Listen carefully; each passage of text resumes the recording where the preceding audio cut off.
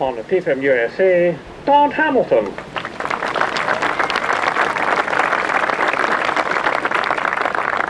Different strategy, long iron.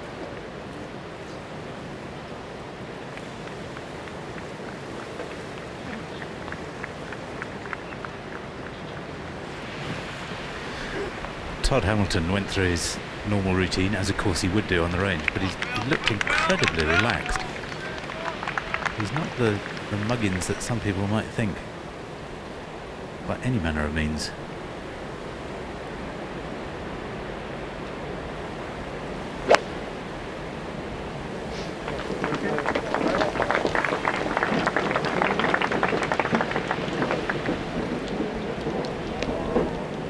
Steady. That's fine. Thank you, gentlemen. Wayne Grady's taking a short break, and we've been joined in the box by Severiano Ballesteros. Thank you, Sam. Job over, now pack up your kit and steal away. Break camp, and your microphone back. Keep your fingers out of those tees. Souvenirs. Mickelson at the first.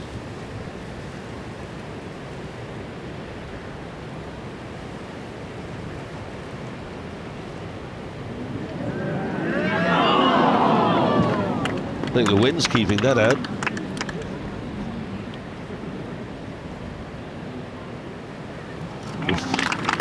And by that margin, we win or lose championships and tournaments. Counts just as much as a full-blooded drive. Skip Kendall. Delicate chip at the fourth. Played it beautifully.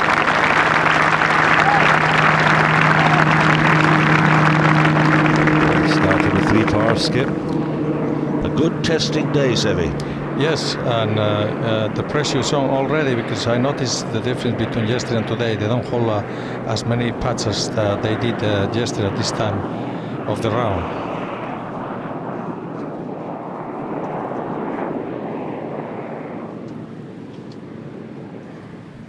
You can see a lot of high cloud formation. A threat of squally showers, but let's hope they're wrong. Mickelson, what a big putt this is.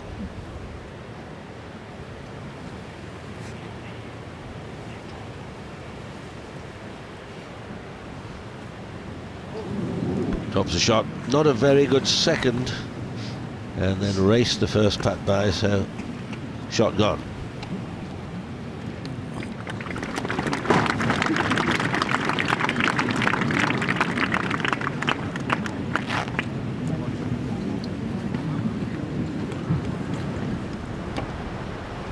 This is Barry Lane.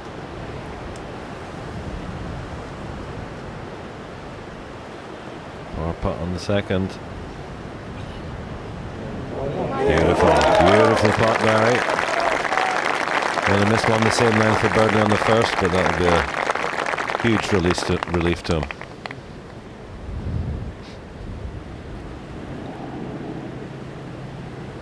LeVay for his par.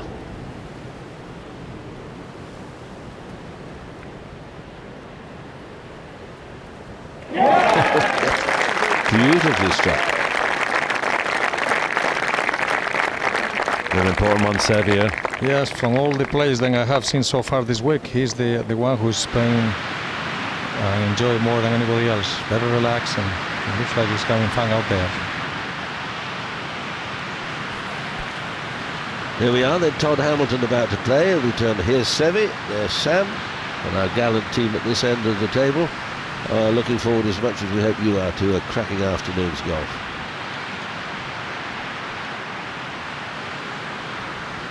Wedge for Hamilton, 119 to the pin. Needs to start it a little bit right and let it drift in.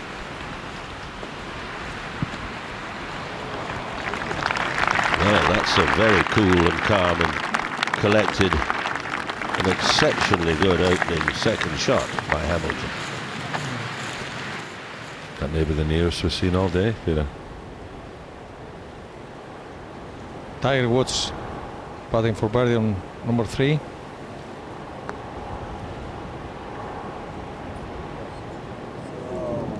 Broke a little bit too late. Not a bad par from there.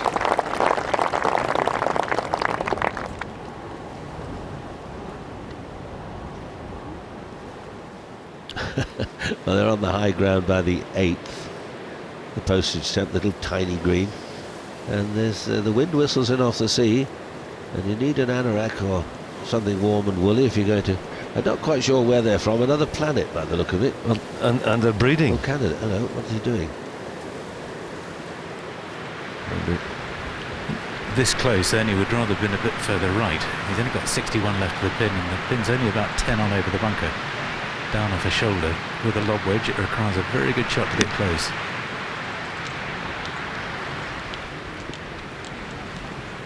And he's played one. Does the wind change, Julian? He's very close to that first green, as you said. Is it? It's certainly not helping. If anything, it's into a bit. Wow. Huge drive. Second shot from the left rough on the second hole for Goosen. Good angle to get at the pin, but unpredictable line. 169 to the flag.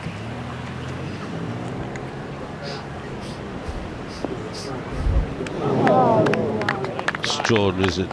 Opening 2 holes, we'll wait and see what unfolds here, but by the time he gets to the third tee, Goosen's challenge may have taken a severe bashing.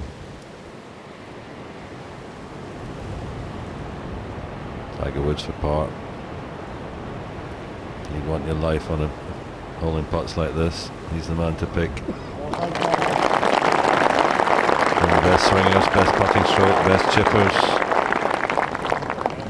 He's just about the best in every department. Darren Clark at the 16th for a birdie. Yes. 2 under today. 1 under for the championship.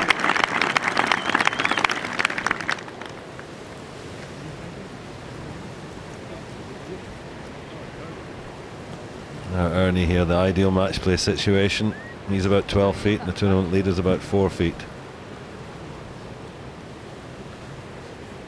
I've seen this putt that's just about dead straight.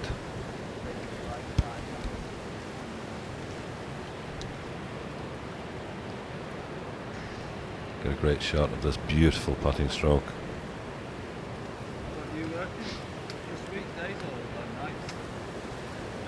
He's pulled that one and short. Well, it opens up with the par 4.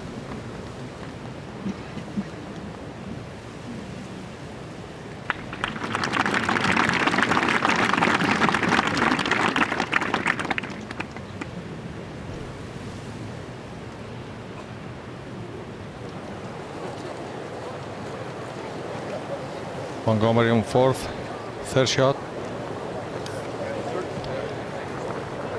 It's a little tricky shot, not very easy shot. I played it well. Down, yeah.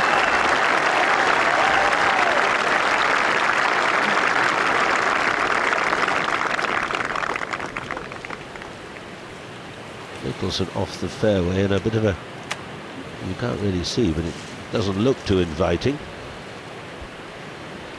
Mickelson from the left rough, 120 yards straight into the greens. He dived in there as well. Both of them in the same bunker.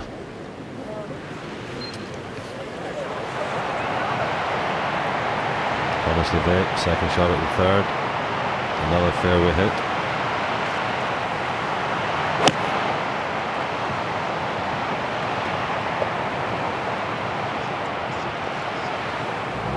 Thomas has pulled that one. Pins on the right.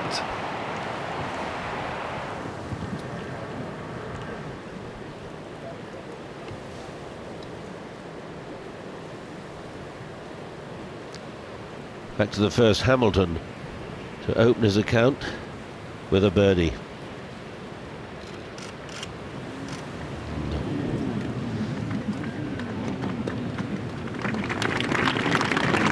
That was a weak putt there, Sam?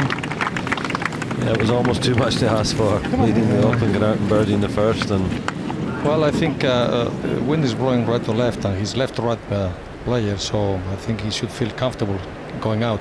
Monty for a birdie. Well done. cheers from the very supportive crowd.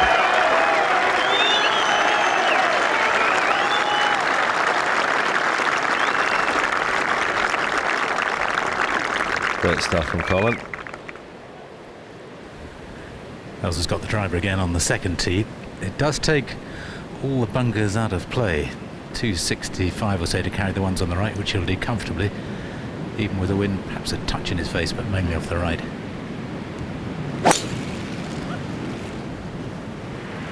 That's incredible balance there by Ernie. Wonderful swing, probably the best swinger in the world right now.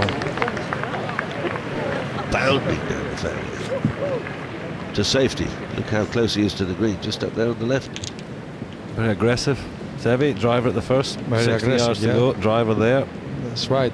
That means he's very confident. He's going for it. Entirely different strategy from Hamilton, again with the iron. And he'll have his game plan that he's sticking to. He's not going to be distracted by Earls. They'll have all thought very carefully about what they're going to do at every hole. Obviously, depending on what the wind is doing to a degree.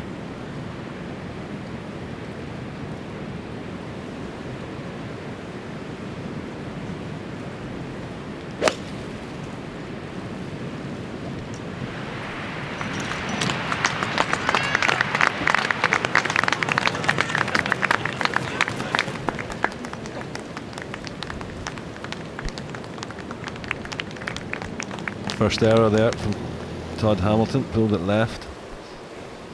Mickelson first to play out of the trap. That's tough there. Tough one there, Peter. Well, he's a magician. They're all magicians out in the sand these days.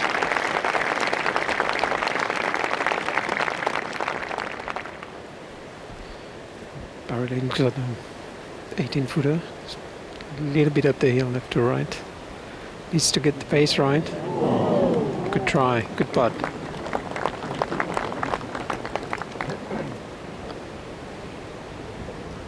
We saw Thomas's marker there. He's hit an excellent chip from behind the green left.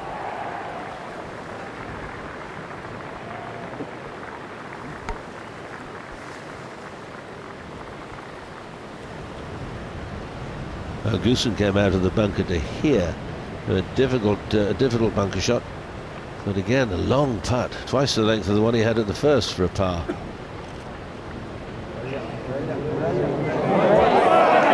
a magician.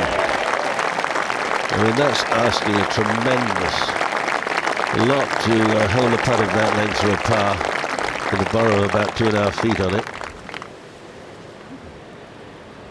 But now Mickelson would have seen that ball curl in from the top side, and he's followed it. Another hole goes by without a bogey for Mickelson. But I believe that's 38 holes without a bogey.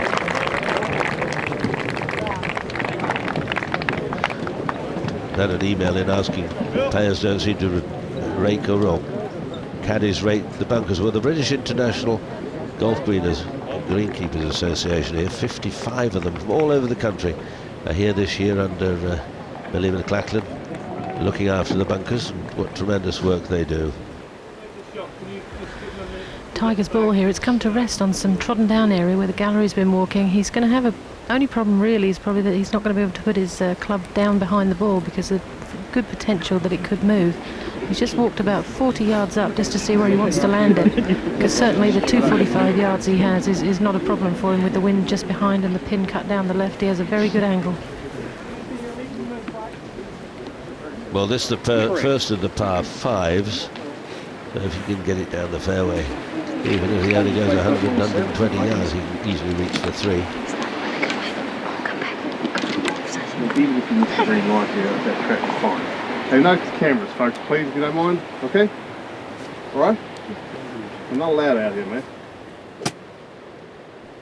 That's where Tiger is, in trouble on the right, so he'll be looking to find the fairway up ahead, leaving him a pitch in and hopefully a putt for a birdie. Doesn't want to go too far down and left, otherwise he has to come in over the sand with the flag, as you can see on the left. Like I said, Tiger 245. He can use the wind massively to his advantage here. He just wants to pop one up in the air, maybe with a little fade on it, get it to land some 40 yards short of the green, and it should run on because he should have absolutely no spin on the ball from this line. Stay Victor. Laura, it looks like the grass is with him, is helping to have some kind of a flyer, isn't it? Absolutely, yes, exactly how it's lying, which I think on this occasion is going to help him rather than hinder him. The only thing he's not happy about, like I said, is that he can't actually put his club behind the ball. It will help him probably to hit the flyer, is what he needed right now. Absolutely. It's a very precise shot. He's going to hit this as hard as he can, get it up in the air, and who knows, he may get it down on or very close to the green. This is going to be a flog.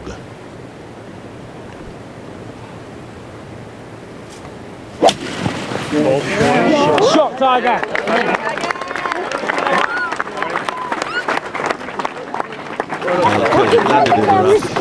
Thank you very much, folks. Please keep behind the line, please. And you can see as we draw back, he's not on a bad angle for the flag. If he just missed landing in the heavy rough, he might have got that within 20 or 25 yards of the green.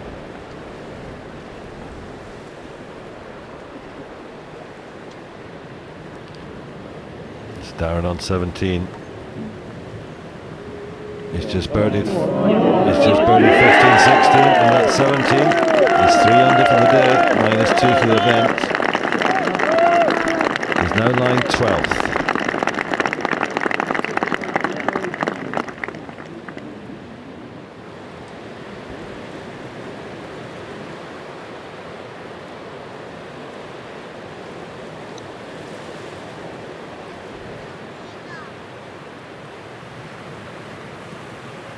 Todd Hamilton, second shot into the second. Started with a par 4, trying to win the Open from the front.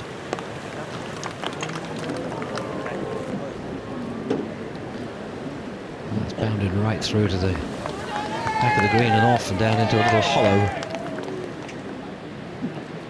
391 yard par 4.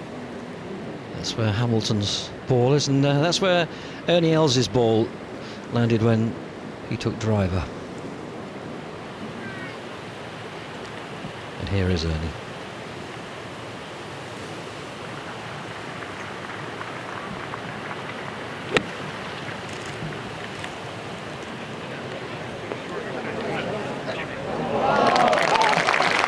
The bike keeping it on the green.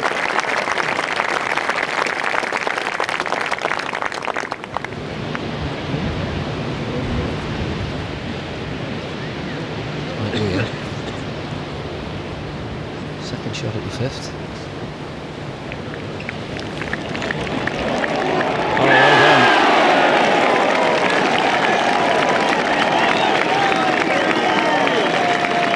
So Mike Weir is 2 under for the round today. That takes him to 5 under for the tournament. And of the players who were under par at the start of this final round, Mike Weir has made the most significant move. 2 shots.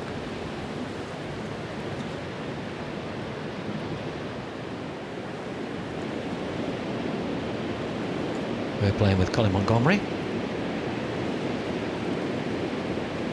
Off the back of a birdie at the 4th.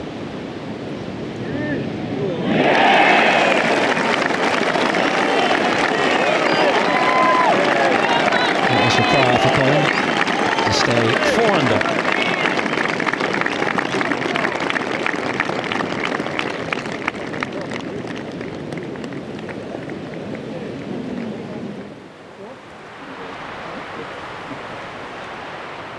Tiger Woods yet to get a birdie on this final round.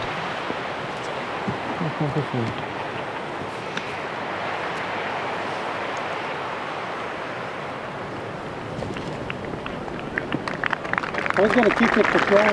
Well, come a little bit shorter than he would have wished after that recovery from the rough after his tee shot here. Had a good angle into the flag. He's got that for birdie.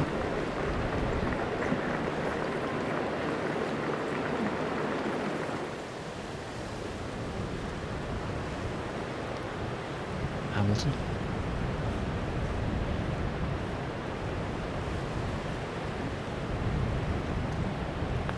Long par putt.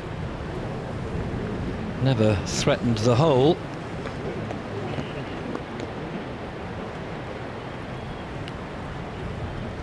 So the leader drops a shot. We've got a two-way tie now in the Open Championship. Todd Hamilton and Ernie Els at 7 under. Things just beginning to tighten. Colin Montgomery now within 3 shots of the lead. Mike Weir, who's 2 under for his round today, within 2 of the leaders.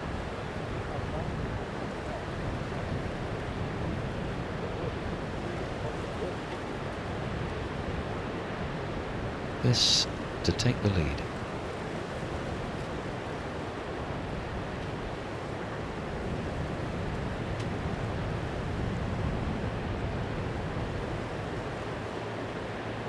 Looks as if it will move from left to right.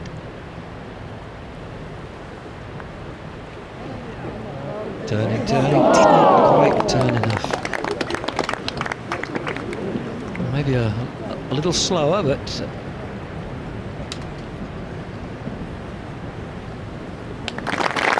just a tap-in par for Ernie Els, and we stay with Ernie Els and Todd Hamilton, joint leaders, 7 under.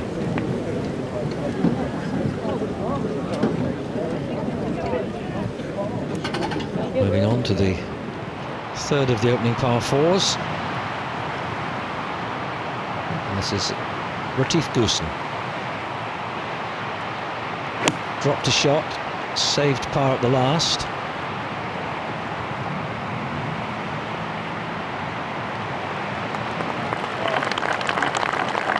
And a chance there to get back to level par for the round.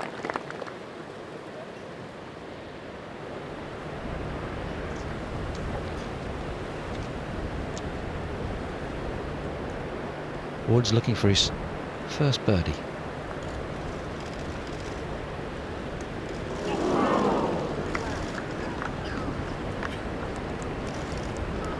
Well, it's still the 2 shots that Mike Weir has picked up in the opening 5 holes, which are the most significant change on the leaderboard, that and the drop shot by Todd Hamilton. Ernie Els contemplating things on the 3rd. 379-yard par 4.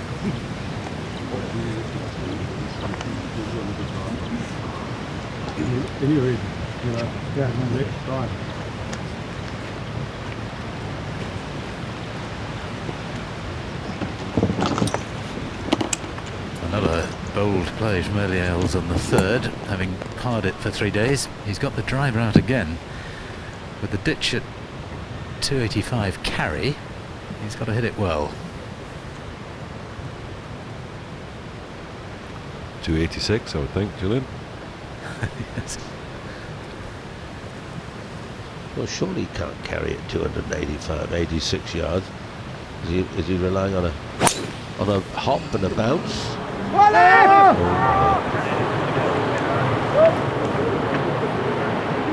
that's clattered.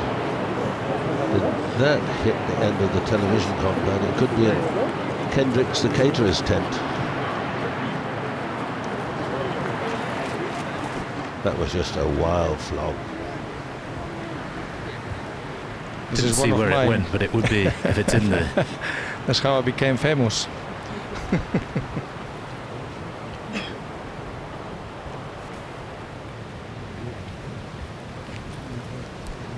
Well, if it is in the TV compound, that's a temporary immovable obstruction, so you would get relief out of there. Iron for Hamilton. Disappointing start for him, missing a birdie on the 1st and then dropping a shot on the 2nd. He's got to settle quickly now.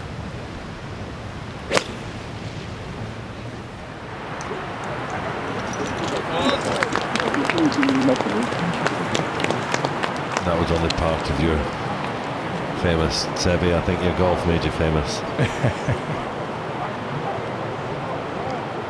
Yeah, I was always rather annoyed they called him the car park champion, because it was in our television temporary car park alongside the 16th, and wasn't really a car park at all.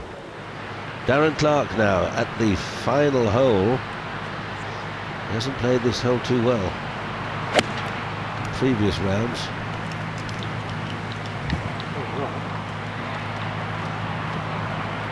And that's better.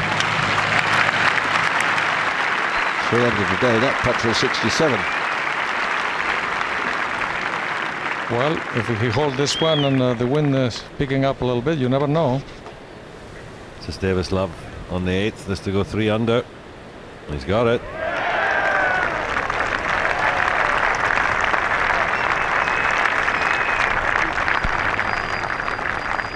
He's 2 under for the day, 3 under for the tournament.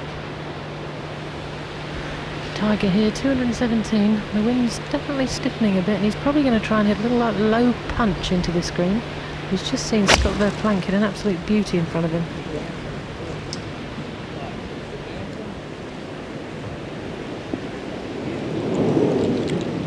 He's come up short there in the bunker. As that landed short of the bunker, so probably needed one more club. Perhaps it'd been a couple of yards more to the left, it might have bounced up okay. He may have a problem with the stance, Peter, I think. This is Barry Lane, second to the 4th. Great tee shot. The accessible pin. Oh, this is magnificent. Absolutely magnificent from Barry Lane. They have that for eagle and to tie for the lead.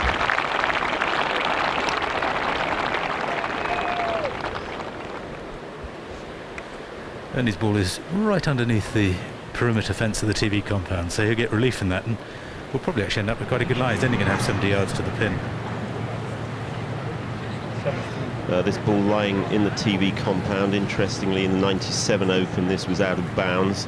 But it is a bigger compound, and therefore it's been rendered a temporary immovable obstruction. They have to determine where the ball's entered the compound, and he drops it with more than 1 and less than 2 club lengths within that point of entry. Ian Patterson there, who's been with us for every day of the championship, giving us rulings and insights into the intricacies of the game of golf. A moment to congratulate Simon Cookson on winning the British Blind Golf Masters.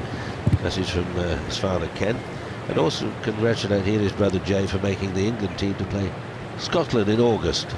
The blind golf exercise, tremendous final round of 77, a gross 77.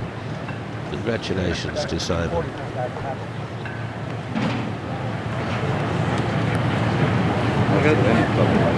I get my spot first. More comfortable yet. This is Michael Brown, chairman of the RNA Rules of Golf Committee. Hey! Is any club you want to measure? You can measure with any club in the bag. Most players go for the longest club. It's Todd Hamilton.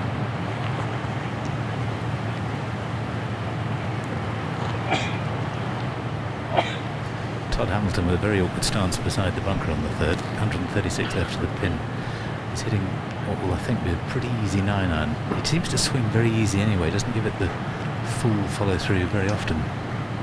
Just trying to play it under the wind as much as possible. Might even land this a little bit short and run it up. That's exactly what he's doing.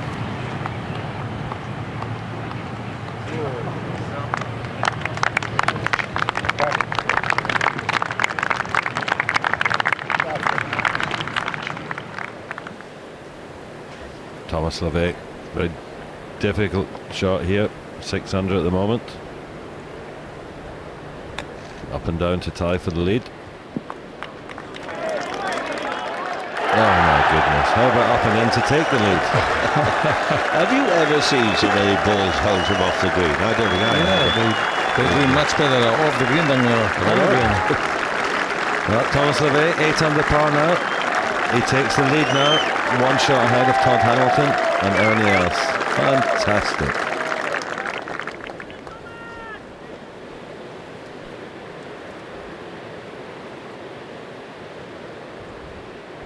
hole seems to gather the ball in.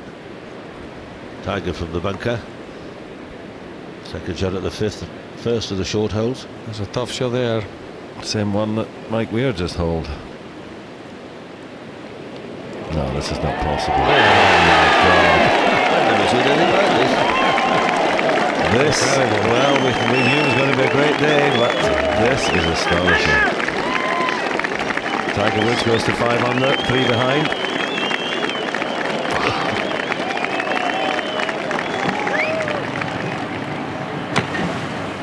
That's still, please. That's still.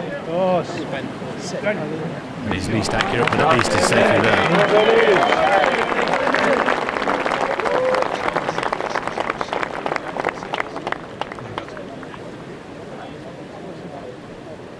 Well, things are really livening up here. Flying in from all angles. This is Barry Lane for an eagle. And taking the lead. No, this is to go 7 under. This is to half with LeVay on the same hole. 2 eagles. 7 under Barry Lane. There, the pair have enjoyed that. 2 eagles. I think a very good pairing, LeVay and Lane. Not putting pressure on t'other and going along and enjoying it. And well, it's quite extraordinary how many times we've seen the ball fly into the hole from off the green. That's the situation. Els and Hamilton have still got a bit of putting to do. Tiger's creeping up. Weir also. Goosen has been dropping back. We're in for a tremendous couple of hours. Yes, I'm enjoying what I've seen here. I mean, Thomas just chipped it from the back of the green, as we all saw, but I mean, you should have seen the second shot he hit. He had his ball, the ball was about level with his knees in the rough, and he pulled out a 3-wood to try to chase it on the green. And of course, he was a little bit strong, but that's the most amazing shot. Now, Barry, on that par 3, the pin is really, I mean, lethal. Cut right behind the bunker. There's a bit of space on the right, but I mean, I don't think you want to mess with that one. Anything on the green here and make your 3 and run away.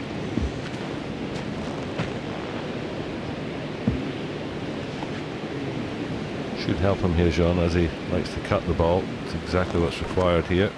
Yes, very true, son. But if you just, you know, mishit it or overcut it, this bunker is just waiting for you. And this is, I mean, we've seen Tiger 5 minutes ago, just the group ahead. And 5 minutes shot. Before that, Mike Weir held it. Mike for the place to hit it. Popular spot.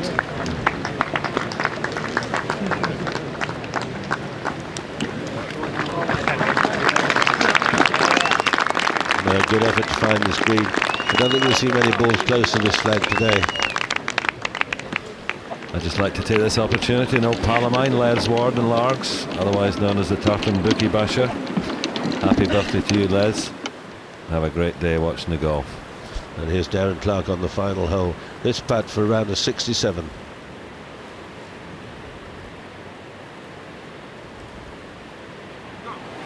Oh, and he just eased up on it still. A 68 for Darren.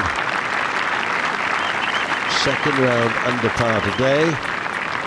Alistair Forsyth came in second round after 70. Great round of golfing down. Just those 3 that didn't squeeze the second, the 9th and the 13th.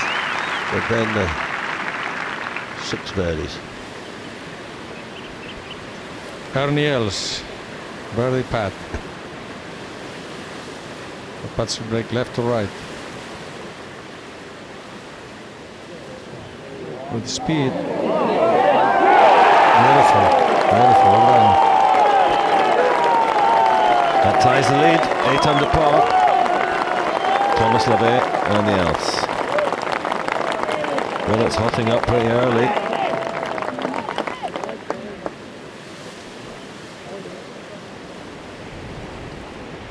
Like we're at the 6th for a birdie.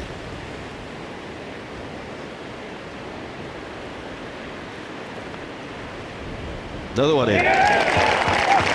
He goes to 6 under.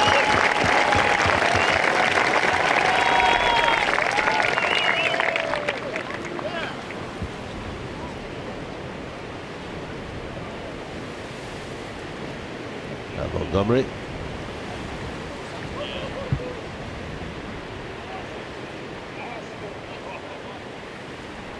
this to stay at 4 under.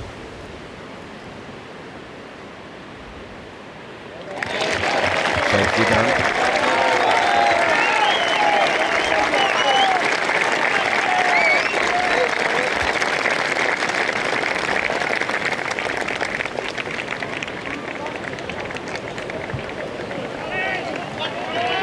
A little bit of movement at the top. 1 or 2 creeping in on the bottom there. Tiger at 5 under now. Mike Weir's gone to 6. Els has just held up. LeVay's chipped in. Darren Clark has completed his round. 68, excellent score. I don't think there'll be many, if any, better than that today.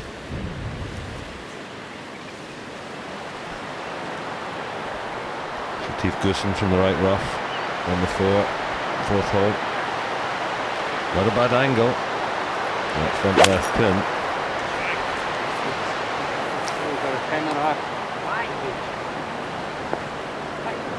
This could be magnificent.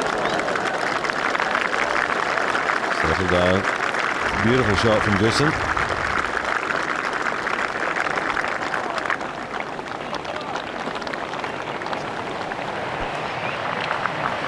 Phil Mickelson.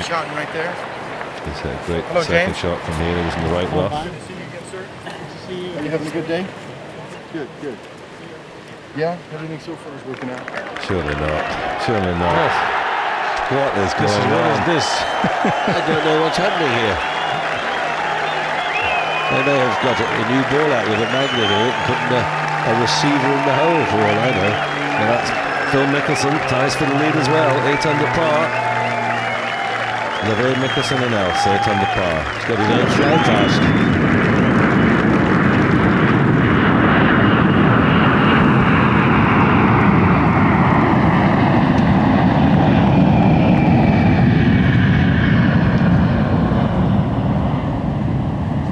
Well, Peter, this is probably going to go in. Little tap in for LeVay.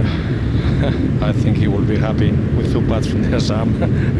There's only so many miracles. Get up.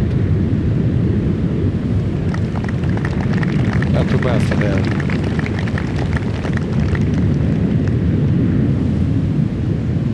Yeah, that one tailed off a bit.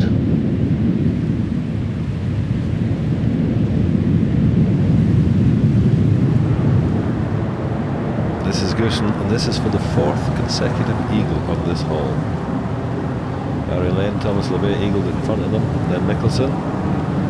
Oh, he's not hit it. Right in the middle. A very weak birdie from Goosen there.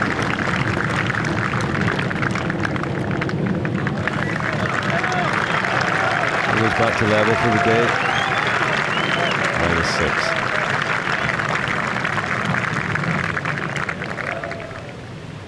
Barry Lane for par.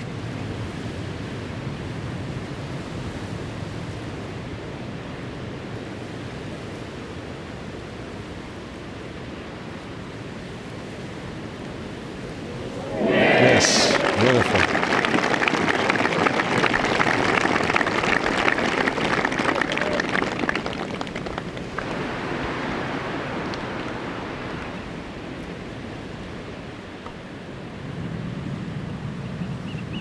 Tiger Woods.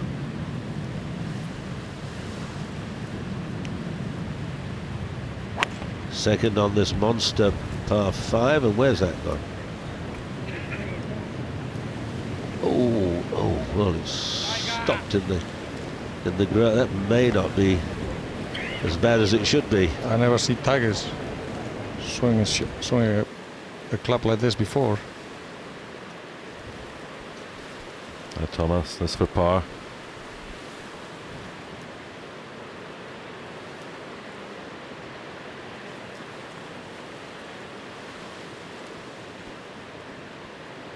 Very good.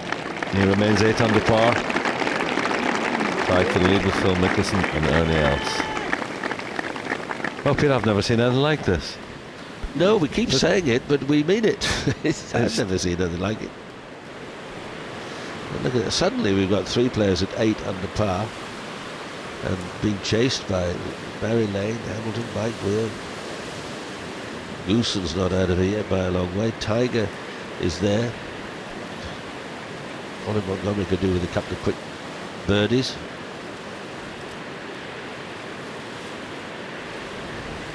Five iron in hand for Phil Mickelson on the par 3 fifth. Wind off the right, so he needs to draw this against the breeze. His right pin position.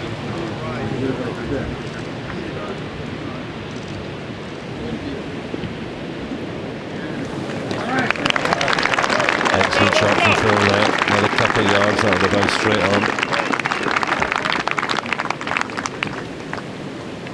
That pin position probably is the most difficult today, I think. Nobody has been very close yet. Yes, that ball of Mickelson's landed just short of the green. You could see the sand fly where it landed. Sand that's been knocked out of the bunker, cushioned the blow.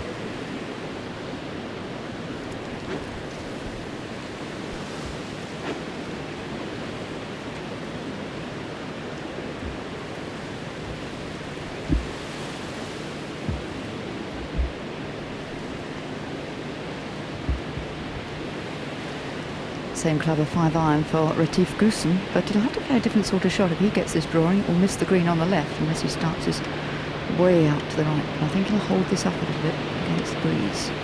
204 to the pin.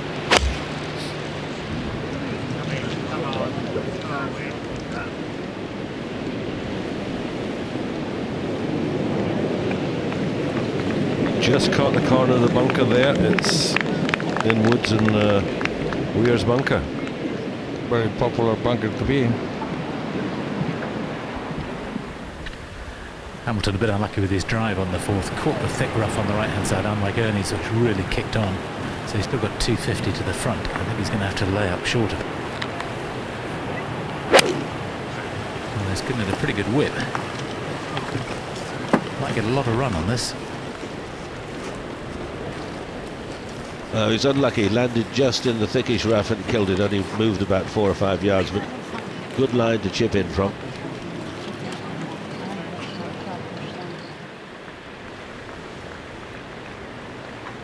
Former champion here, Mark Calcavecchia, for a birdie. Got it there.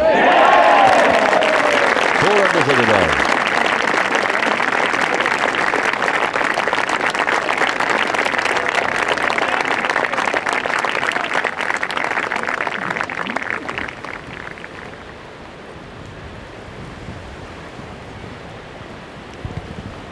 Woods on the 5th, one of his up and unders.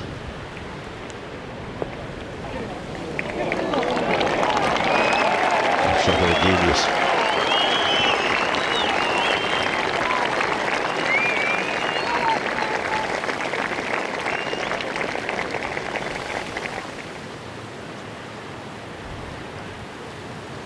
Ernie Els.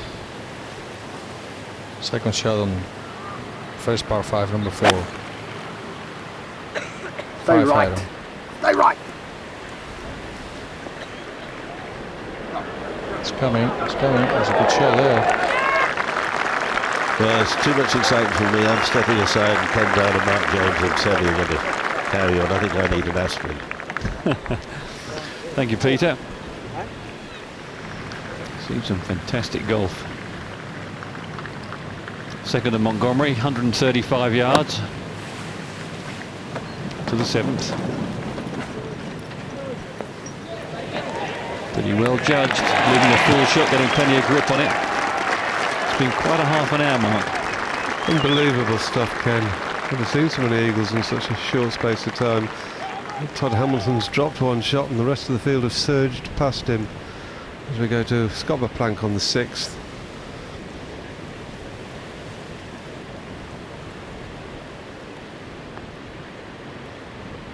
That's Tiger Woods' marker. Oh my goodness. Another one, Mark. That's incredible golf. You were just saying to me around the corner, Sally, how no one was holding anything, and suddenly everything's going in. Everything's going in, you're right. That's the momentum. At what stage do you think they'll suddenly realise, oh, I could win the Open, Sally?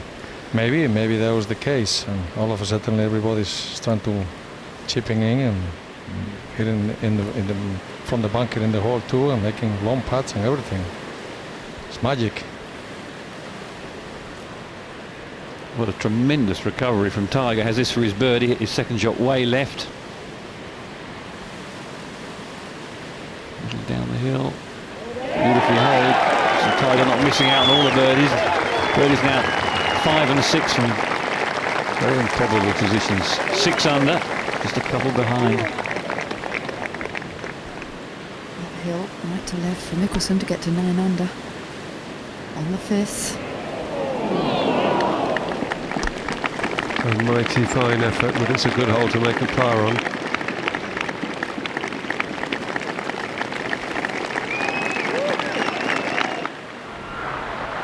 Very interesting choice from Hamilton here from 25-30 yards off the 4th green. He's got a 14-degree, what he would call a driving iron, one of these sort of utility clubs.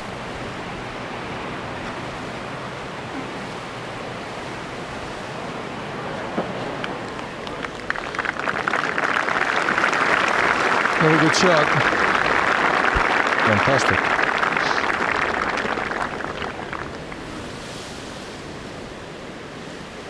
Green's a little bit quicker this morning after drying out. Montgomery putting for birdie on number 7. He looks pretty good, Sevy, doesn't he? I think he's in control today. Looks like it. Get up, get up, get up. Pity, just a little bit more. He's hanging around. He's playing with a bit of belief, I think. That's good. Just hang in there, and suddenly he might just get that burst of birdies, and suddenly might have a chance to win the Open. Moving to that critical stretch of holes now. 8, 9, 10, 11 and 12 today, the most difficult. Barry Lane on the 6th. He's at a good drive. Should just about be in range for him. Hits it low and hard. Dragged it away left. Not quite as wild as Tiger. Not too bad a pitch from there. To go over that bunker, or just possibly, well, definitely. That ridge will make it a difficult pitch. And LeVay almost exactly the same shot.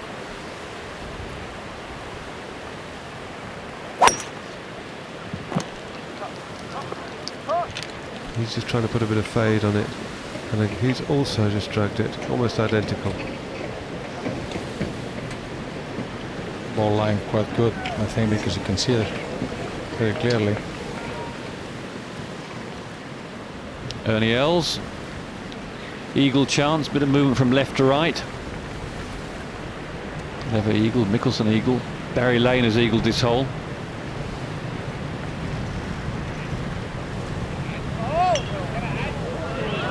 Sneaks past the edge, but he'll have that for a birdie to take the outright lead at 9 under.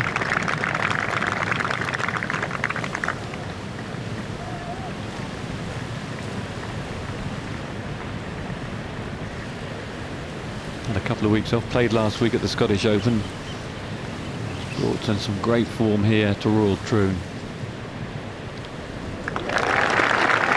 Birdie for Hamilton.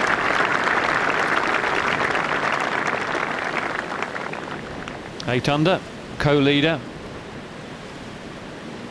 These opening 6 holes are always critical. Co-leader for a few seconds, I think, until Ernie taps in there. This is back to the tee. Par 5, 6th, Retief Goosen on the tee. Aim up the right-hand side to miss the bunkers down the left. The fairway kicks the ball right to left. Good tee shot, and they may get on in 2. One of the very longest hitters, Goose. These guys regularly carry the ball about 300 yards. I remember in the 80s, Ian Woosnam would carry it about 260, and that was enormously long then. Certainly 300 yards plus. Back to the 4th, and Els is our new leader.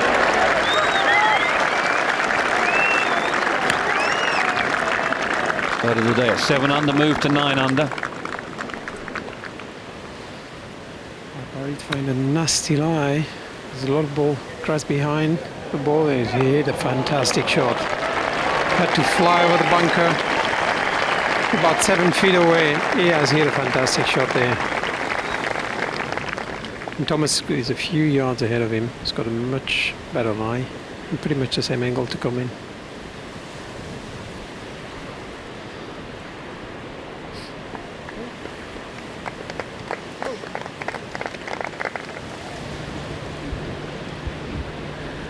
Ernie has got a 4-iron on the 5th tee, 203 to the pin, only just over the right-hand bunker. He spent a long time in his warm-up session on the range in the practice bunker. He actually disappeared completely, didn't hit from the normal area, but went to an area where he was hidden from the general public.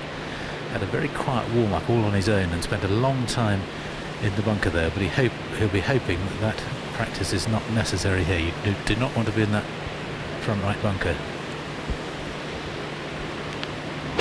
Little down the shaft, high fade mark.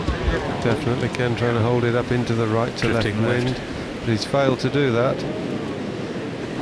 That's not a difficult chip, and the way he chips, you'd have to say give him a 3.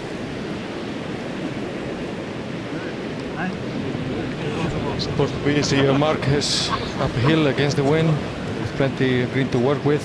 Shouldn't be any problem there. No. He is one of the best chippers around. A good steady start, Julian, for Hamilton. Yeah, steady start, Ken. Little nervy maybe on the first couple of holes, but to have got the birdie there on the 4th will certainly have got him into the round now. And he's got a 4-iron as well, same as Earl's. I think probably Hamilton is one of the few that can really hit it close to this pin position, because he always hit the ball left or right.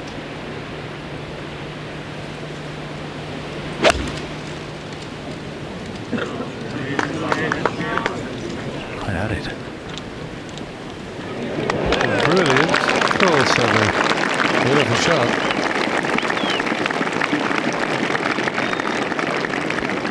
Just clambering over the bunker. One of the best we've seen today. Thomas Levay has seen his playing partner Barry Lane's pitch, so he'll have a fair idea of what it's going to do when it lands. And Barry hit a pretty good one.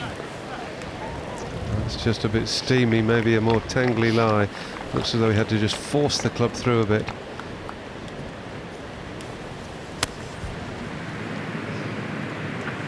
Most of the players laying reasonably well back today at the 7th. Hard lob wedge for Plank.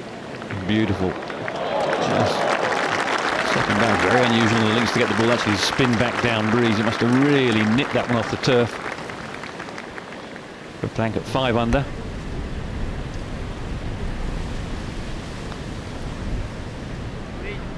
This is the 3rd birdie in a row for Lee Westwood.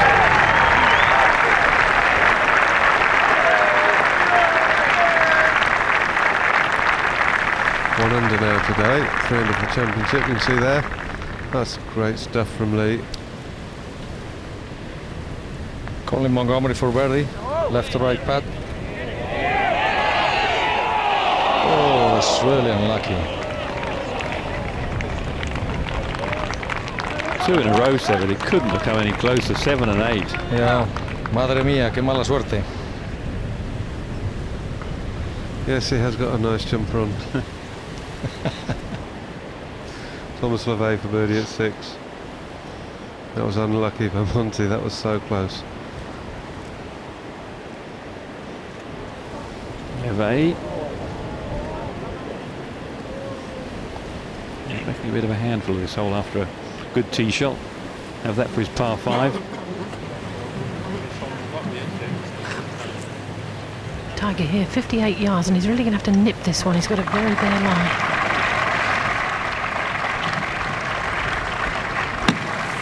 If anyone can nip it, Tiger's your man. Oh yes. Superb piece of play. There's just enough grass under Ernie's ball here that he can get the club underneath it. Hit one of those low checky ones with a check and then release.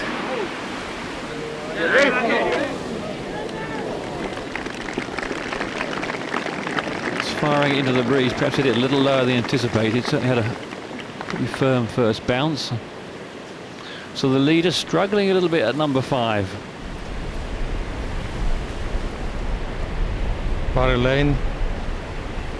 Nothing for Barry. He's got to go 8 under. He pulled it a little bit. I think he was just off that a bit early, Seve. It looks as though he was looking at the hole before he'd hit it almost. That's why he pulled it. He didn't stay still as he normally does. LeVay playing with Lane to tap in for his par. Well, pars never ruin his scorecard. They're in good shape.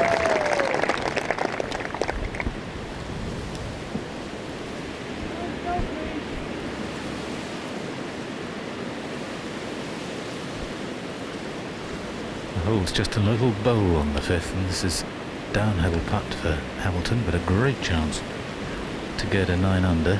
That breaks a little bit left to right, Julian? A little bit.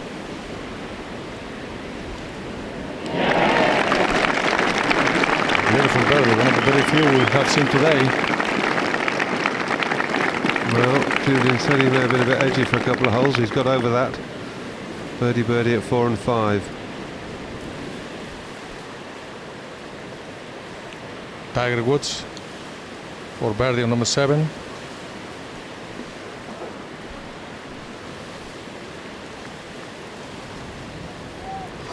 Just look how still he stay over the putt, how steady. Oh, very unusual. You jinxed him, Seve. I did that yesterday. I think the ball broke a little bit. Seemed to, didn't it? So yeah, you misread it, I think. Quite sharp bend as else. Tries to save putt as a slightly clumsy chip for Ernie. And now he's putting a little curler right to left and downwind.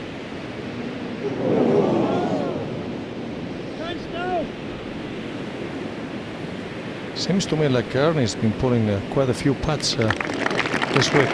Most of his missing putts on the left side. He seems to be. He doesn't look quite as comfortable as he can be. Messing with his address a bit. Todd Hamilton is now the outright leader as he started. He's 1 under for the round and 9 under for this year's 133rd Open Championship. Thomas LeVay and Mickelson and Ernie Els closely behind at 8 under. Tiger Woods missing an opportunity there at the 7th. Great round of Darren Clark in the clubhouse with 68. Westwood with those 3 birdies moves to 3 under. And they're moving into the tricky area of the golf course, and the first tricky hole, despite it only playing 131 yards today, is a brute. Laura's back on the tee. Tiger here, like you say, Ken, 131. The wind's straight into him, so he's got to hit a little low punchy one, and if you miss this green to the right today, you're pretty much dead, so I'm sure he's got that in mind. Best place to be is in the first part of the green, I think. Yes, that'd be a very good play. Leave yourself a nice uphill putt. We saw him make a right pig's ear of this shot yesterday, coming up about 10 yards short of the green. He's given it a little more height today, probably just to put a normal swing on it. And he's done a bit better at least, safely on. It's such an awkward hole. Elevated tee, elevated green, falls away on both sides. Very small target, especially with the pin where it is today, 24 back. Yes, the key is such a narrow portion of green back here. That's only 10 yards wide. The front portion a little wider. That's why the players tend to aim in this area of the green. But with the breeze blowing, it's a tiny, tiny target. Currently playing the hardest hole on the front 9 holes. 5 bunkers guard it. Plays a little down the hill. And with the wind into off the left. Tough old hole. Todd Hamilton is 5 under par for the par 5s, so he's not the biggest of hitters. He's clearly played them very well. And coming from a very windy part of Texas, as he was saying earlier on in the programme, he's very used to this wind. Still off the right.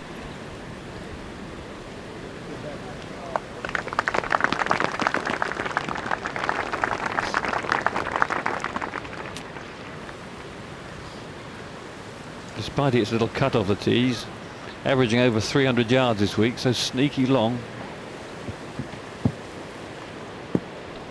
What's your thoughts on Ernie's swing, Sevi? Well, I wish I can have a good swing. I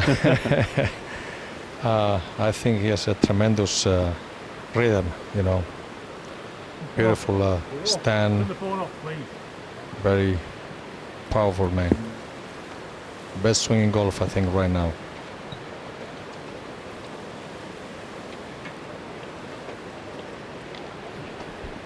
I think he's going for a biggie here, Mark. I don't think there's any doubt about that, Ken, as the alphabetical scores go along the bottom. The yellow boxes are the holes people have played. And the crowd like it. How impressed Ernie was.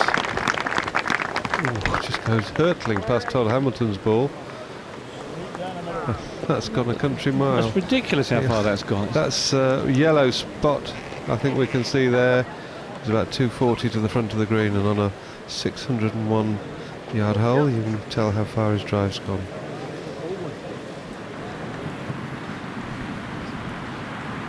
Thomas Levet on number 7, second shot.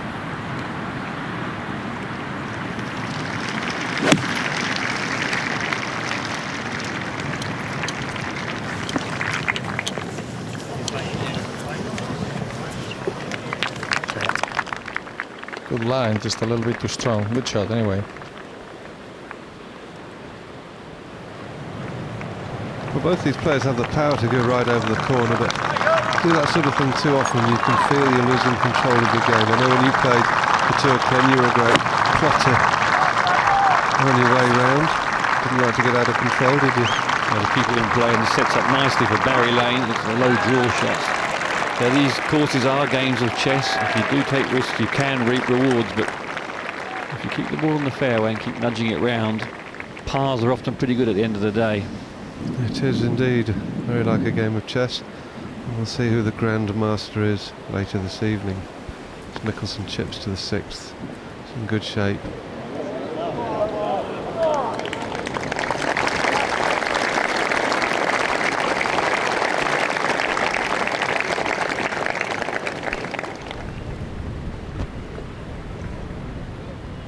The 8th and Tiger Woods.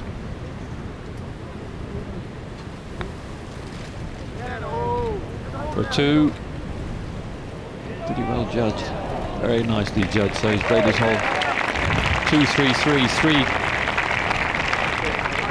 this year. Last time we were here, he had a 6 and a 5 on it, I know, during the week, so played it much better. It's been the back nine he's had problems with, hasn't it, Ken? He seems to have run out of steam halfway round and start missing greens, and almost every day he just loses momentum.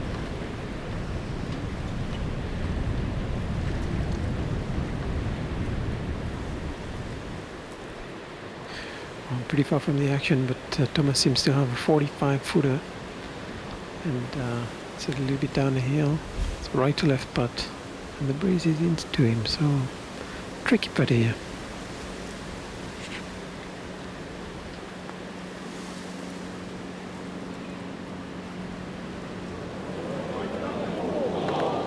Beautifully judged, and often when you hit those big swinging putts, the ball can just get away from you as it's dying. Nicely judged. Levet at 8 under, 1 behind Hamilton.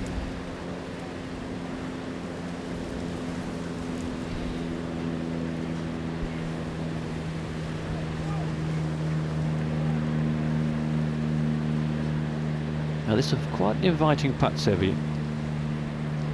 Yeah, it's very makeable, but it's not easy to make those putts. Not putts you break right to left. Yeah, we've seen a couple not quite hit hard enough on this line. It's a little bit uphill, I think, Mark. Yeah.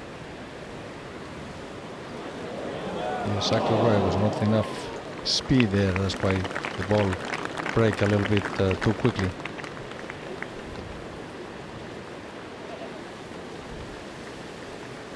Some interestingly positioned pins, some of them not necessarily too tight to the edges of the greens, but you can see there how that's cut on a little slope. Makes it very tricky. The fifth was the same. Well, the pin positions have been brilliant this week. Tricky and testing, but nothing out of order. As we go back to Phil Mickelson. It's just slightly ridgy round this hole. It's not an easy putt.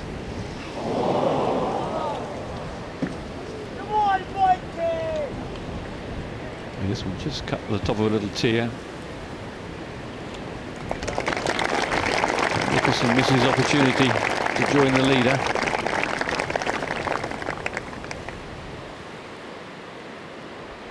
Thomas Levet for par.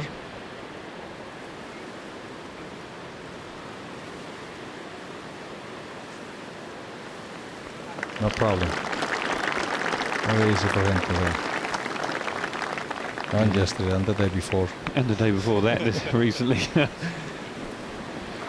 has putted quite beautifully in the last couple of weeks. Hamilton's got a shot where he's got to carry it at least 250 yards to clear the bunker on the right for his second to the sixth. 279 to the front. That's his 14-degree sort of driving iron, fairway wood, whatever you want to call it. All right. Well, it looked a massive slice off from the camera behind him. It's up there somewhere. Down long.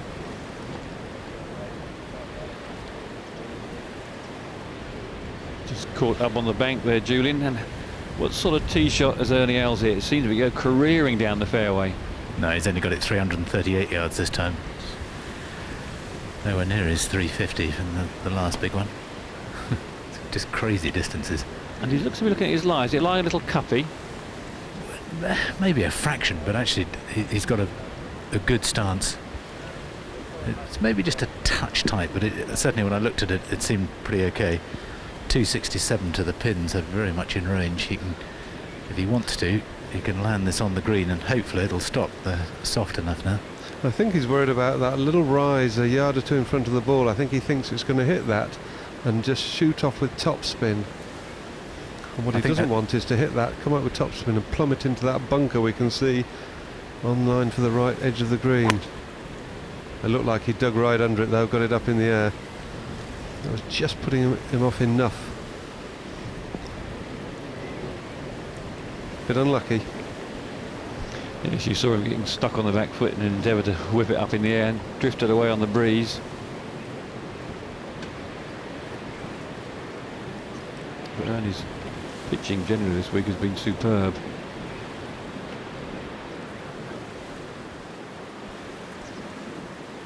Lee Westwood on number 10 for 4 under. Another one. Beautiful. 4 birdies in 5 holes. Lee Westwood's on a bit of a charge.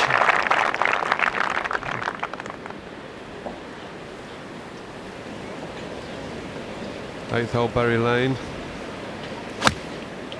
Well, he went quite deep on that. There's a little punch there, I think, Mark. Yeah. Almost a bit too deep. Stay. Oh.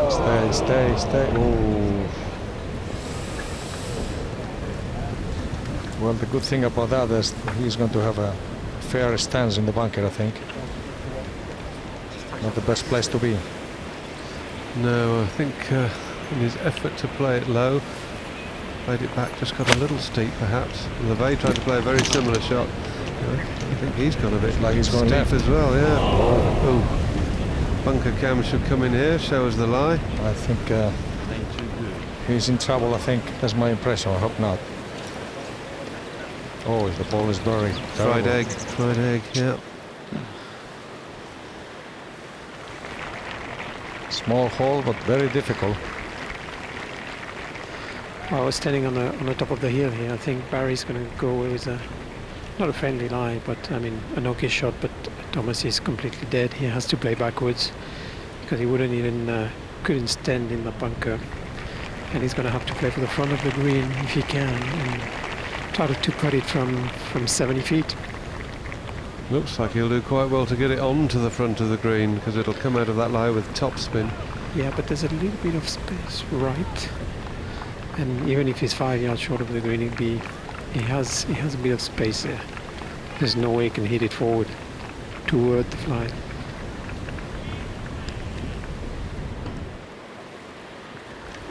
Tiger Woods here on number 9. He's got 195 yards, and who am I to judge him the way he's playing the course today, but he does seem to be leaving himself a long way in. And this is a very, very dangerous shot. Gorse bushes on the right and through the back. This is his last 6 final rounds in majors, nothing better than 1 under par, 4 of them over par, so he'll be keen to wipe that out of his memory. You see him going for a fade, right to left wind, holding it up again. It's a couple under today, but he's just dragged that enough, but it's stayed on the green. He'll be putting up the tier. Safe. I've no idea how Hamilton can get this close, really, unless he gets some real fortune, because there's quite a lot of grass behind the ball. It's bound to come out with a lot of run on it. If anything, it's slightly downwind as well, playing his 3rd into the par 5. And it's so difficult to know just where to pitch this.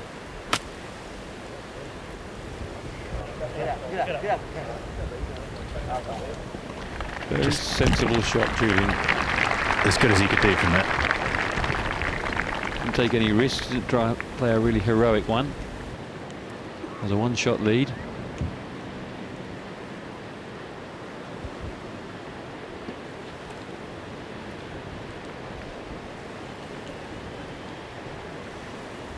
Bad enough going into that bunker, but when it plugs towards the back left, Thomas Levet's got all sorts of problems. Yes, indeed, and while this has been happening, Monty and Weir both dropped shots at the 9th. Monty's back to 3 under for the championship, and Weir 5 now. So already this group of holes taking their toll. Jean, what's Thomas doing over there? Well, I think he's looking at his options. As you say, probably he doesn't think that, you know, leaving the ball in the front of the green is very safe. So he's looking where he can hit it without going into another bunker, basically. He's really thinking about it. And he's going to play. He's aiming at the front right of the green over there and try to release him between the bunkers and somewhere on the flat in the rough. Well, that's another risky shot here. Yes, I mean, he needs to be careful, and I would guess even if he hits a good one, it'll run straight through the green, down that slope. Oh, whoa! Yeah, there's a bit of rough here. We just stopped the ball. Played a very good shot, and it's a pretty smart play, but was an inch of being into trouble. I think that was the only choice, John.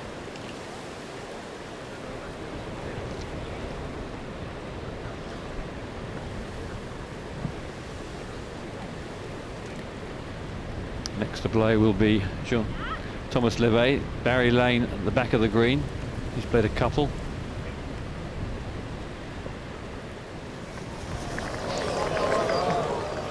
Mickelson looks like he's hit a monster drive, almost greened it. Oh, that's just delightful touch. Just dribbled on a bit though, using that right to lefter slightly up the hill. He slides the club under the ball on those beautifully. Very little bounce on his 2 deepest irons. He's found a nice lie. Coming across the green though.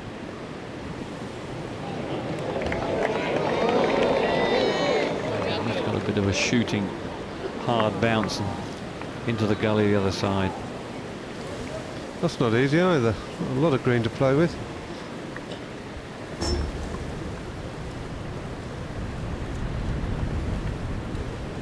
Back up the hill. Little chip and run for Levet, going to keep it right down low. He's done well. He comes out of this hole with a 4. Tremendously well.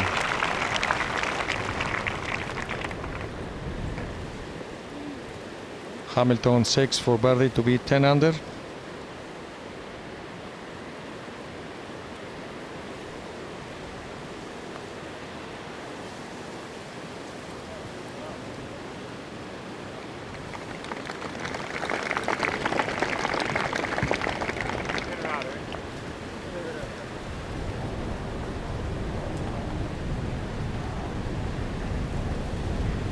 Very fast down the hill. This for a par for lane. Just trundles on down the breeze and down the slope.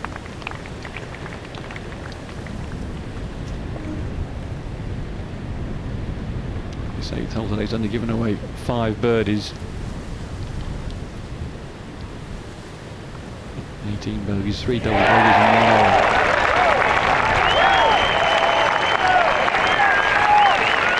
I never really like these putts. Up, down the slope, breeze helping, a little bit slippery left to right. You get the feeling the ball's going to rush down the slope away very quickly, don't you? It's not easy. And as you say, if he gets a bogey out of this, I think he'll be quite satisfied. I think it's a crucial moment for him. I think you're right. As Mickelson putts on 7 of that very nicely played chip. It'll be right edge. Yes, and he moves to joint lead with Todd Hamilton, 9 under par.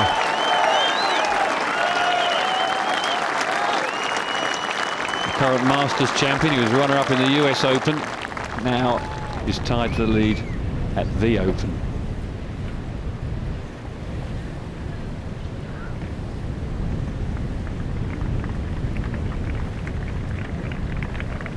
This is horrible. Beautifully done. Well done, Thomas.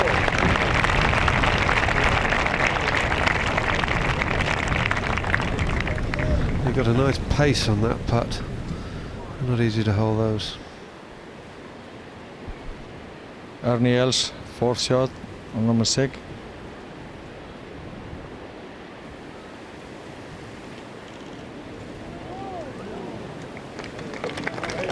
Another easy pad.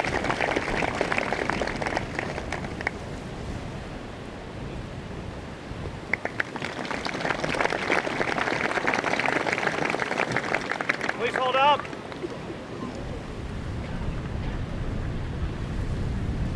Lane make his bogey, big long backswing and bullies it into the back of the cup. So a couple more bogeys, a couple more drop strokes at this, the postage stamp.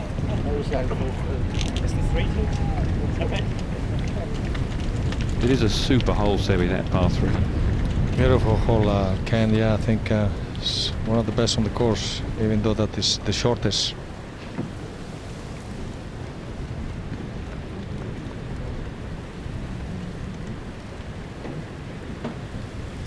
Well, Phil's feeling hot at the moment, I think. Out with a 9-iron.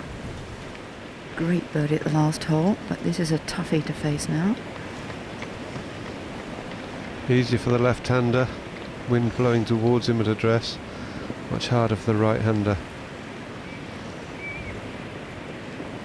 He'd be going for some sort of solid shot onto the front half of the green. I think he likes that one.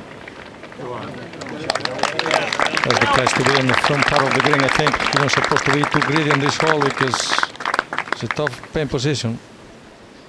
It's amazing, we've watched Mickelson make all the wrong decisions the last couple of years and suddenly he's doing everything right. Hamilton looking to leave himself a full shot into the 7th.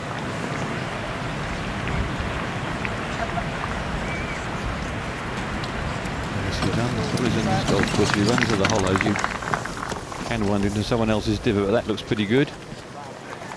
Divots at Troon, Ken. Elevated tee. And Julian, Ernie's got the driver out. He could get there too. The wind is helping. Give it a big belt and it might go all the way. Just got to hold it down that right side a little bit because the fairway tends to kick you to the left. Yes, and we saw Mickelson only about 20 yards short, didn't we, Ken? I think Ernie hits it about as far as Mickelson.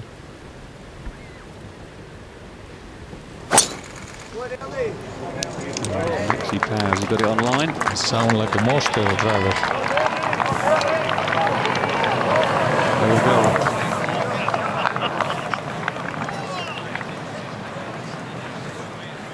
Just short of the green. Beautiful tee shot. Awkward little angle there. They're coming across the corner of the slope, around the edge of the bunker. That's not going to be easy.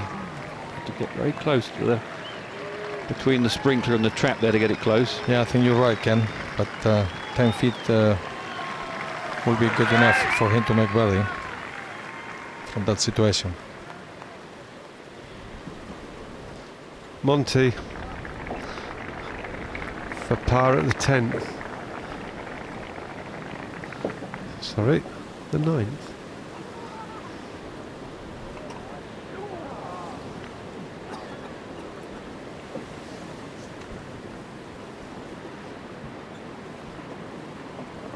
It's the 10th, I thought so. He did bogey the 9th a few minutes ago, and he's followed up with another at 10, so his challenge is just fading a bit right now. Levy at the 9th, just playing for position.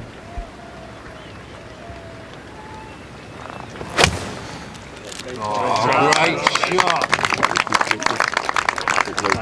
Lovely sound when some of the strikes are long iron right out the middle of the face. The one that just took. Perfect, left side of centre, get a good view of the pin.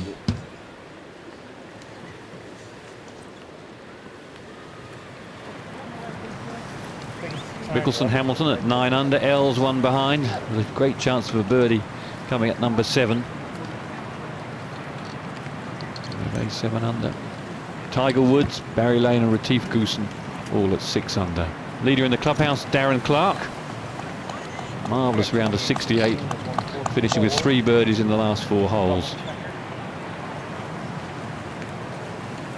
A blustery, windy day, and the leading groups now coming to those clutch holes.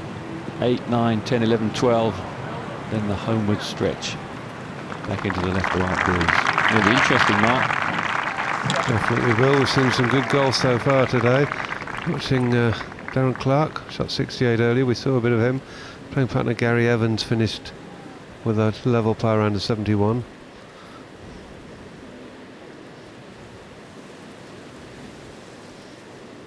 Here are the difference between the 2 tee shots. 251 yards for Hamilton, 371 yards from Ernie Els. Els went with the driver. Hamilton was playing a safety shot, but huge advantage. But it'll be interesting. At 28 yards, Ernie's left himself, and not easy.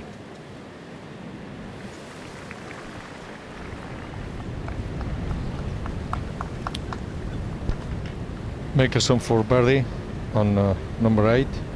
Big swinging putt. This is not easy to lay stone dead.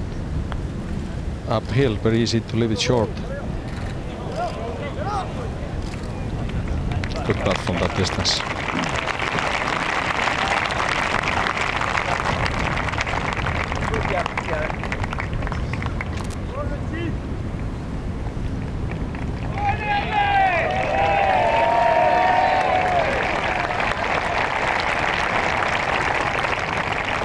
His tactics, his percentage play have been so good this season.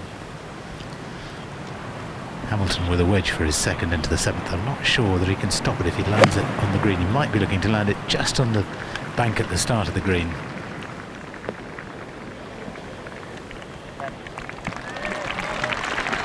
Good pitch on the green, but couldn't hold it by the flag.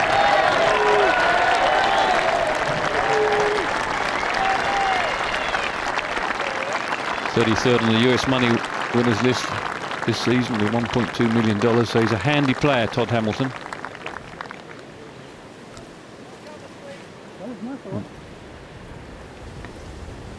Ninth hole, second shot for Tommy LeVay.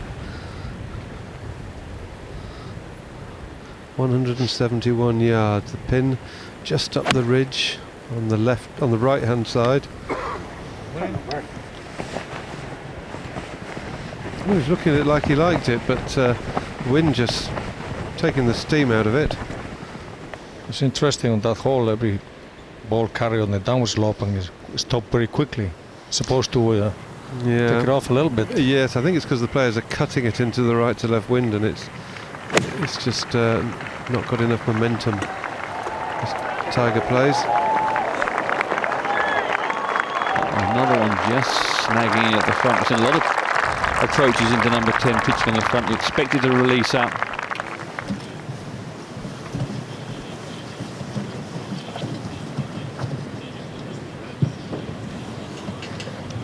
Just got enough room to thread it through there. Tough shot, Ken.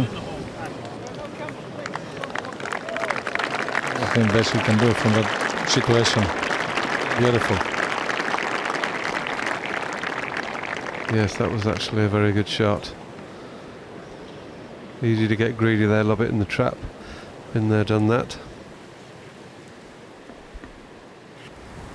Good tee shot from Barry Lane, a long way up, just coming out the light rough. And this ninth, 7 from the right.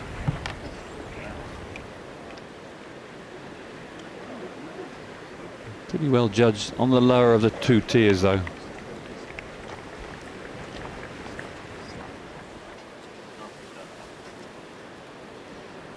Big galleries all week. We've had 140,000 people through the gate during the days of practice and the tournament days.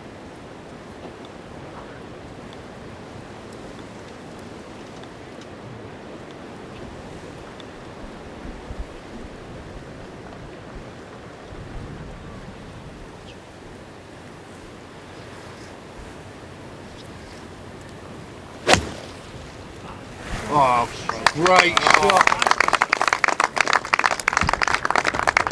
The difference between the Scottish crowd and the rough American crowd. I did say it was a great shot. In the rough, not the ideal spot.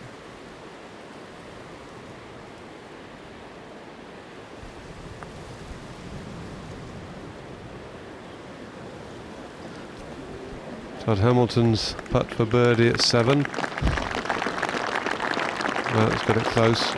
It's a par. He's 1 under for the day. Still tied for the lead. He's not going away. He looks a classy performer.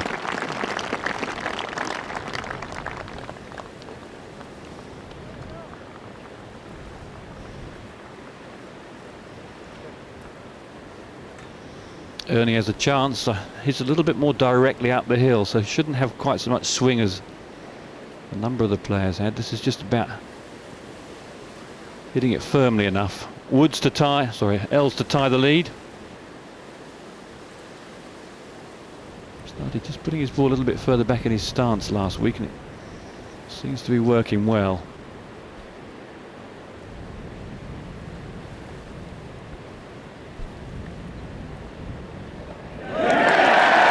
Never anywhere else. Purest rolling golf. Right into the middle of the cup, and it's a 3-way tie for the lead. Phil Mickelson, Todd Hamilton, and now Ernie Els.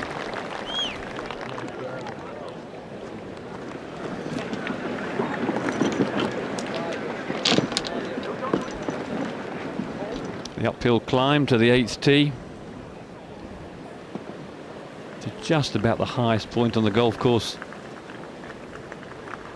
And you look down on the little tiny area, the postage stamp green.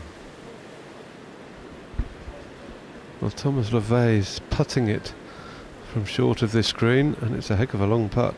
10 yards of fairway to go over, and up a tier once it gets onto the green. Oh dear, that was an absolute beauty. Very well judged.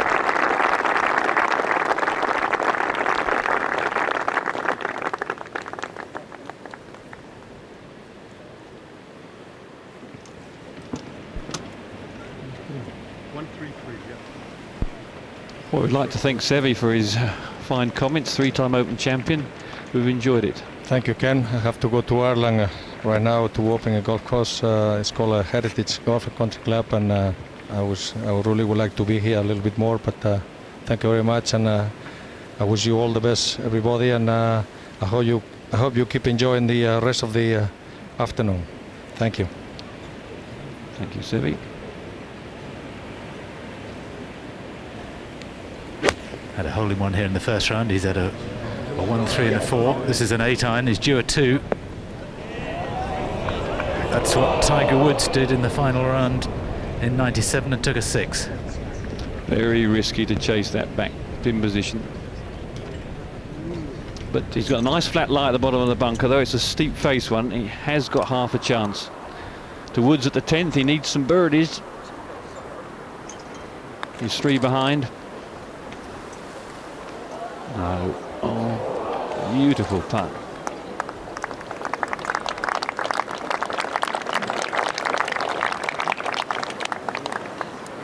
Eldrick Tiger Woods.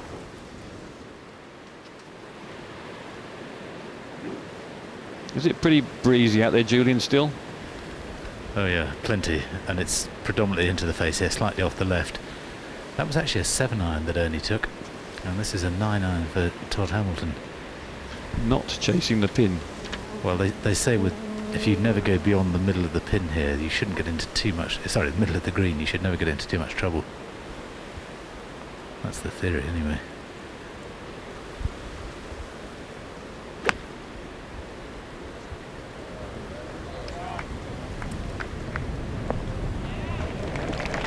Beautiful iron shot. That was pretty good. Sevy's wandered off. It was day one. It was the early in the first round, and Ernie Els mounted the 8th tee. And just watch this. A little bit of magic. To the left of the hole. Bit of backspin into the cup. Hole in one. At the postage stamp. Moved to Ernie at 3 under at that stage. It was the perfect start. And Wayne Grady joins us in the commentary box. What a little beauty that was. Certainly was, Ken. It's been an unbelievable week. Some exciting golf, but hard spots on jellyfish the golf this afternoon. It's a really good thing to watch, and I think the USGA should take a look at this. They haven't tricked the golf course up at all, the R&A. Thomas LeVay on 10, tee shot. And Thomas got his par on the 9th. He knocked that 3-footer in.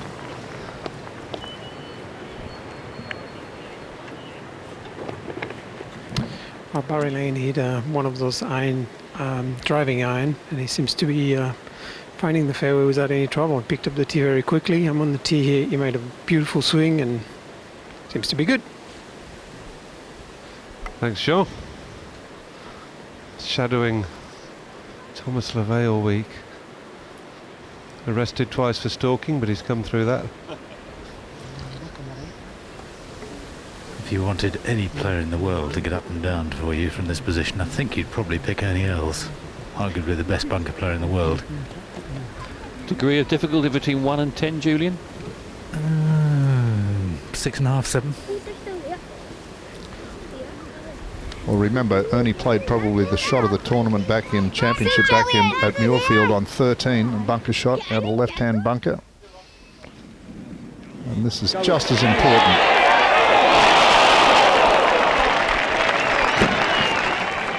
What a shot. All but went in the cup. Difficult to put into words how difficult that shot was.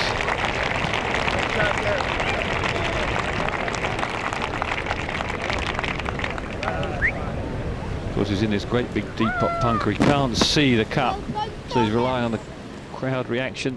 Pitched it on a 6pence. Any good, Vicky?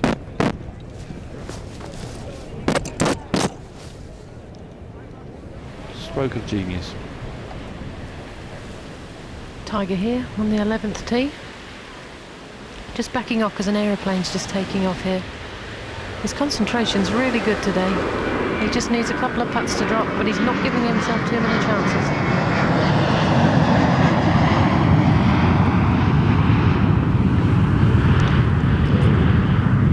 Ryanair on their way to one of their 10 European destinations.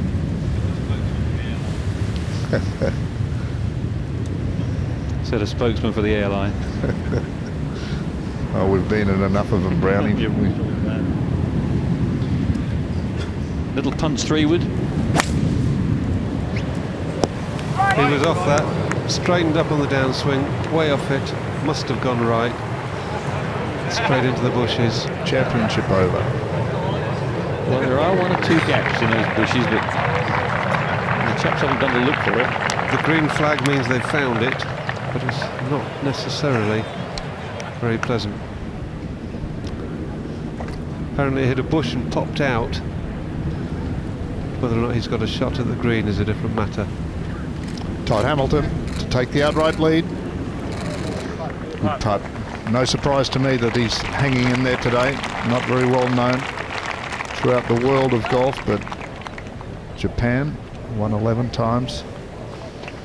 And while we're here, say good morning to everyone in Australia. 1:05 in the morning. Go and get yourself another cup of coffee and put your slippers on, because there's plenty of golf to come. Quite inconvenient for Australian viewers, isn't it? You lose a lot of sleep watching these championships. Phil Mickelson, third shot on 9.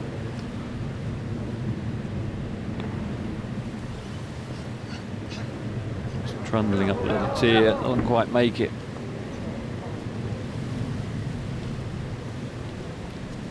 Ninth hole, a real sleeper, right down the far end of the course, ranked 5th most difficult for the week at only 423 yards. Yes, these holes now starting to thin out the leaders a little bit. Thomas has cut that one with the wind away to the right, and that's going to leave him a tough shot. Pin today on this hole on the right side. You can see it there.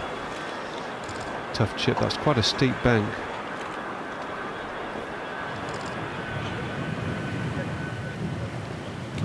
Perfect spot, Berry Lane. Right hand wrapping over it, a low, chasey, runny one. Very well played.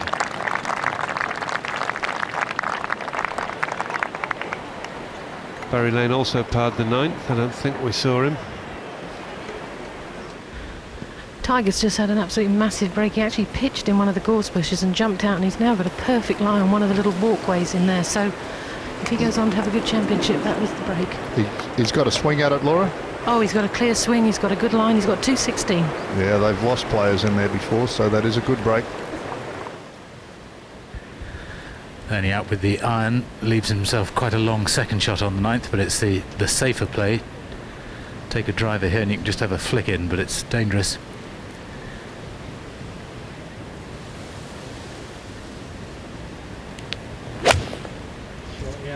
Great.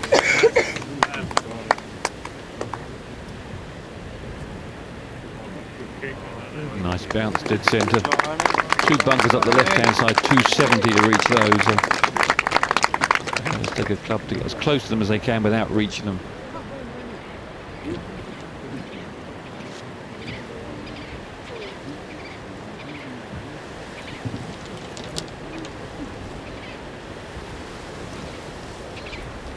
When you were talking about the USGA, I have it from a source quite high up in the USGA that they are seriously embarrassed about what happened at Shinnecock, and have said it will never happen again. If necessary, heads will roll, and they've learnt the lesson of a few of those sort of mistakes over the last few years. Well, so they should be embarrassed, Jules.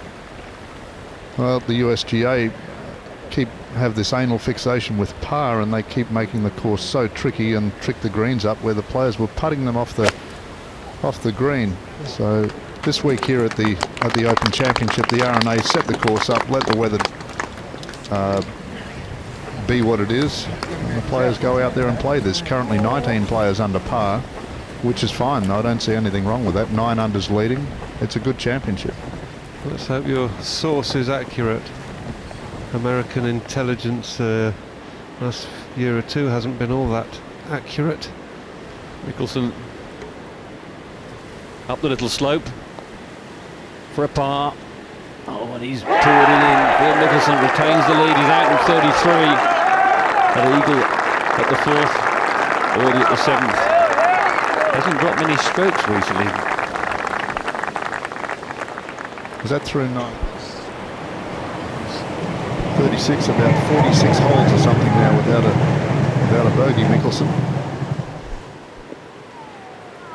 Tiger here, like I said, 216 yards. This is the shortest shot Tiger thrives on. It's not an easy shot because he's got to get the ball up pretty quickly over a gorse bush.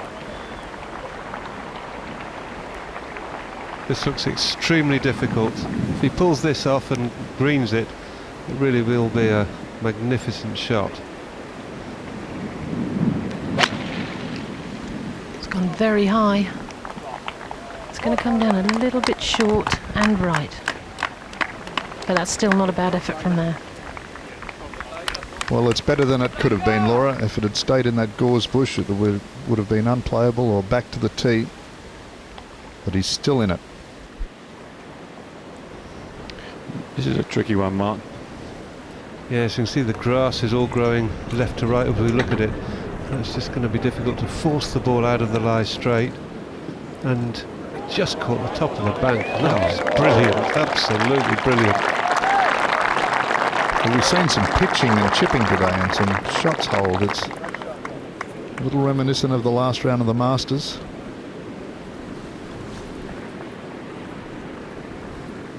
Well, he's got the green flag and it's time to go off the 10th tee for Mickelson. Turning now for home. The wind now left to right as they play it, so a different set of problems for all the players.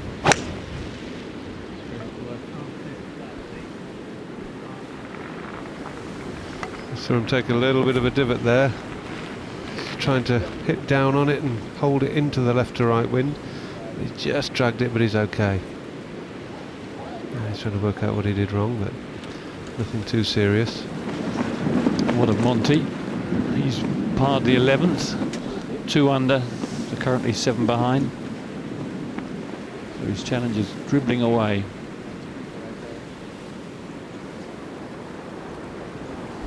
Barry Lane on 10, outside chance here for birdie. Pin 23 back, so probably 45 feet to the hole.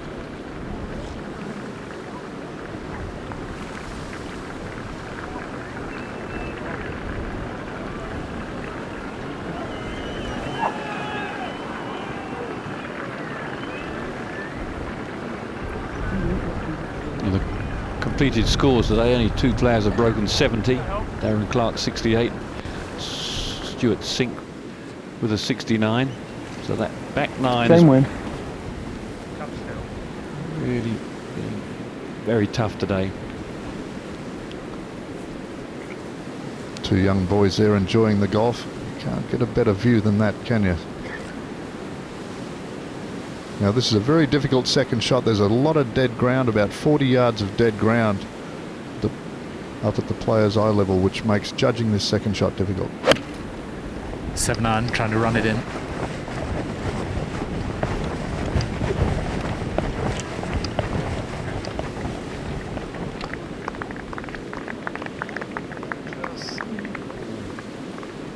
Well, that was a good break. Well played. No applause down there from the back of the green. We saw Barry earlier just come off one of these and drag it. Needs to keep his head down, push the putter low towards the... Oh, no. Oh, he's done it again. Shame. He's got the ball way outside his eye line, Mark, hasn't he? Looks like it. Yeah, he has. I don't know if he normally does that.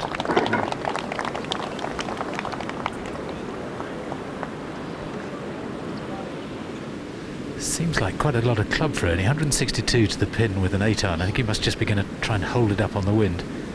Certainly pitching it on the green.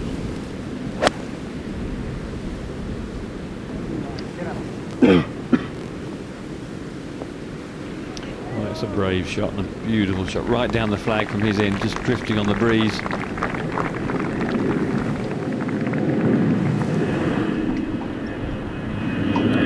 Thomas LeVay for a brilliant up and down 4 here at 10.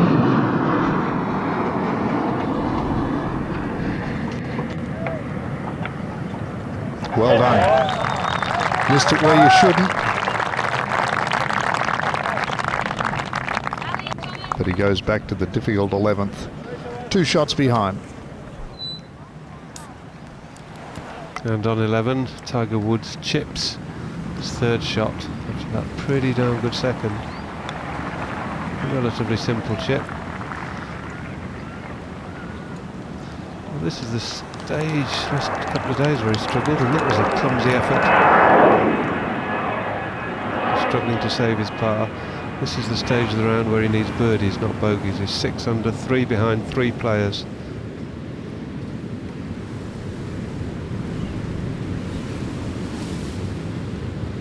The 12th. Montgomery has this for a par. Oh, 2 under.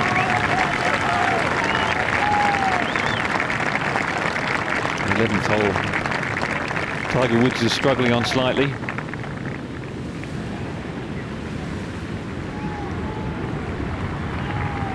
Tee shot on this 11th is totally blind. Just aiming at a bush down the left-hand side, and you've got to trust yourself. Railway line all the way down the right. And that's a perfect tee shot there from LeVay.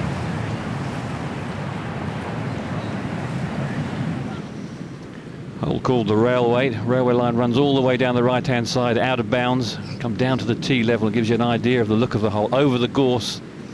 Tiger Woods leaked it into that right patch of gorse. Fairway completely unsighted. Have to pick a line on the buildings in the distance to a green that's tucked once again tight to that wall in the out of bounds. Front of it is an ugly bunker. And this out of bounds on the right, very deadly, particularly where the wind is blowing today. So a hole to be regarded with a lot of caution. The wind whipping in off the left. Shouldn't be too much of a problem for Barry Lane. He likes to hook it, hold it up against the wind, but the fairway does run diagonally left to right, which narrows the target. Good shot there from Baz.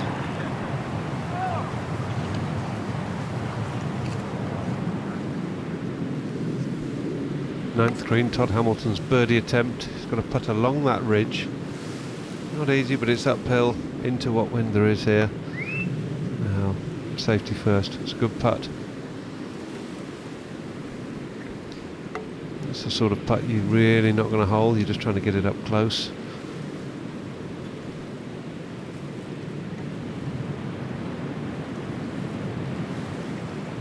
Now this could be awkward here out this sort of spindly light grass. Mickelson 9-iron from this deep rough on the right-hand side of the 10th. Tricky shot to the green, though. As I thought he might do, just caught a bit of a flyer, and that's some spinach. He'll need all his magic to get up and down from there. Tiger Woods now, par putt.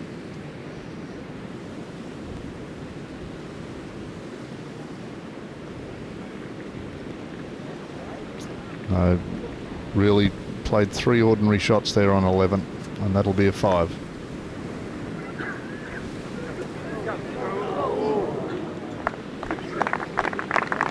No, the lovely roll. Just couldn't quite give it enough. It's a par. He's trundling along very nicely, Ernie. Right at this moment, he looks the man to beat.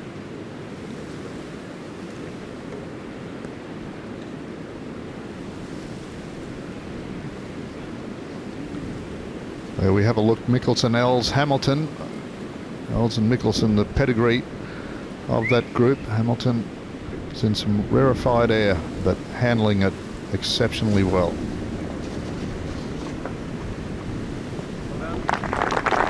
Just giving themselves a bit of elbow room from the challengers. Yeah, 35. Hamilton, Mickelson, Els 9 under, and then Thomas LeVay at 7 under, and then it's Woods, Lane and Goosen at 5 under. So they're now 4 behind and holes are running out. Calcavecchia on 18, 89 champion. That's for a round of 68. 2 under for the championship. And a good week there for Cal. Of course, he beat you and Greg Norman in the playoff. He must have many happy memories of that, sort of. Yeah, he was a lot younger then, Ken.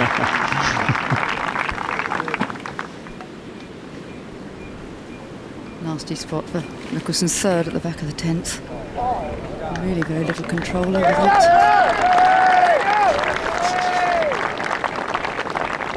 Very good shot there from Mickelson. Must have had half a decent lie. It wasn't actually that good, Wayne. It was just his brilliance. Just a good shot then, Bev. Yeah, sheer brilliance.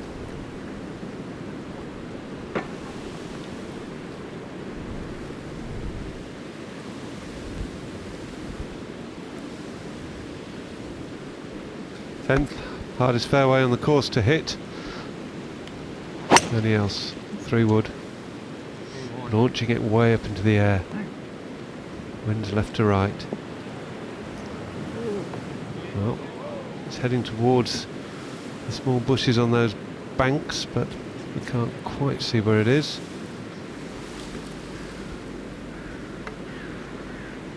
Yeah, it's a hog's back fair, which either side you go, it kicks it off on the right, kicks it on the left. And so less than half the field have found it this week. To be in the perfect position, you need to hit it on the left-hand side of the fairway for your second shot to get a view of the green, but it also requires a longer carry, which means aiming it further and further up that hill. Hamilton's hitting an iron, and it takes a fair old whack with an iron to get it up there. The drive line of this one is just about there over the top of the mound.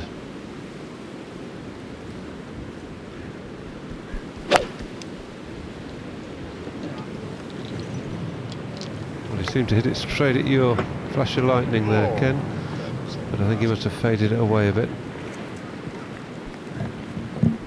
You got a wrong one there.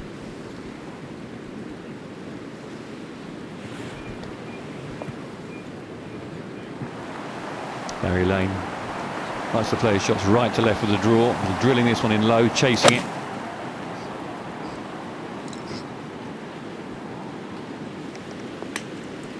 It was a glorious shot. Absolutely beautiful. Into the little face at the front of the green.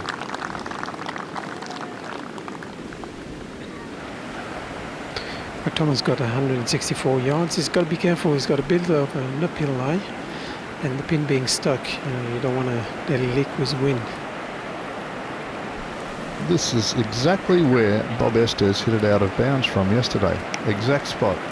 But the pin's further left today, and don't think Thomas will have the same fate. No, good shot.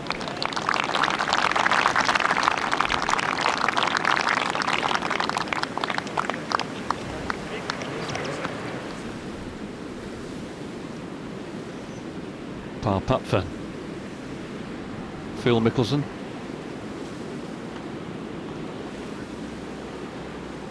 Oh, what a par to get down in two from down there. It was a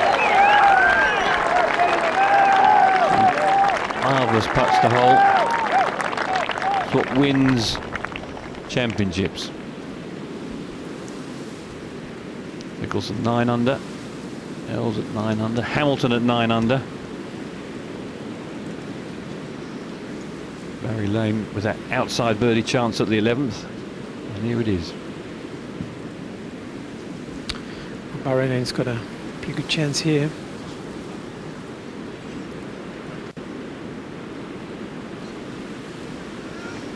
Just drag that away a bit. He's got a nasty little one left after having just missed one on 10.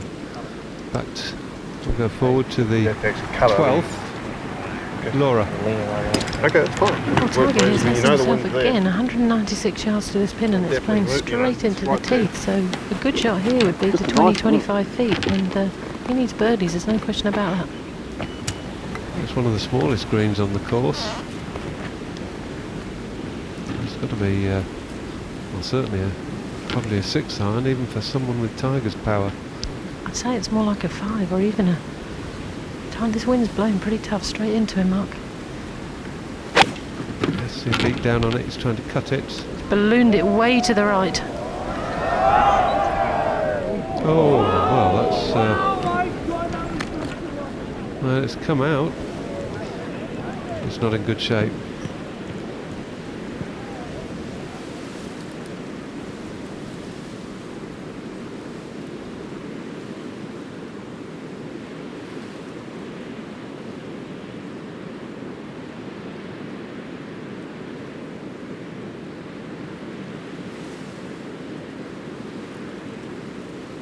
Now they play the back nine.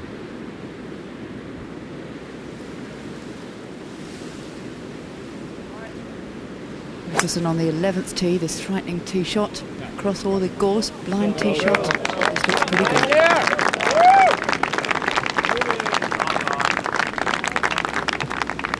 Splitting the fairway, Mickelson at 11.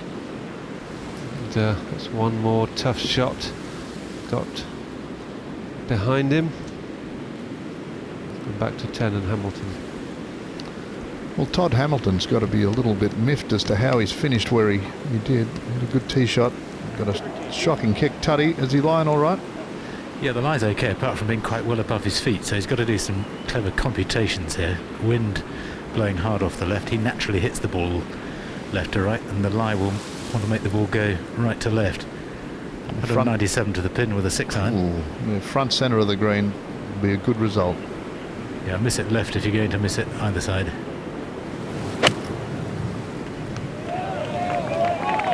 be very good.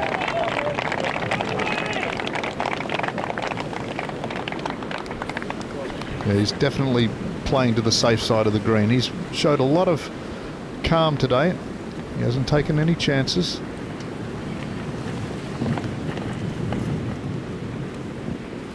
Ernie's.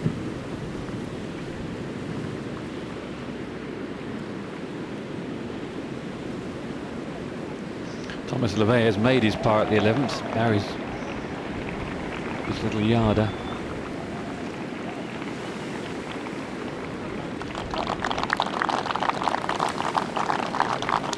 Nicely done. He's parred it every day. The 11th, been pretty kind to Barry. You need to have the strength of a coal miner to get this one out and anywhere near the green. Ernie is a very strong man, but he's got a horrendous line here, lying deep in there with all sorts of nasty sort of mini trees behind it, and it's way above his feet as well. Anything could happen here. It's only 150 yards from the pin, but that's a long way. No, he's done very well. Oh, that's so unlucky. He's found the deep rough about 2 feet short of the fairway.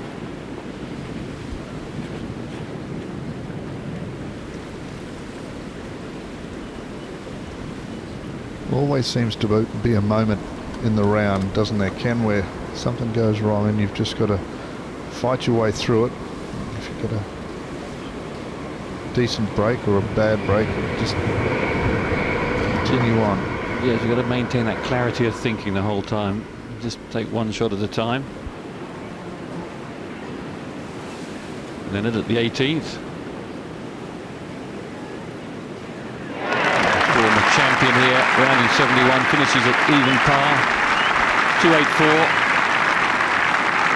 Isn't having the best of seasons, but that's currently puts him in the 18th position. Lee Westwood we haven't seen for a while. He's continuing to make pars. Currently 200 for the day, 400 for the championship. How's it lying, Julian?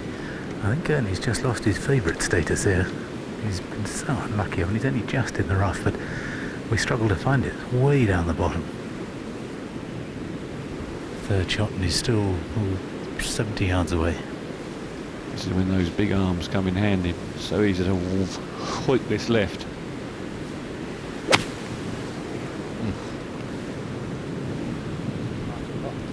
You're right, Kenny, hooked it left. Hardly got any strike on it either.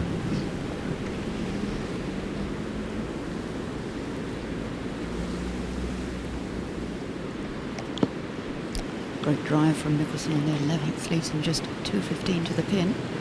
199 to the front. This looks like a 5-iron. That was a lovely action. His left arm extending on towards the target. Just needed a touch more, but he should be able to make his par from there. Wayne, you've won a major, USPGA champion, of course, 88, I think, wasn't it? Was there a point in the final round where you thought, now I can win, and it got easier? Yeah, when I'd knocked my second shot on the 18th green with a 3-shot lead, and that was it. Tiger Woods on 12 for par. Yeah, you never give yourself that luxury, no. Tiger here just hit someone in the gallery. They were quite all right though, and this now a par putt that he just has to make.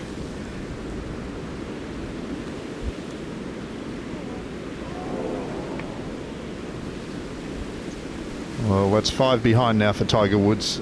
It's not a matter of the number of strokes, it's a matter of the quality of the players between he and the lead.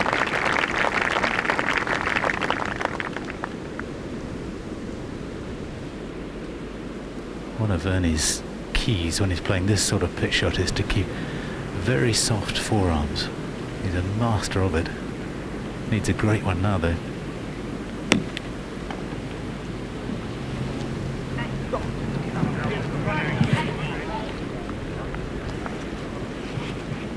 Making a real haul-act of this hole, isn't he? A little unfortunate, his tee shots were shot right a little bit.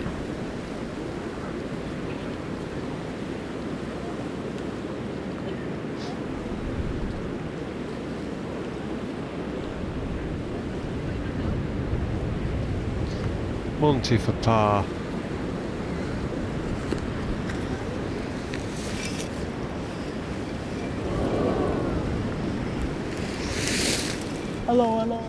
This pin cut a little dry ridge on this back left corner. Almost impossible to get close with your second shot. A little bit bony and hard.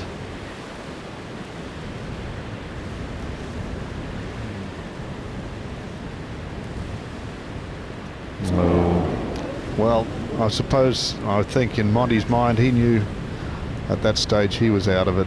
His mind was elsewhere, but unfortunately it's another year, another disappointment for Montgomery.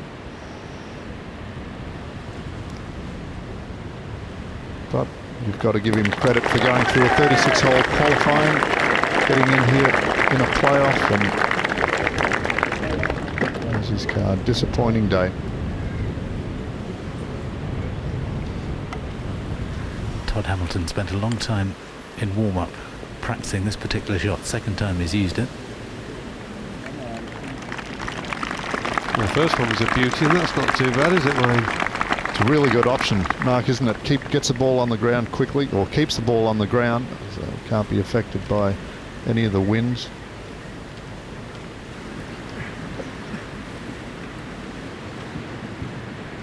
I think it's been unanimous this week, Mark. The condition of the course really has been pristine. Oh, absolutely, 100%. Sure. Thomas got 181. Unfortunately, he has a bad lie. He's got a lot of grass behind. He has to chase it. That's exactly the shot he's trying to do. Slow down. It's just over the back here. All depends on the lie he's going to get from there. But that was a superb shot. That's the only option he had.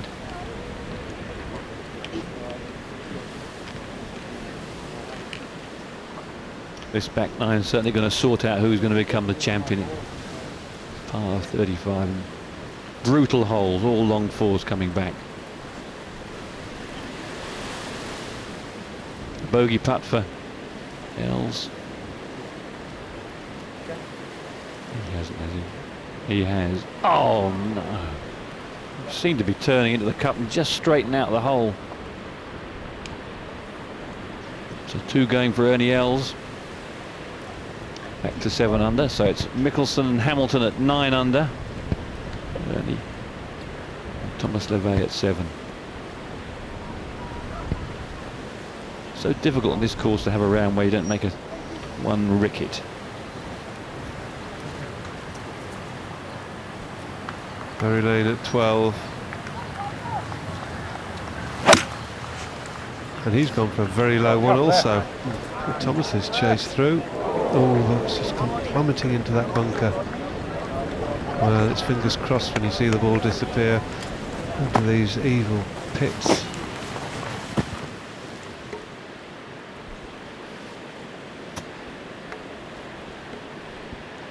Very bad lie at the back of the 11th, third shot for Goosen. Ball ran through into this lie. It really is almost invisible, the ball. Hit and hope. Rather disappointing round from Retief Goosen. He's hit 1 or 2 stray shots, pushed 1 or 2 irons right, which have found trouble. Joint championship leader for 4 on 10. Oh, goodness me. Mickelson now is in the lead on his own. He's forward on 11 green. Mickelson in front. 1 in front of Todd Hamilton, 2 in front of Levay and Ernie Els. Mickelson has not made a bogey in 48 holes. Last bogey was the 17th in the first round. So it's just a phenomenal effort by Mickelson.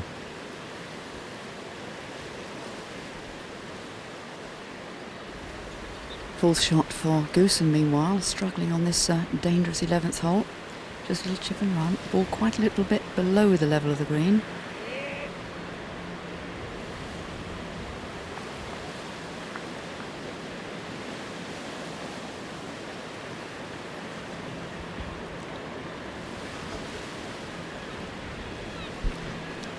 Mickelson just seems so relaxed out here. He's just walking down this 11th fairway, talking to one of the American reporters out on the course, chatting with his caddy, smiling at everybody. It's just so, it looks so easy for him, and he looks so relaxed, just like he did at Augusta.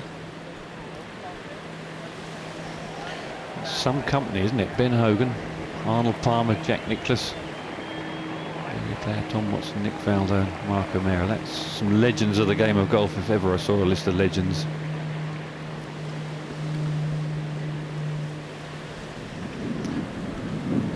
These little cubby bunkers, it's like playing out of a smart car. I'm sure one will be winging its way to Regent again. Lovely shot.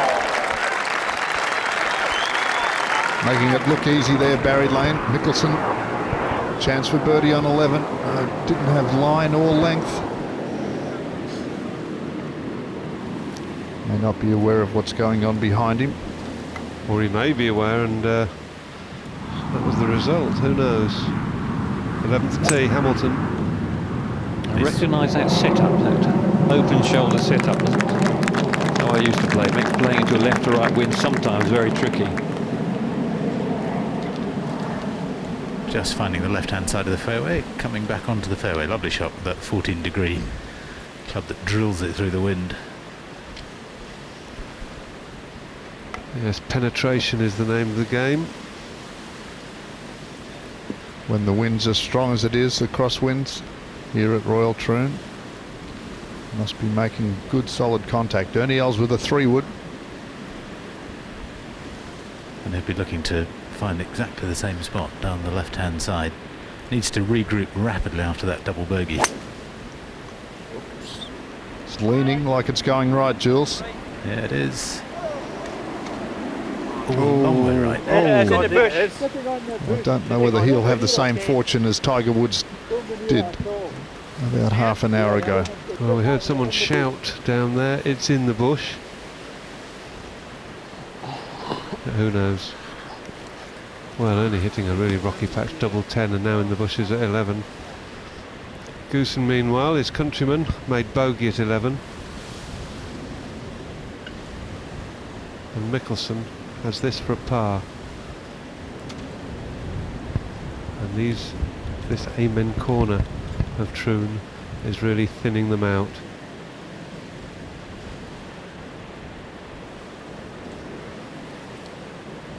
Complete contrast with the first 5 or 6 holes, barrage of eagles and birdies. But this man just keeps rolling along. 73 day one, and suddenly became a 50-to-1 shot. Seve recommended a little bit of a punt on him. Seve knows value when he sees it. I know that. He's raced off, he's left early, he's gone to pick up his winnings, line up at the punt shop to pick up his winnings. Tomet now on 12 green. Jean, his chip, was his lie not too good? He hasn't quite got it to the hole. Well, yeah, it was pretty bare in front of him, and he decided to use the putter from there, and then the ball took a big jump, and that just killed the speed. So he's left now with a 12-footer, left to right, and down the hill. Not an easy putt.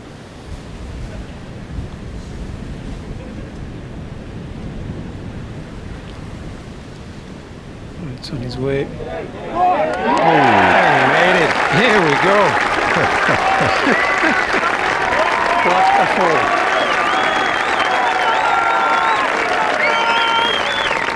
Great putt there by LeVay. Keeps him within 2 shots of Mickelson, who is moving over to the 12th tee.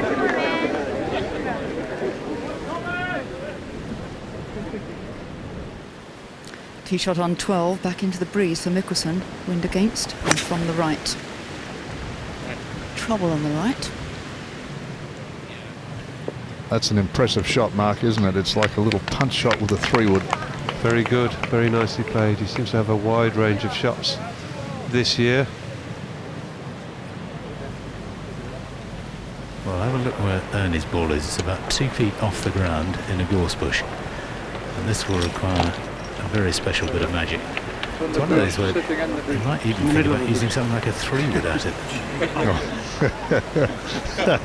Righto, Jules. You might want to suggest that to him, mate. No, it was just Peter Oosterhouse demonstrated that to me years ago. When you got one right up in a tree, it's sometimes easier to do that than with an iron. Well, he wasn't playing in the Open though, Julian. LeVay, 13T. Standing about 100 yards from the tee, and Thomas is not wasting any time. Great drive of the ball. Seems to be drifting a little right. Now that's good shot there for Tommy. Pin on the 13th is on the left, so he's got good angle for his second shot. Be interesting to see whether Ernie has a go at his. Certainly one of the options is to be unplayable. He looks like he's considering it, but this is high risk. And Julian, we weren't laughing at you, mate. We were just, I'm sure that Oosty knows how to play this, but I wasn't suggesting to get the distance of a 3-wood, but just with the large face of a 3-wood and straight faced. Sometimes easier. Well done. well, he's moved it forward, and that was better than taking an unplayable lie. So, but marginal, took a big risk. Could have popped anywhere, dropped straight down in the. That's what happens though when you get a couple behind. They're the decisions you have to make at times, and live with the consequences.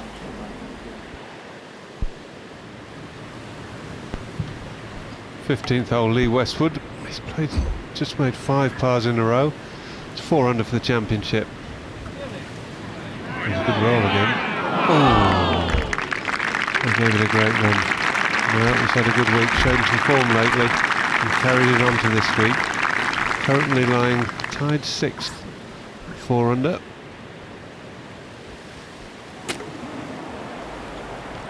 And he's still with a shot of just over 180 yards for his third into the 11th. He's got to be thinking, limit the damage to a bogey at worst here.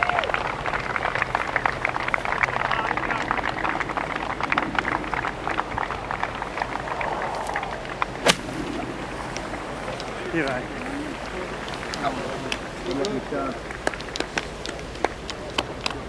Oh, magnificent shot from Ernie Els. That for a par 4. We've even had applause here in the commentary, behind the commentary box for that shot. Sensational. 2 under par, the leader in the clubhouse. So that's the scores posted by Mark Calcavecchia and Darren Clark. I don't think that'll be good enough though, Jamesy, but you can only be the best in the clubhouse, can't you? Absolutely. Good scores, but I think we're looking at about 8 under to win this championship. Currently Mickelson at 9, Hamilton at 8, LeVay and Els at 7. 8 under for Hamilton, second into the 11th. Oh, beautiful stuff, and he is not going away. Played a solid round, 1 under for the day. Sorry, even for the day. Very good stuff.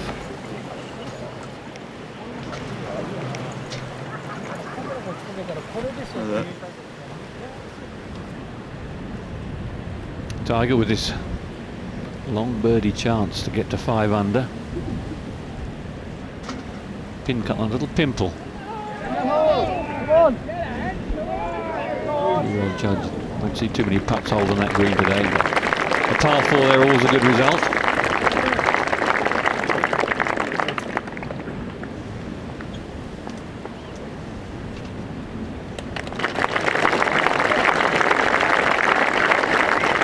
He's produced some brilliance, but he's going to have to produce some magic. Mickelson punching a second shot at the 11th, pardon me, the 12th into the breeze. Can he get it onto the top tier?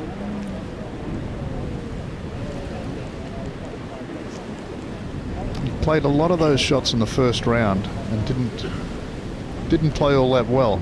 In the second and third round he just played a little more normally and got the ball in the air, so almost there for Phil Mickelson. Mickelson leads by 1 from Todd Hamilton. Things have very much changed, Peter, in the last half an hour or so into the back nine. They certainly have, and here's Barry Lane at the 13th. Well, he has 186 in the line. Yeah. It's pretty good. Yeah. The grass is lying with him, but hard to control anything that's going to go over the back. Good shot, though. Yeah, it's a good hit, but a poor result.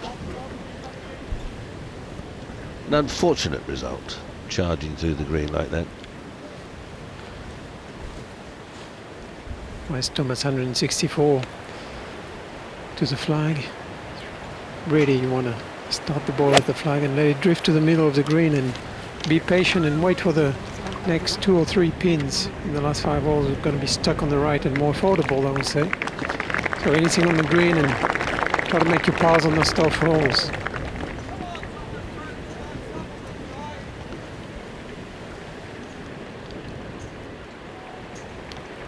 This is Ernie Ells on the 11th green. And this would be for an outstanding par, a great escape. Sam Torrance has joined us here in the box. Been some exciting golf, Sam. That's been fantastic, Wayne. That was a great second shot of Ernie's there. I think he took it on because he didn't know where to drop it. Well, how about that? What a 4. Coming off a double bogey on 10. Els needed some magic. This really has been the most extraordinary day. I thought it might have just tickled away at the end, but you know what I'm like, seeing putts going in and missing. That was amazing. I've just left our American friends who think that Lee and Ian Baker thinks the day has got much easier as it's gone on, and I don't think I can totally agree with him. I think it's just the fact that we've seen so many remarkable shots played that you get the feeling that the course is playing easier.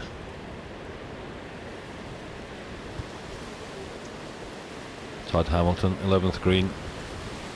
Toughest hole in the course. He's middle of the fairway and a wonderful long iron to 10 feet.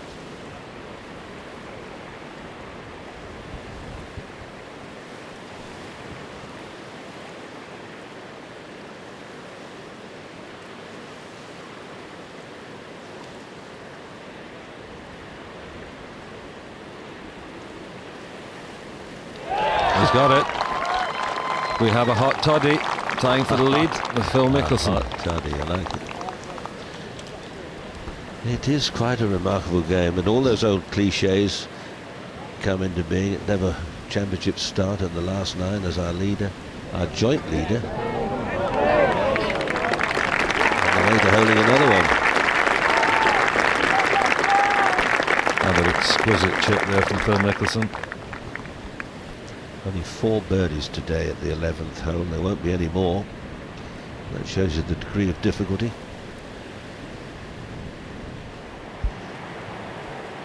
Westwood's second shot on 16. This is a par 5. Flag 23 on 5 off the right, so very accessible. Good chance with a nice shot here for an eagle 3. I thought he might have had enough to get it there. Anyway, make it 4 here. Fine shot there, wasn't it?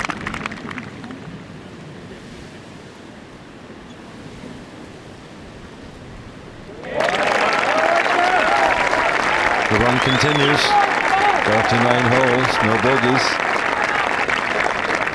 But that old adage that when 1 comes along, 5 come along isn't true. Not the way he's playing. Barry Lane having gone through the green at the 13th.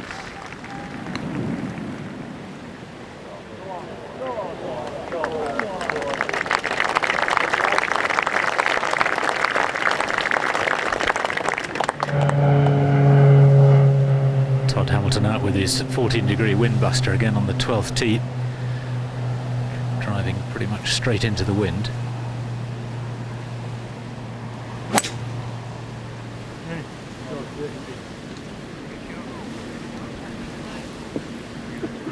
Well, that's machine like Todd Hamilton today. He's just been very consistent, stayed to his game plan. Now, Ernie, after that brilliant save on the last hole, a couple of slightly wayward tee shots.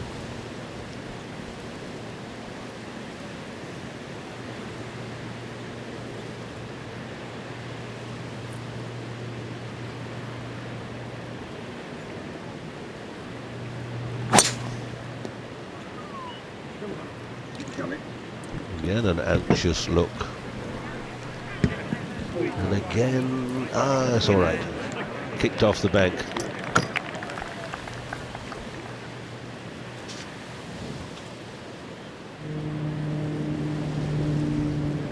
"13 green, Thomas LeVay to get to within one."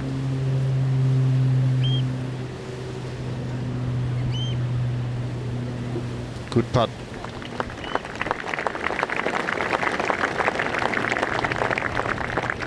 Still remains 7 under, Tommy. Plenty of golf left. Davis Love, 18th hole. 2 under par for the day. Having a great day.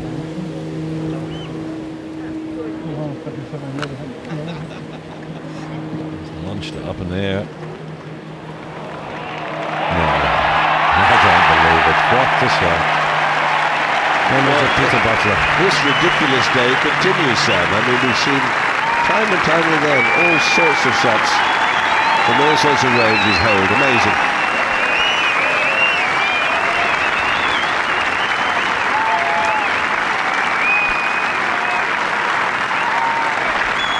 Hold is second at the last, so 67, the best round of the day thus far.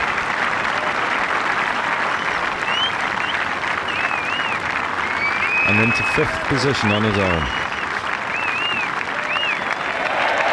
Wonderful.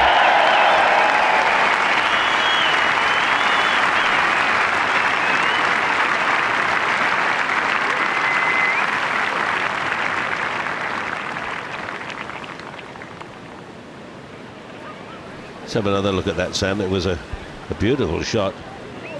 Lined up, a very elegant player. But it pitched dead on line and just gave 1 or 2 little hops and then stopped so beautifully quickly and just trickled in perfectly. Perfect.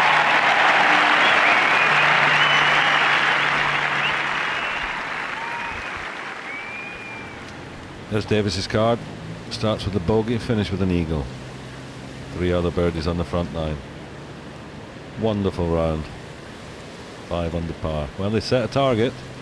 It certainly has, but isn't it fascinating? With half a dozen holes left to play, Mickelson and Hamilton tied together. Here's Mickelson.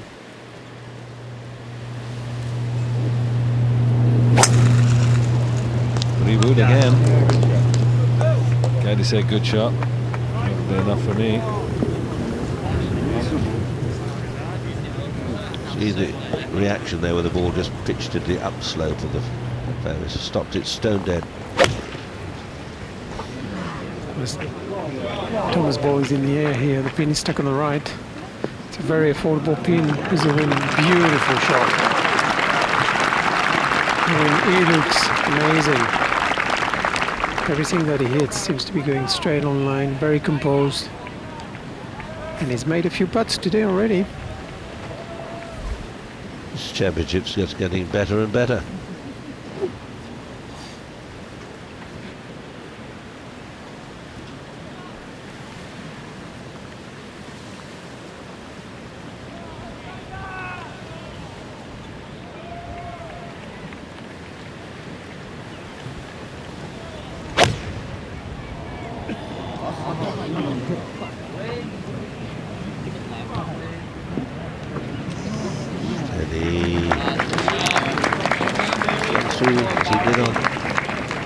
Hole just through the back of the green.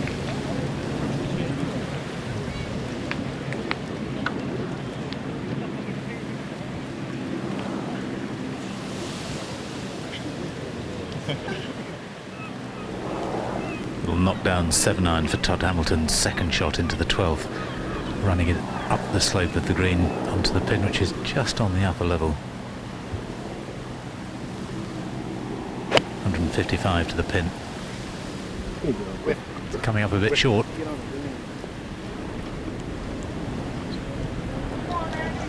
Pity, dead on line.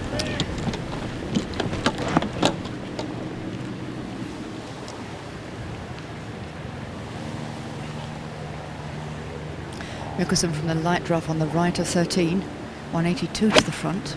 Quite a difficult one to hit this one. Play another punchy shot and short, and you saw the result. Kicked away and back on the slight misjudgment. It's 2 shots in a row that he's just tried to hit little funky iron shots into the green, and he's come up short. Ernie Els, second shot on 12. 7 iron as well, 3 yards less than Hamilton.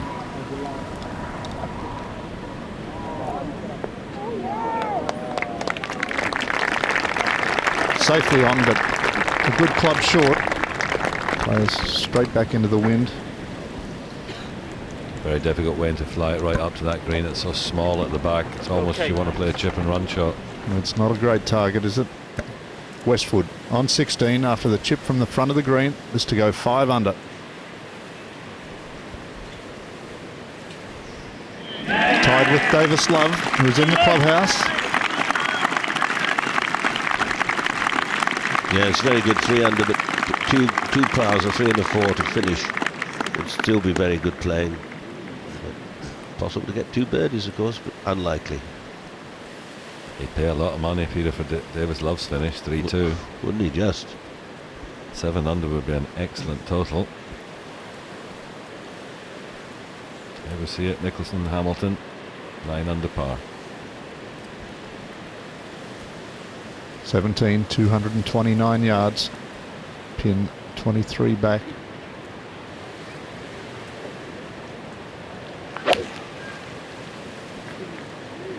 Going right.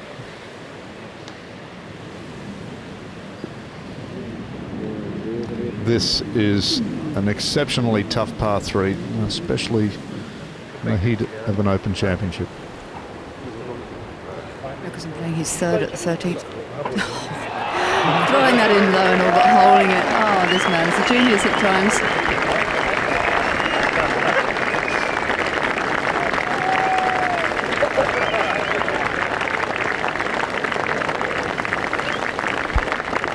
We've seen it time and time again. He's the touch of a surgeon. That was quite remarkable. Seemed to just almost touch the edge of the hole. Brilliant shot.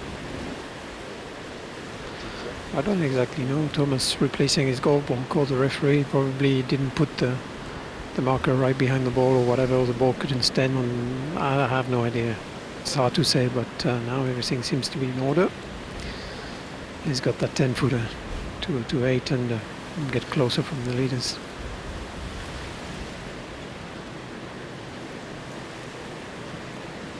Well, obviously it wasn't anything too dramatic. May have been a scuff mark on the ball, or is this fit for play, or whatever.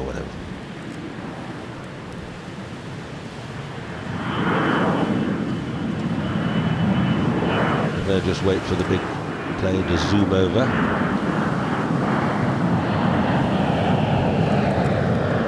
Ian, your views from your colleagues out on the course? I think what happened there, Peter, was that Thomas marked the ball, replaced it, and when he replaced it, it wouldn't remain on the spot. So they found the nearest spot where it would remain at rest.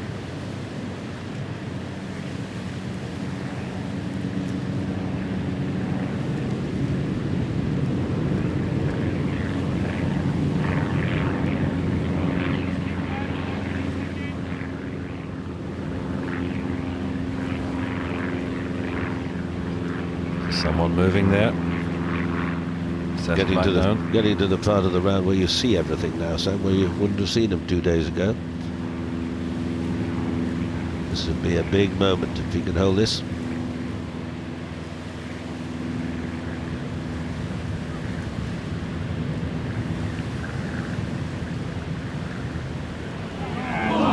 Good effort.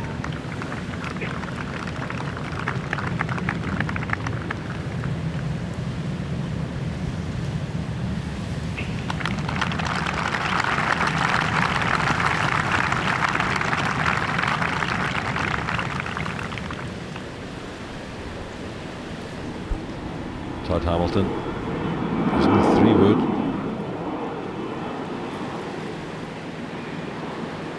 It's not a million miles away. Wonderful touch. Certain par 4.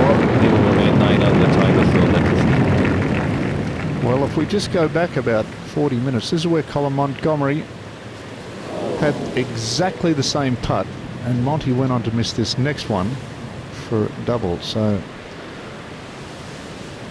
that's 49 holes without a bogey, and that's come to an end. We almost had an interesting situation there with a right-hander and a left-hander. If Mickelson's ball was another 6 inches farther away, he'd have been standing in Goosen's line, and Goosen would have been standing in Mickelson's line. I don't know what would have happened then. Pick up the coins and go home. Ernie yells for birdie.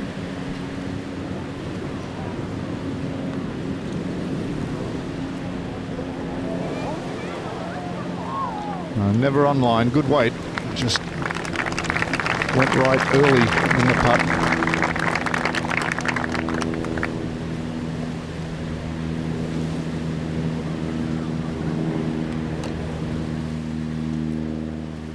Wilson just lining up his par putt. In he goes. With 4 under, that's 5 behind the leaders.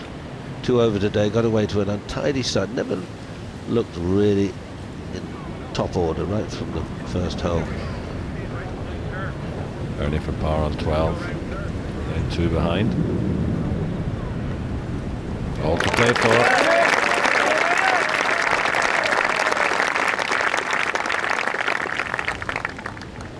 Mickelson finishes off, but that's a drop shot.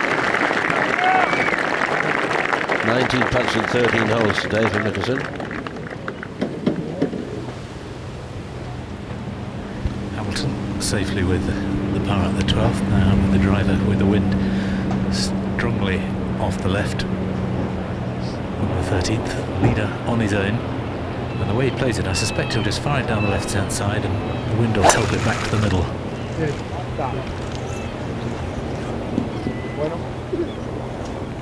Well, he said in an interview with Steve Ryder a day or two ago that he was very experienced. He'd been learning his trade all around the world, particularly in Japan.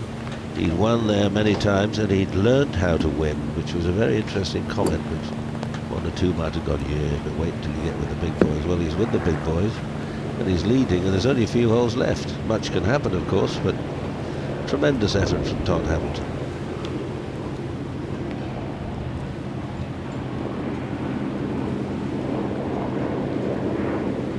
Elegant Ernie else. 13th tee. And Hamilton played with Ernie yesterday, which will have helped him a bit as well. And beat him, actually. Quite. He's beating him today again. Beautiful tee shot. Thanks a lot. Slight indentation, but not a sandy divot. Tiger Woods on 15. This is for par.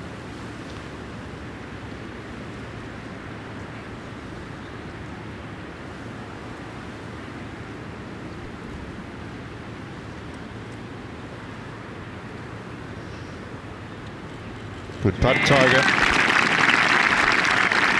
Only 3 holes to go, and I would think that only 3 birdies would give him a chance. I think we'll see the driver on 16.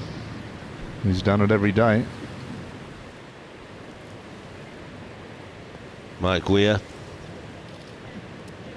who's fallen away, but suddenly another monster putt. You're not supposed to hold it from such a rare day, a day to remember. Lee Westwood for par on 17. He needs it. He needs it. Yes. Wonderful 3, Lee Westwood. I don't believe all this. It's almost as if it's been stage managed. Well, each way backers, he's lying 5th, tied 5th, and they play first 5 here. 14th tee, the par 3. Mickelson with a 6-iron in his hand. This hole today playing 181, pin back right, so quite accessible with this left to right breeze.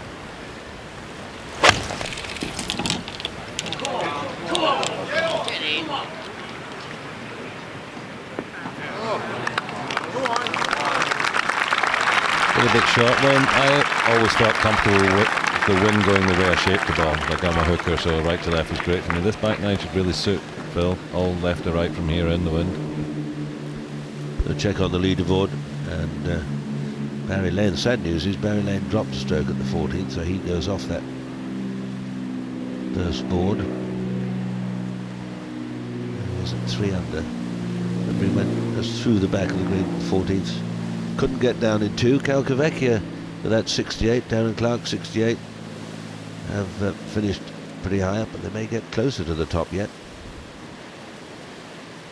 Nick Price, I'm very surprised at Nick taking 77. He seemed to be striking the ball so well. But here's Colin Montgomery at the 17th.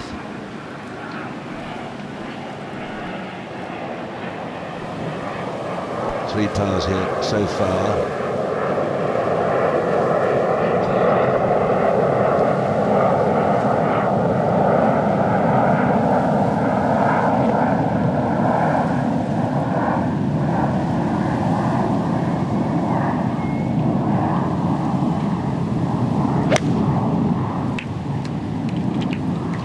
Pass for a 74 for Colin, when really he wanted so much. That wasn't to be. Lewison, a little pop bunker right of 14. Tee shot that just drifted on the wind just a touch. He may have got it a little bit heavy. A lot of turf came up. It's a wonderful shot. Just a mere little break of the wrist and a stab and follow through into the sand. There's one of their greenkeeping friends. Rushes in to rake the sand. Give you some info on Colin Montgomery. He's lying 16th at the moment. He needs a birdie at 17 or 18 to get in the top 15 to save him having to pre-qualify next year.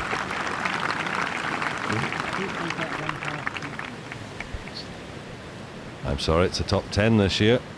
I've just been informed by Ian. Thank you, Ian. Hamilton pretty well placed for his second shot into the 13th, 176 to the pin. He's got an 8-iron, again the wind straight off the left. Not that easy for him to get close to with the way he plays, unless he really tries to hold this on the wind.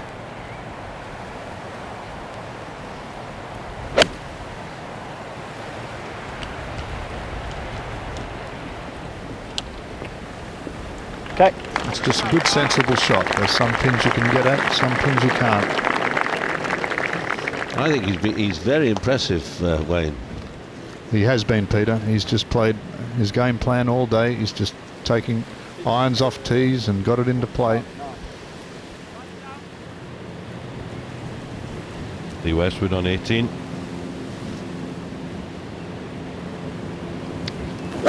Three under par for the day. Okay. Looks like he likes it.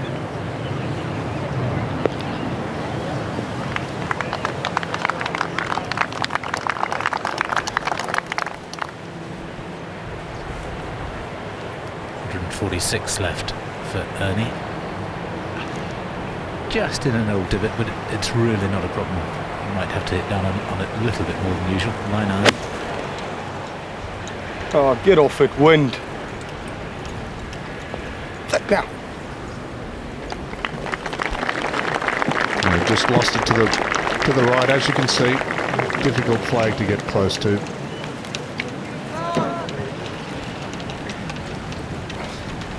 A few wild shots from Ernie on this back nine, but it has been the toughest nine of the two. Mickelson now on 14, long range birdie putt.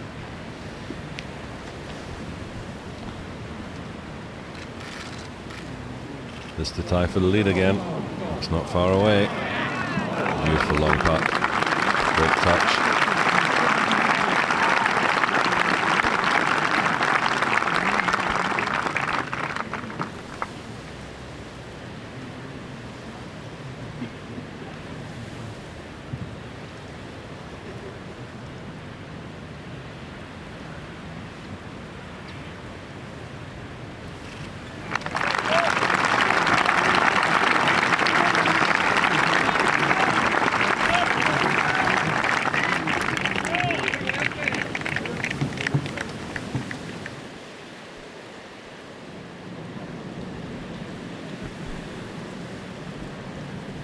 Our leader at the 13th, waiting to putt. Good shot into the green.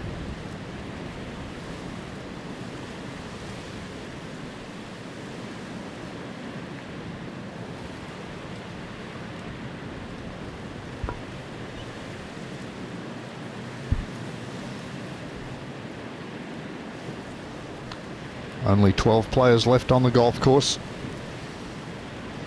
So really getting to the pointy end of business.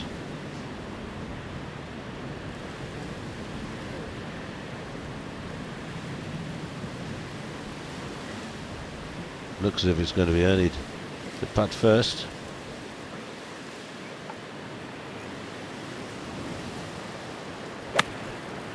There's Tiger coming out of the jungle at 16. Had a go with driver. Well, he's put it back in play.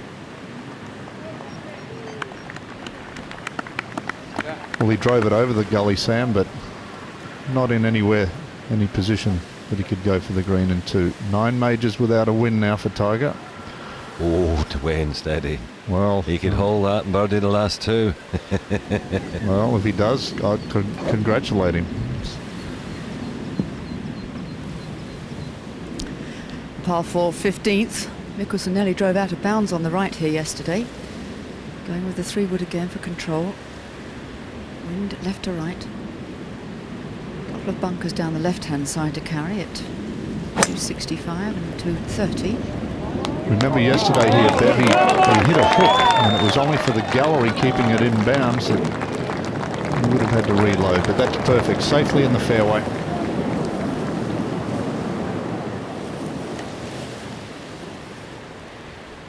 Back to Ernie with this long putt.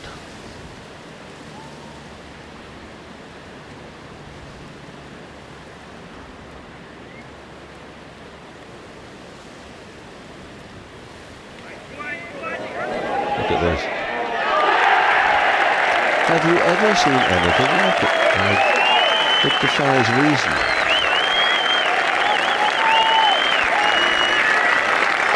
It's magical. One behind. Just astonishing. When he was in that bush on 11, it looked like it was all over for Ernie. Made a fantastic 4, and now he's only 1 behind. Now Hamilton, 2 putts will be. If he 2 putts, he'll still be 1 ahead.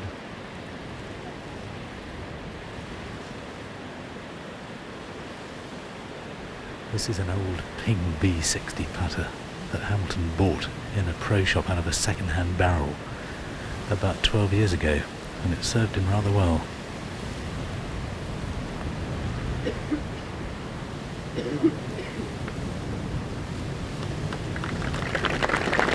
Yeah, pretty good.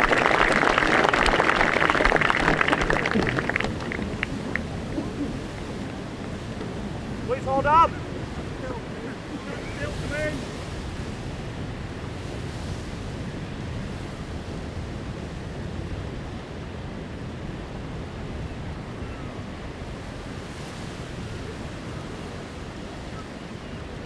Not a gimme, but he should knock it straight in, just inside left.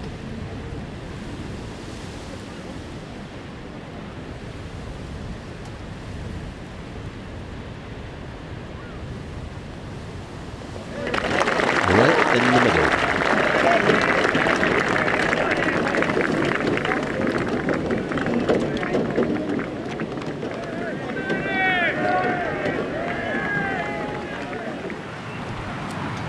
Westwood, 18th hole. Birdie here would be pretty special. He likes it. He definitely likes it.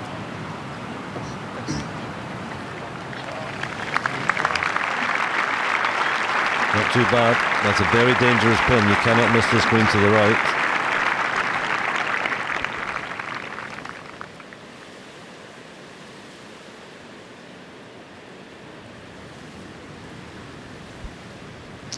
Thomas for par.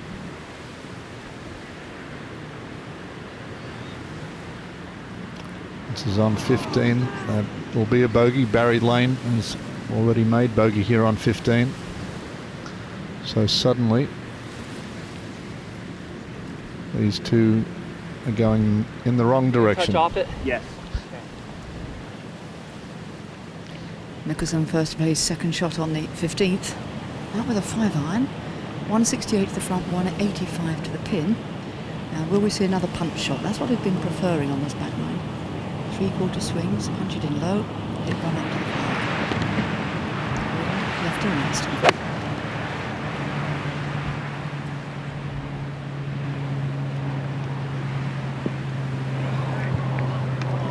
Yes, finds the green.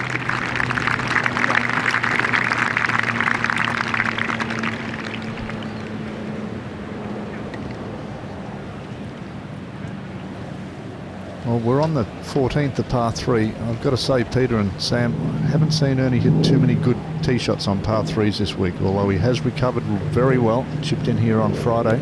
Yeah, pretty good one on 8 the first day, but it looks like you're right, Wayne. That could be going away, and he could escape. He chipped in from there the other day. Well, 16 par 3s in a championship, so he did hit a pretty good one on the 8th on the first day, I must admit. There we go. Most worldwide wins since January 2003. Ernie Els 10, Vijay Singh 7, Tiger Woods 6, and Todd Hamilton. There we go. 4 in Japan and 1 in the United States. So he does know what he's doing.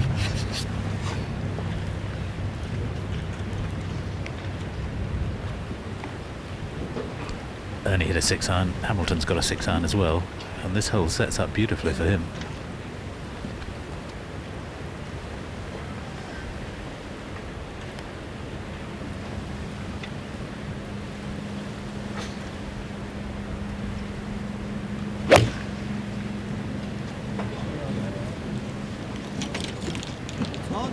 He looked disappointed there. Yes, it was a similar swing to Ernie's, although that I thought it might have run back. Grass is just a little longer there. I think that was a good break there, Pete. Very. I think he thought that may have been in the bunker. Yes, he gave all the indications of a man who thought the ball was going to miss on the right, maybe find trouble. But that's not too bad. He should be okay from there. Now Westwood. This to be leader in the clubhouse. 5 under par. Got a foot 18 inches on the left is his line. Don't think he'll leave it short.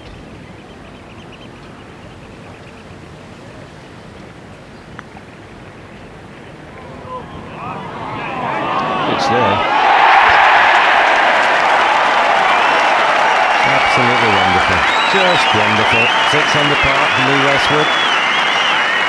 That's a fantastic round of 67 to tie Davis's lovely round of the day and be 1 shot ahead of him. 6 under in the clubhouse. And another monster putt.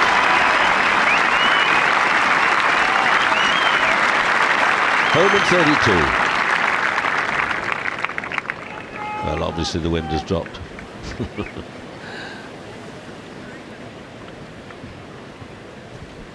Tremendous. Absolutely tremendous. And just watch this again. Watch it curve in the last sort of 5 or 6 feet when we pick up the... Oh, well, we won't pick up the run of the ball. That was fantastic. That was all of 30 feet. This is Verplank for birdie on 16. He's 4 under. Surely not. This is real. This is not virtual golf. They're really doing this. Quite incredible.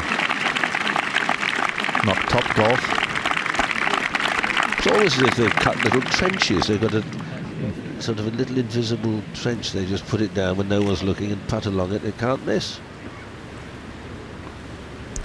Mickelson going through the familiar routine with his caddy of lining up the putt from one side and then the other.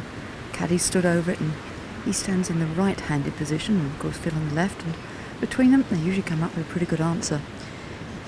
Goosen has chipped, and he may well have got a little read off his putt, or his chip, which seemed to die away a little bit to the left.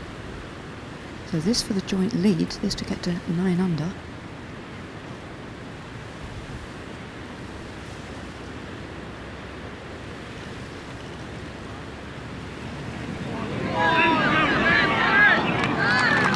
Anti-climax, he missed one. Bit of normality, Peter. Bit of normality. And that's moved Lee Westwood into 4th position. Tied 4th with Thomas LeBay. His best finish previously for Westwood in an Open Championship was tied for 10th, and that was here at Troon in '97. So he must like Royal Troon. Hamilton now, a little nudge off the back of the green.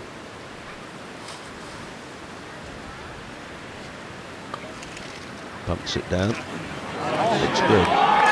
No.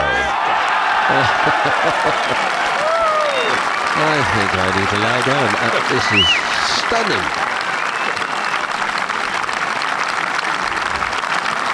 Leader by 2.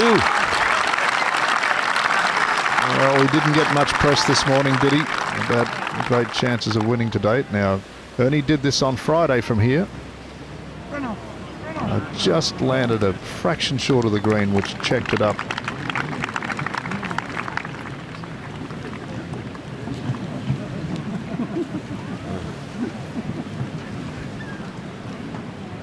Just a lovely little chip from the back of the green on the downslope, Hamilton. You can't wait to get to the next.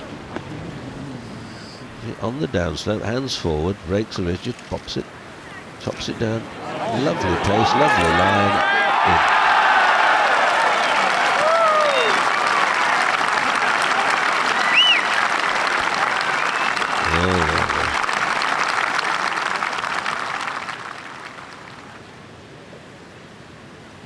In. Confirmation, Hamilton 2 ahead.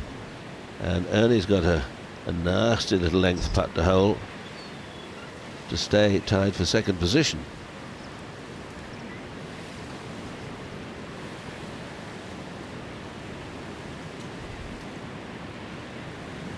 Well done.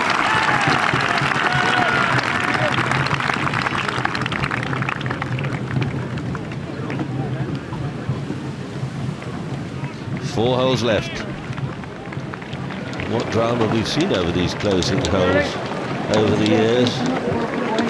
People, Dick Price particularly, had an opportunity to win the championship, but fell at these last 4 holes.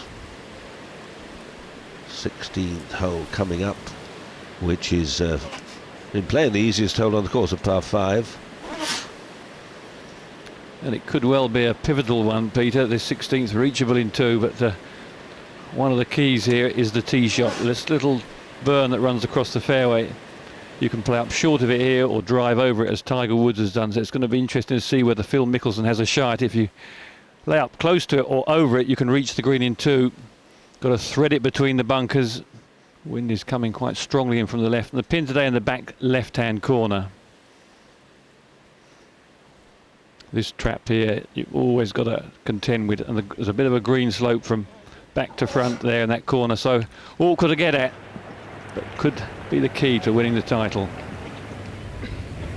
Well, Mickelson is out with the 3-wood and going to take all temptation out on this hole and lay up short of that burn, and then hope to get very close to the green in 2. 290 or so to carry that burn, so it's a very dangerous tee shot here. Go with the driver.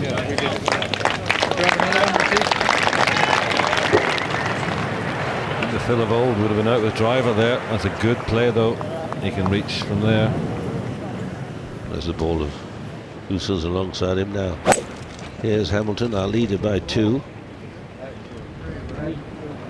Has he found the fairway? He has.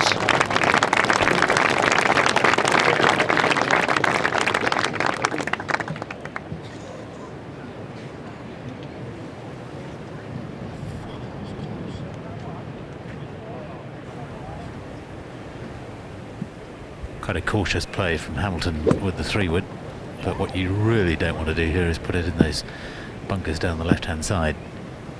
260 to carry the left-hand one, and then he can do that quite comfortably.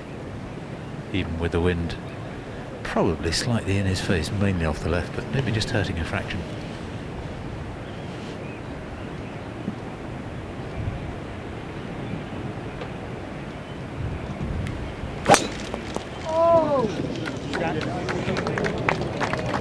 Anxious. No need. Little humps and bumps that can kick the ball about hither and thither. That could roll back. Yes, into the bottom. It's okay.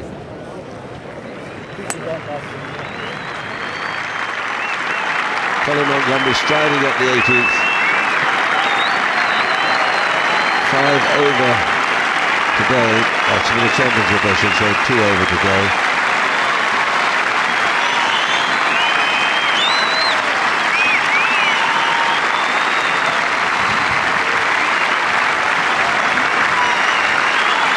And he said earlier this would be the last time he would play or come down the 18th hole here at Royal Troon in a championship, and that may well be the case. He won't be returning here for a few years, and by which time Colin may have retired or done whatever. So, lots of emotion.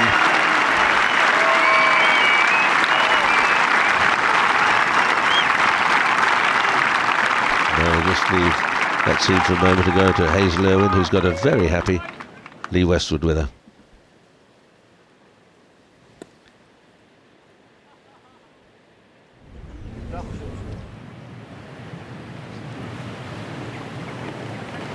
So this is Mickelson thinking about his second shot. 2 off the lead.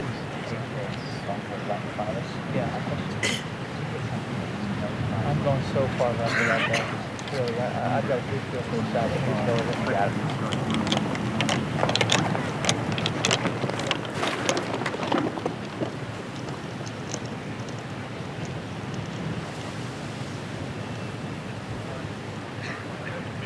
If you want to go ahead, you're welcome to. I'm going to wait. All right.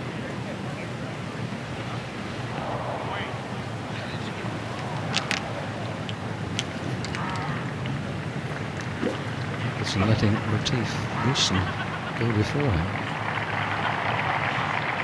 He's obviously going to go for the green. Goosen laying up.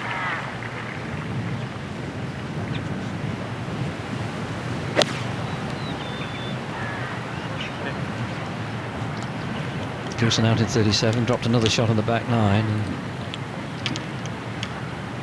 Now what's Mickelson going to do here? Got about 250 yards to the front of the green. Flag 23 feet on, 23 yards on.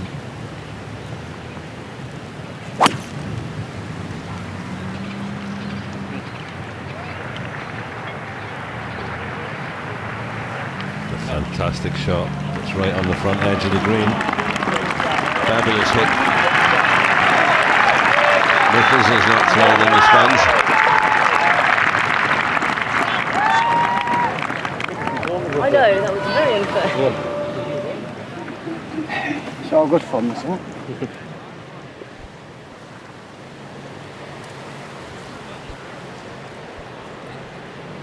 Well, I wonder what further drama we're going to have over these closing holes. Colin Montgomery at the final hole. 76 to go.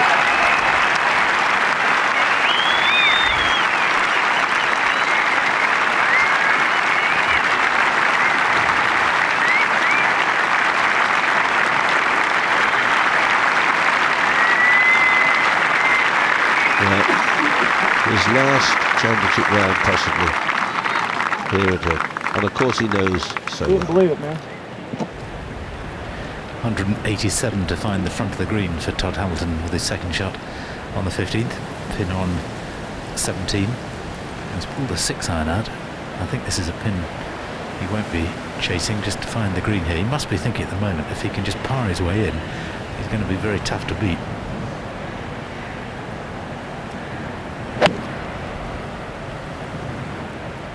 Swing got a little quicker and a little shorter. That's landed in the bunker. Not in the bunker, but it's well short of the green. Misjudgment there. And a little edgy swing. A bit short, bit quick, bit proddy. Well, he's finished okay, but would have struggled to get down 2 from there. It's a bit straight in the upslope there. If you'd have killed it, a couple of yards left, it might have shot and ran over that hill. There's a big bank at the front. And he's got a 7-iron and a much better angle to attack the pin. 166 to the pin. Knows he probably wants one more birdie anyway.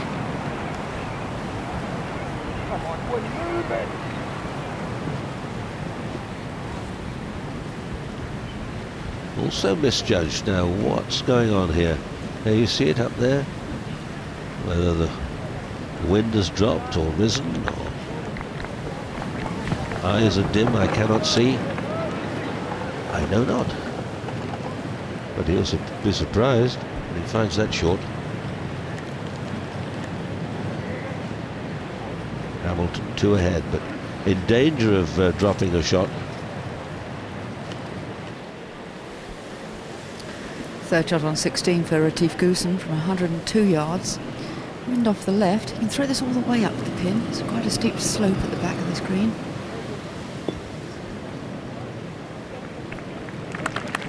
Well, good for length. A little bit wayward.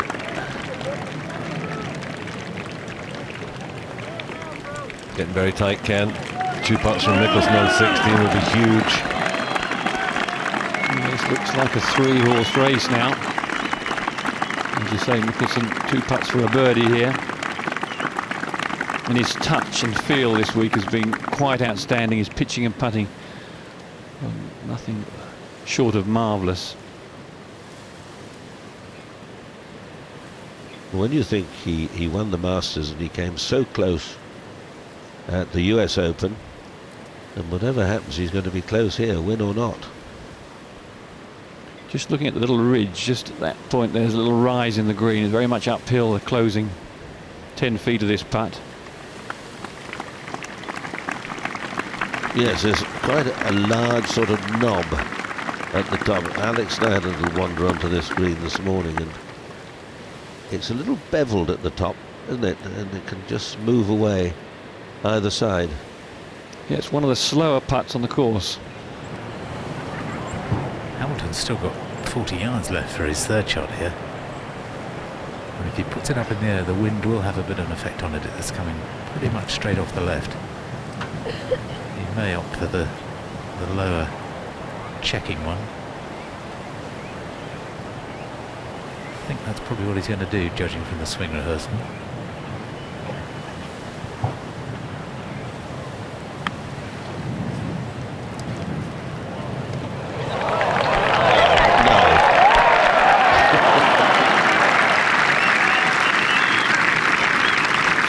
Quality of the golf course. They're playing some wonderful golf, but the fairways are perfect. The greens are very predictable how the ball's going to bounce, and they're putting like billiard tables. And perhaps Hamilton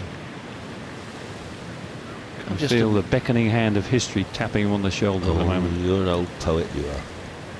That's, he's played wonderfully, and now only 2 holes left. Quite remarkable. But tain't over yet. This could go in for a 3, the way things have been going the last couple of hours.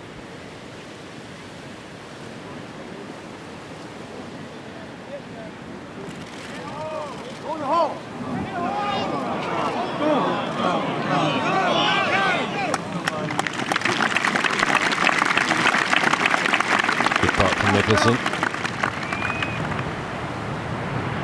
The easiest stance for Mickelson. Tall man had to stoop down a bit.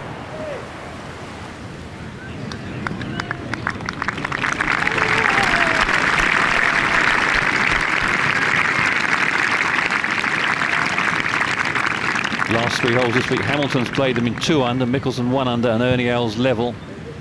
16, 17 and 18. Tiger at the 18th. Dropped a stroke at the 17th, didn't birdie the 16th. Leave it alone. Eddie, hold down. No. Water sprinkler.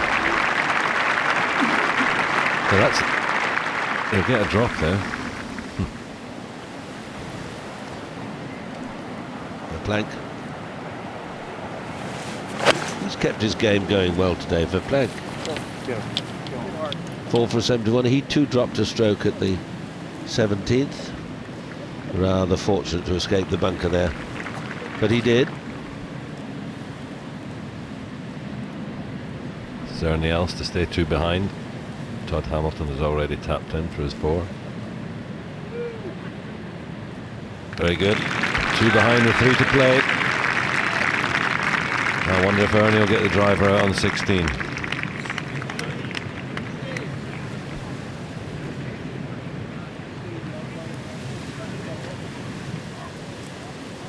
Mickelson for his birdie to get within 1, and he's done it.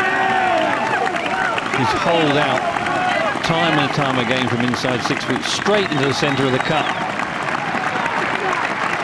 3 under for the round and 9 under for the championship. 2 holes left, Ken.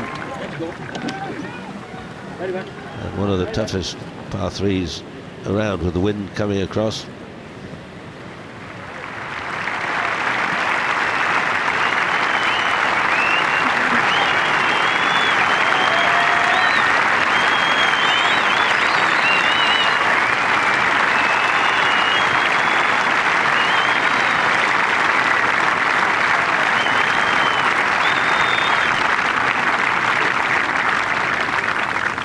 Tremendous reception for Tiger Woods.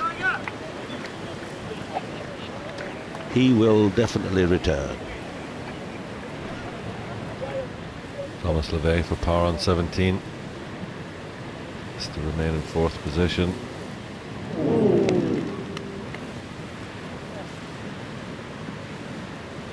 The bogey.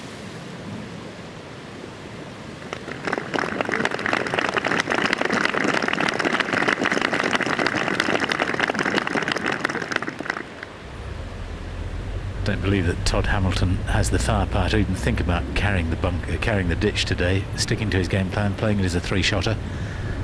2-iron on the 16th tee.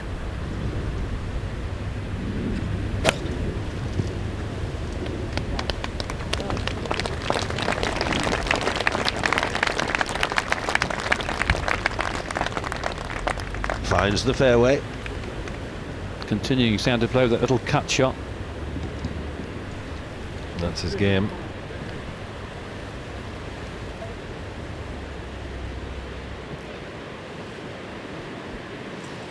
Mickelson on the 17th, the last par 3, 3-iron in his hand, measuring today 229. I think got 8 yards from the left, not easy to get at. Anywhere on the green would be very acceptable. Going right. Missed the target. Settled, that's awkward.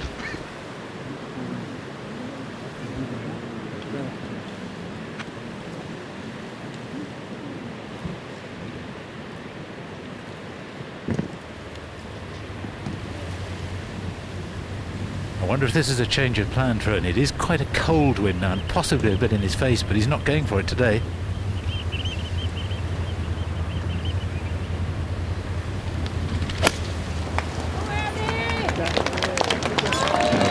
Mickelson knocked down the front edge from short of the burn. He did hit 3 wood off the tee. It's a good tee shot from Ernie. 280 yards to get over the little stream. Check on the leaderboard as we come to the end of this championship, or do we? If there's a tie, there will be a playoff, a 4-hole playoff. 1, 2, 17th and 18th. And then if they're still level, off they go, and the first one to win a hole is the champion. That innovation began here when Calcavecchia won. Years have slipped by. LeVay. Well, Thomas hitting off 18. He's towards my direction a little bit, I think. It's in the rough there.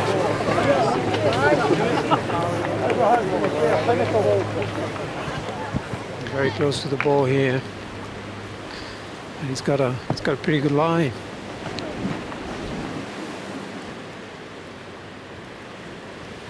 And look at this putt this morning, it's very fast.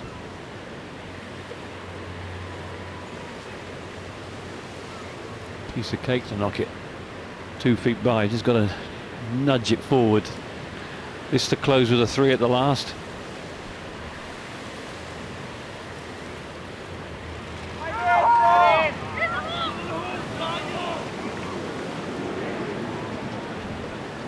Well spotted, Ken. It was very fast.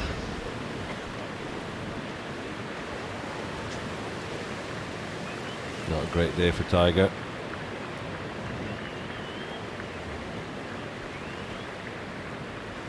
Having looked at 1 or 2 of these closing hole He has this pin positions, this is a very tough one to read because it almost goes against the break of the green. This goes a little bit from the right and been misread by many a player.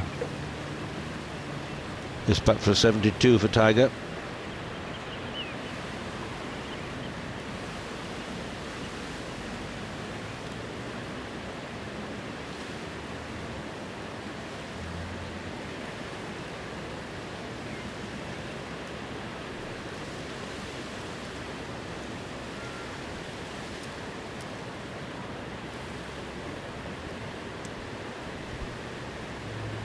good picture of Tiger's hands there. Both thumbs on top of the shaft for most feel. Well done, time and time again. He's held out from that sort of range.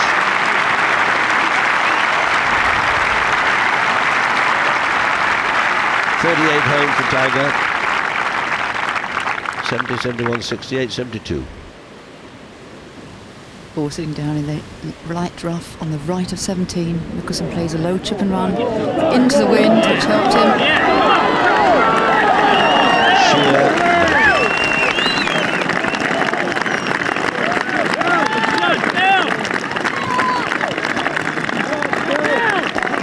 An absolute gimme.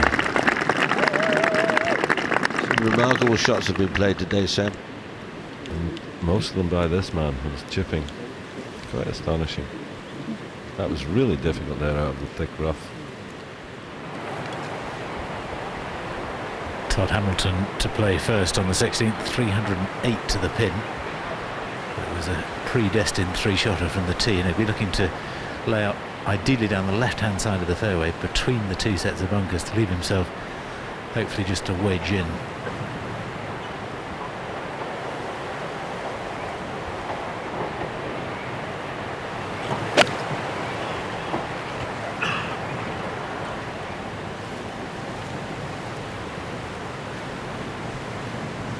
Perfect. Julian, what does Ernie have to the front? He's got 275 to the front, and I don't think he's thinking about it.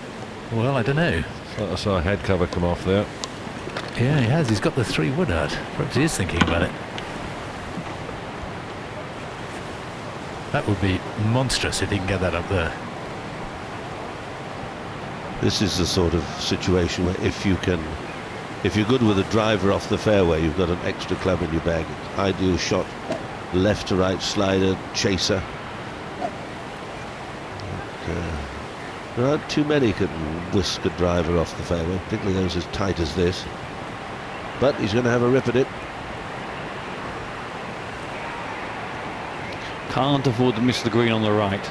Shorter left, he's got a chance, but missing on the right, very difficult to make a birdie.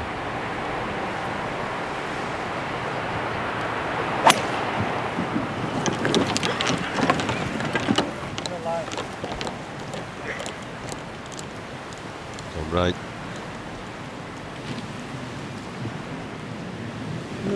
Well, not too bad. I think he can avoid that middle bunker. Just shoved it a little bit.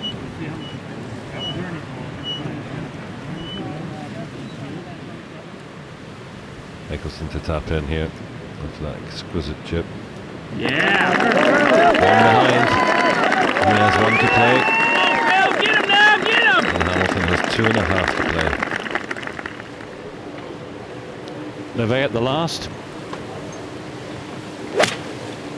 Digging down. Stop! Oh, no, don't go out of bounds. This is coming out like a rocket. Ooh. Landed pretty softly. Got a bit of a flyer. Just over the back of this green is he out of bounds and he's in Lee Westwood country.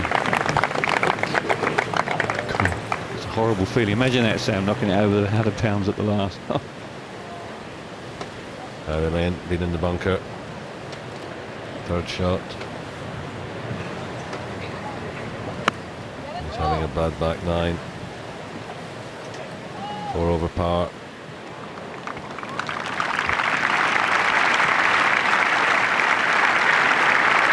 Three over for the day, Barry, -2. Still in 11th position, so that would be a big putt to make.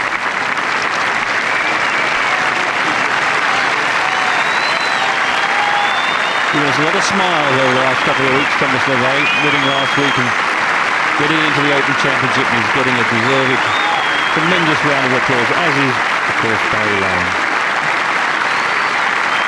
I think his bank manager will be smiling as well, Ken. Levey also probably qualify for the championship next year without having to go through all the qualifying. 10th prize, incidentally, here is 84,000. 20th prize is 42. 50th is 11,750. So you can see the prize list is very heavy as you go down. 720,000 for the winner.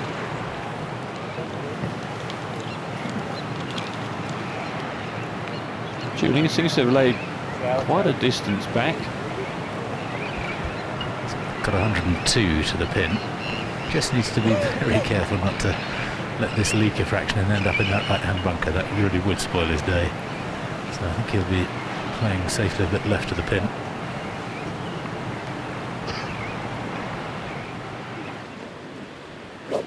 Sparse use of the driver today for Mickelson, and 3-wood out again on 18. And his inward 9 wind's been from the left all the time, same on this hole. There's a bunker on the right that he'll try and land short of. That's 311 yards from the tee. And a couple down the left-hand side.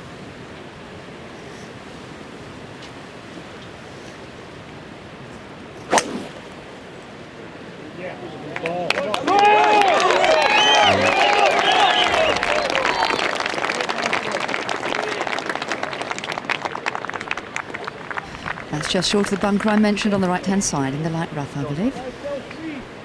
Short of the bunker in the rough, as Bev tells us. That's okay.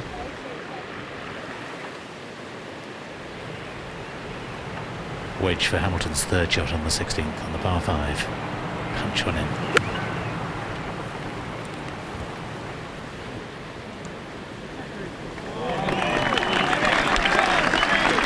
Very classy. Couldn't have played it any more commercially. Pin high left, giving himself a birdie chance, not risking that bunker. 500 to 1 he was at the start of the week. Thomas Levey, exactly Lee Westwood's putt. It'll come from there. I don't think he's hit it though. Yes, he has. Oh my goodness. Great week. 72, that's a good score, Sam. It sure is. What a great couple of weeks he's had.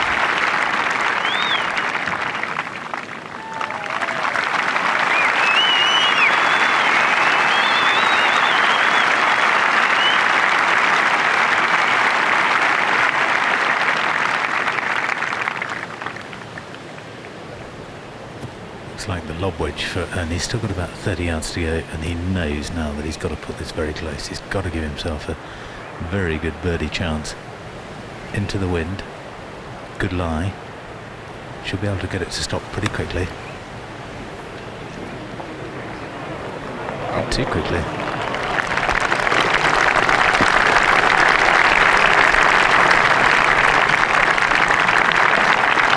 Only at 8 under, 2 behind.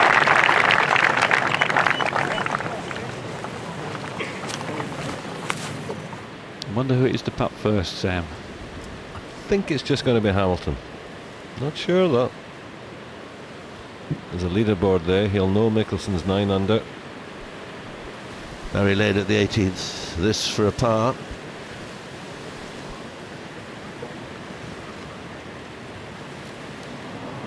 Oh, not quite enough. Ends with a 75. Total of 283.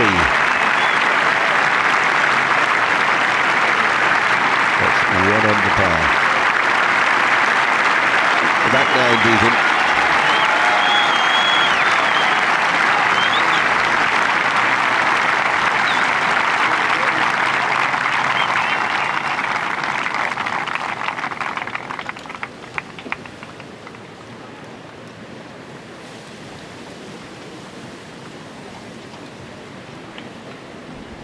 Situation. Hamilton 10 under, Mickelson 9, else 8. It's between those three. Hamilton looks to be first away.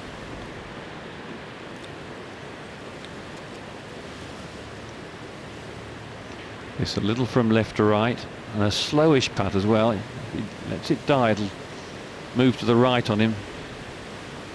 But this enormous, get to 11 under, have a 2-shot cushion, could be the winning putt.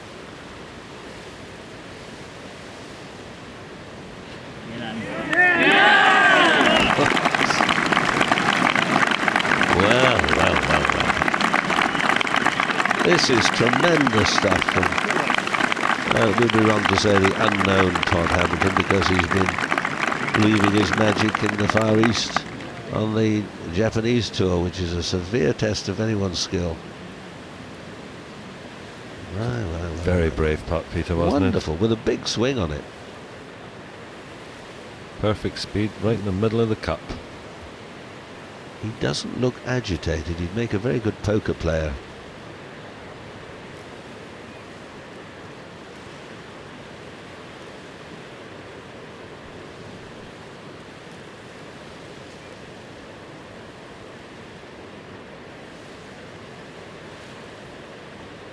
Ernie to get to 9 under and tie with Mickelson.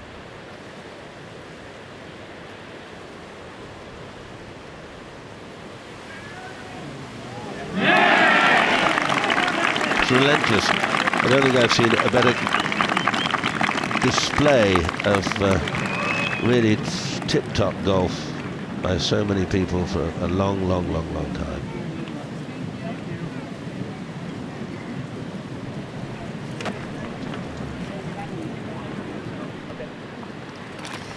Mickelson just changing his mind about the club into 18. He's from the light rough. He's got 150 yards to the front, 171 to the pin. Remember, there's out of bounds at the back here. This looks a very lofty club. May just be a 9 iron. And is near the front. Let it roll. Trying to draw it in. Will he go at the flag or play a little to the left? Oh, just coming out. A little soft. One club bet, Ken, he just changed at the last minute, thinking to get a little flyer. He probably doesn't know at this stage that Hamilton has made a birdie at the 16th either.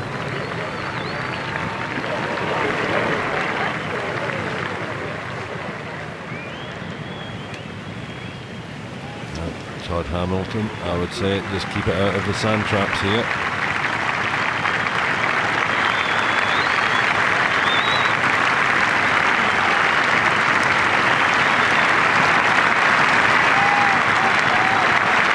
Popular over here, Phil Mickelson getting a wonderful response.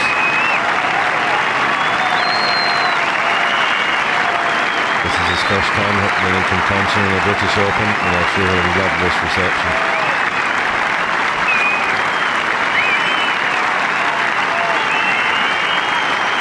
And warm applause too for Retief Goosen, who resides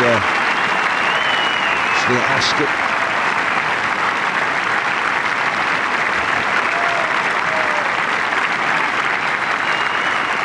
See, Phil left himself a huge long putt here.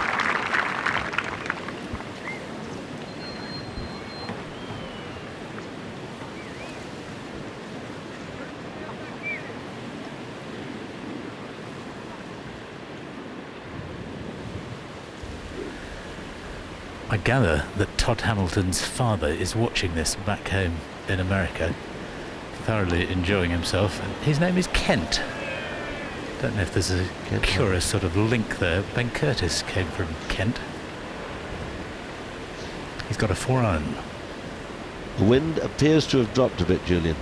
Not a huge amount. There's still plenty of left to right. It may just have dropped a fraction, but there's certainly enough to worry about.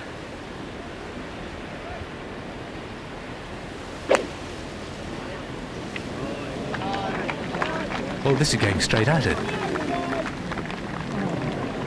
Wonderful. That's a fantastic shot. Well, we had Ben Curtis last year, and we could well have Todd Hamilton this year.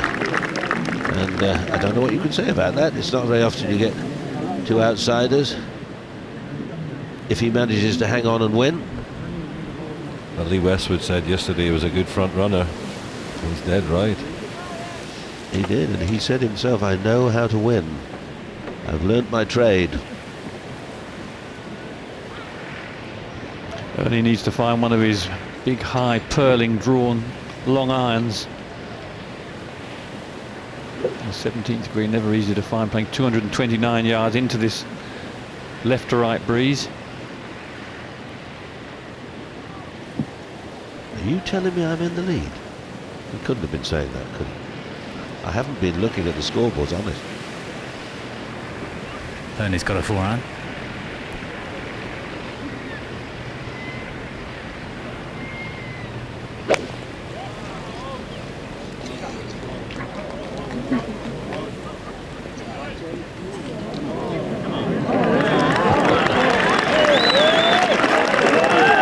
Another magnificent shot, and he's inside Hamilton again. And about a 2-3 finish from Ernie. Because, you know, this time I'm going to just hit it on that line, not put on this one.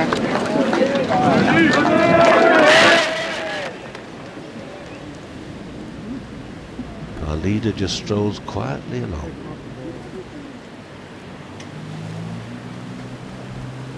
To the last, and Phil Mickelson. Up the little slope. Amazing how much it turns at the end. Just a slight misjudgment with his second shot. Now he's under pressure to save his par. He's 2 behind.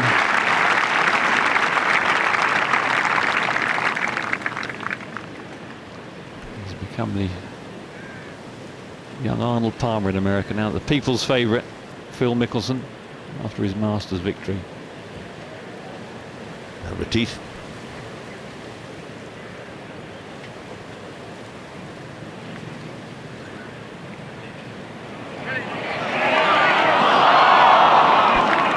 Tap in the 73.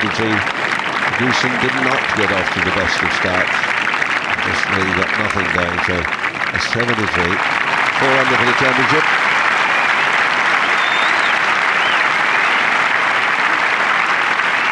.280.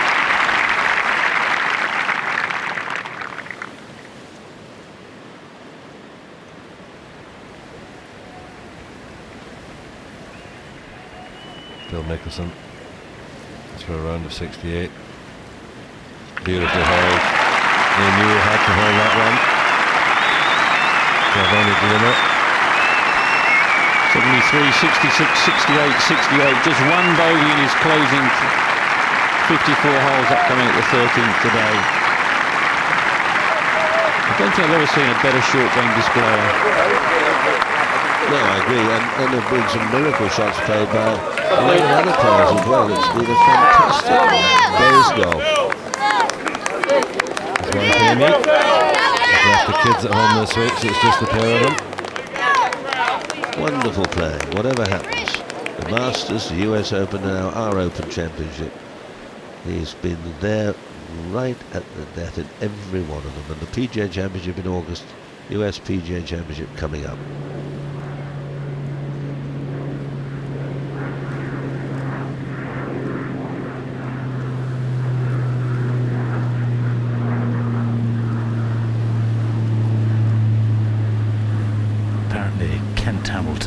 Runs the local grocery store back home, and when Todd's at home he helps out behind the counter.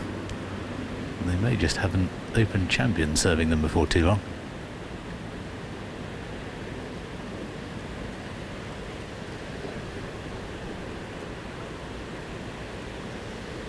Well, a relatively easy two-putt. It's a fairly level putting surface. Can he hold it? Oh, that was a good try.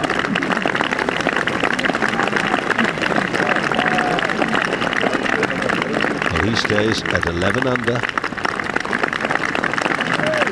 It's 2 ahead of Phil Mickelson, who's completed his 72 holes. Ernie can get within a shot if he can hold this, and then it'll be all to play for down the last. But Ernie's not holding.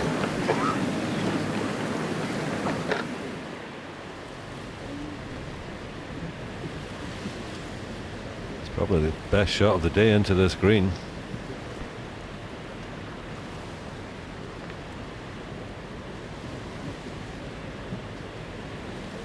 Hamilton turns to his left, so this should have a bit of movement from left to right.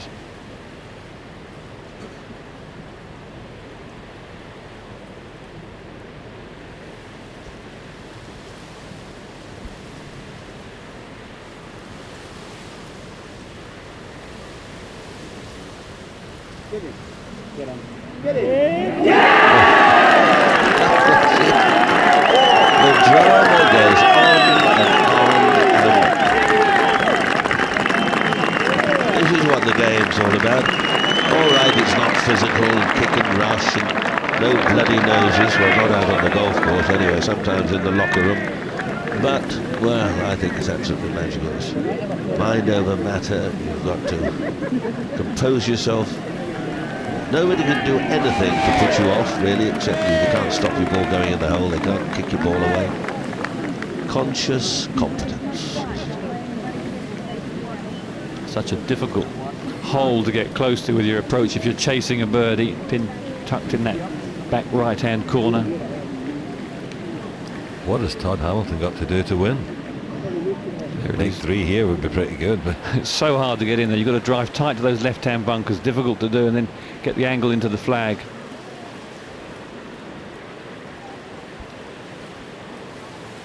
One in it as they come down the last hole, or will it be on? Let's play off over 4 holes. If that happens, it'll be the 1st and 2nd, the 17th again and the 18th. And then if they're still tied, they'll go on until somebody wins a hole. Quite a long walk back to the 18th tee. It's been interesting, Peter. Hamilton hasn't hit a driver off the tee on the back 9. It's been that little 3-wood of his, little rescue club. Yes, it is interesting because everyone is so very conscious of power play these days, and if you don't drive it 300 yards and average 27 putts, you can't make a living. Well, we've got a classic example of someone who perhaps can. So Ernie's on it. He can put the pressure on. Does he go for a Tony Jacklin? Try and rip it with a driver. What a corker. Remember the words of Henry Longhurst? Oh, what a corker. And it was right down the middle at Royal and St Dan's, and Ernie's out with an iron. He's missed it right in the last 2 days. Phil and his wife Amy looking on how well he's played. And there have been others who are chasing too. Ernie now settles. He must find the fairway.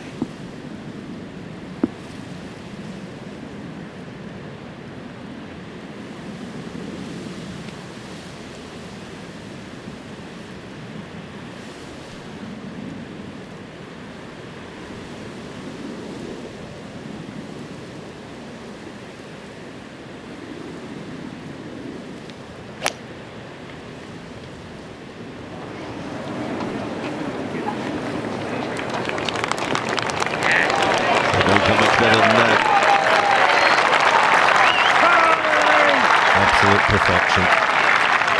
We only had a 7 or an 8 iron in from there. Well, this 18th's given away 5 birdies today only, and of course Davis loves eagle.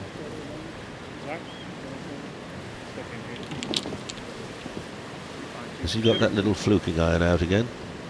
No. 2-iron maybe? He's the only one of the two to have birded it, that's for sure. He birded it in the first round, played it in 3-4-4.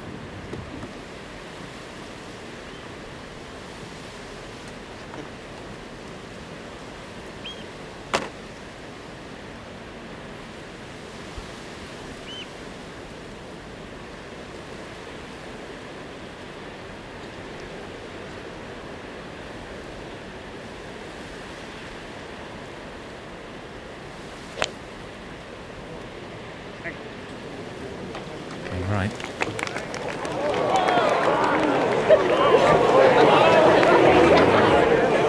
That's right where Thomas LeVay was. He managed to get it on the green. Just depends on the lie, isn't it? It's a bit patchy in there. There are some thick spots, or there are some spots where you pretty easily get the club on the back of the ball. Feeling you're in there, how's it lying? It's not beautiful actually, it's quite cuppy. Yeah, please. I just want to have a couple of bites.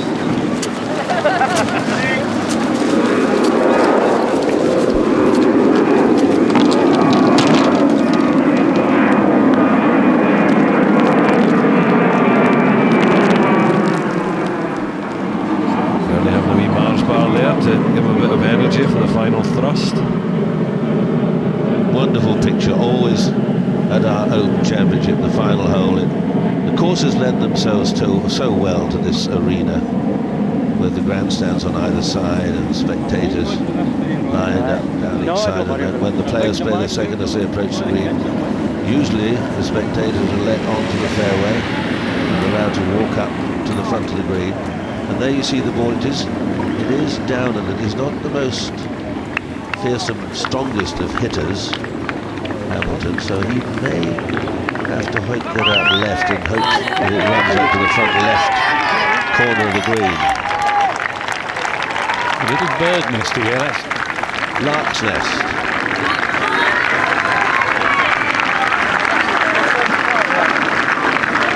It looks like Ernie's going to become the first man in the history of the Open Championship to shoot all 4 rounds in the 60s twice.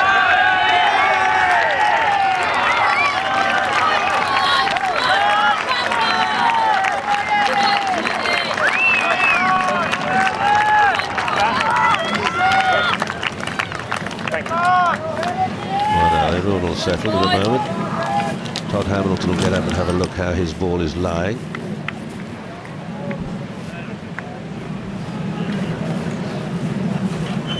With this lie that Hamilton has got, he's got to be really careful that he doesn't just get a bit of a flyer out there and send it straight through the black. He's clearly got to play pretty cautiously here.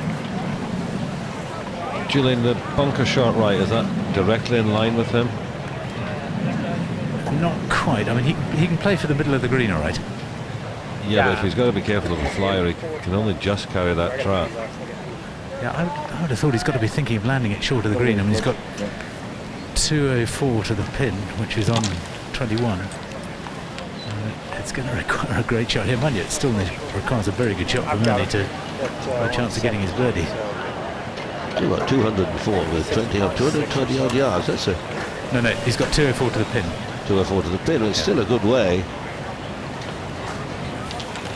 Yes. The difficulty here, Peter, is this bunker here. He's got to clear that bunker there, and if he's got enough club to do it and the power to do it, it's very easy then to run over the back of the green. But the question is, can he get enough club on the back of it? It looks so inviting from up here, doesn't it? Just flick it up in the air over those front bunkers, and if you get it on the front quarter left of the green. How's the lie? Vixen, I think it might jump. Let me see.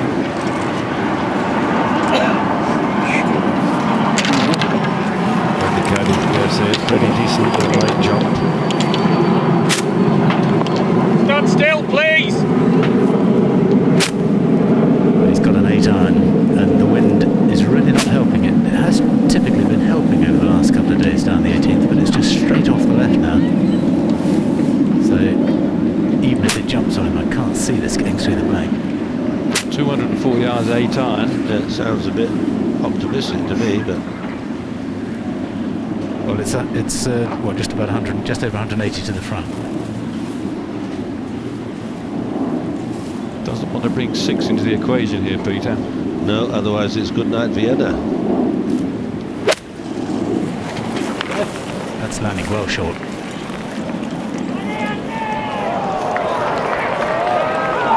Into the crowd now, he'll probably be able to bring it up this side. Ian Patterson here has seen the ball going over. Got Lewis from Ian, and it looks as if he'll be able to bring it out this side. Ian, would you think? If the ball's gone past those railings, he will be moving towards a dropping zone. Right. And it's possible that dropping zone could be nearer to the hole than where his ball is currently positioned.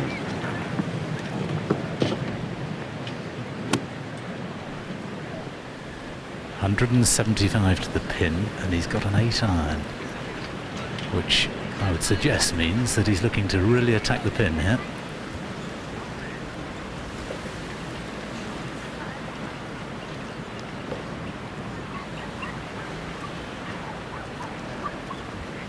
Come is the moment, come is the man, Peter.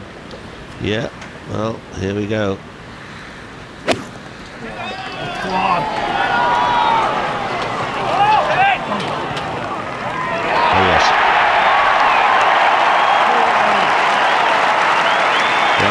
At the end, that it didn't just get over that little ridge and run up within 3 or 4 feet. Excellent shot from Ernie, which means that Todd Hamilton has to chip it inside Ernie, or he may even leave Ernie a putt to win.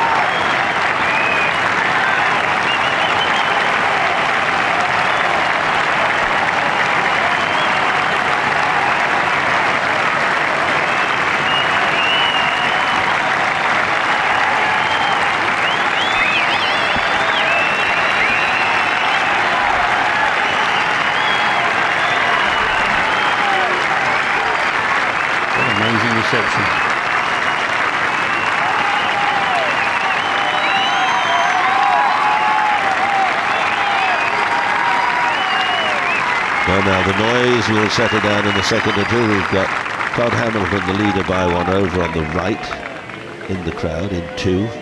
Ernie's on the green, 12, 14 feet on the way in 2. He's 1 behind. Hamilton, the field has to get down in 2.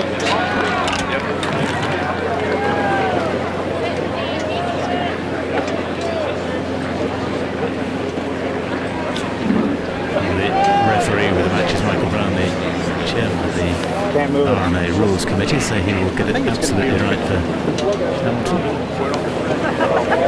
It looks a pretty good lie, Julian, like he almost wants to play it from there. Yeah, it's not a bad lie at all. What's the dropping zone like? Oh, he won't go to the dropping zone, he's on the right of the railings. I think it's going to be okay. Is this where the ball finished? It didn't run through the railings. No, that's where it finished. Please be real still behind him, folks. His direct line to the pin really does flirt with the bunker unless he flies it over that. He's got quite a lot of green to work with over the bunker. I think the railings is definitely going to influence. He's certainly his thinking, if not the actual swing. He was practicing a very upright backswing there. I think he's definitely decided to play it from there, Peter. Yeah, looks like it. Trying to pluck a calming needle out of a haystack of tension at the moment. This is doesn't come any better than this. What do you think he's thinking, guys? Does he think make 4 and let Ernie make the birdie? Make sure of his 4? He'd be delighted to make a 4. I would think he would be absolutely over. All right, Chip, let's see it. Over delighted.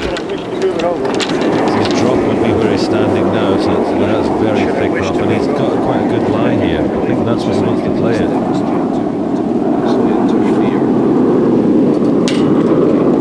So you want to find the nearest point.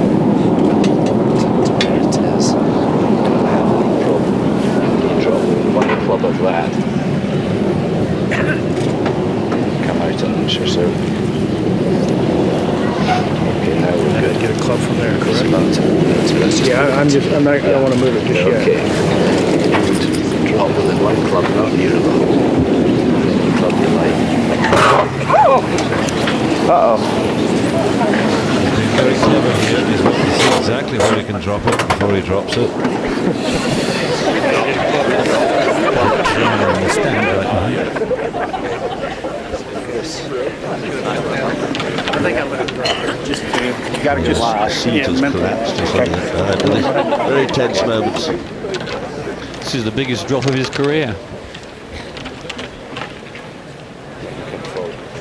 His wife Jackie, anxious. Of course, it's the luck of the draw how the ball lands when he drops it. It's not going to be too. Don't drop it up there. Straight out. It's okay, the ball's in play.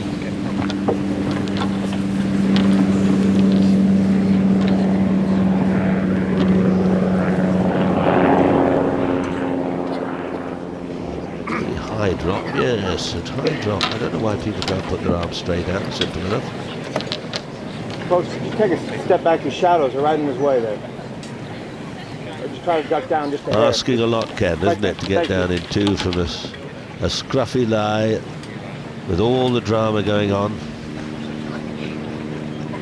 Yeah, it's a fairly firm, crusty green as well. It's easy to get one shooting out, or you just pop it in the air, it settles up a bit short.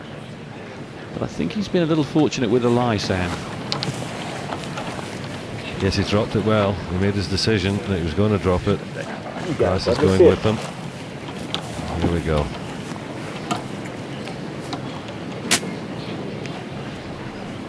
Well, with what we've seen today, this could well go in.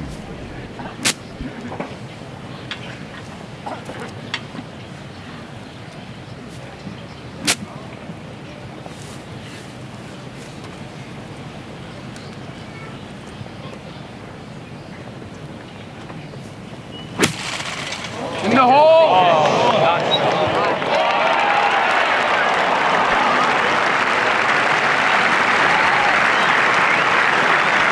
Well played. I think Ernie's inside him now. He's going to have to putt first, and they both lie level now. So it's all on the two putts.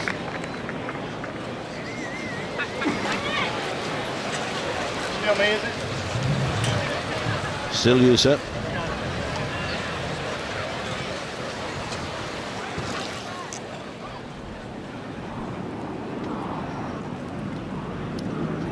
That's the situation. Hamilton has played 3. Ernie has 2. And Ernie's putt considerably easier than Hamilton's. Hamilton's down the hill with a big swing from left to right. I think, well, just give it a bit of a bolt, you'll be a yard by.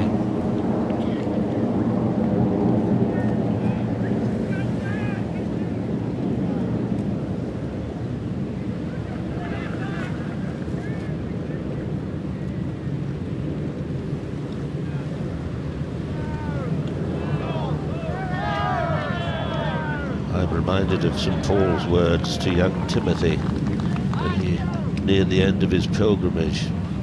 He said, "I have fought the good fight, I have finished the course, I have kept my faith."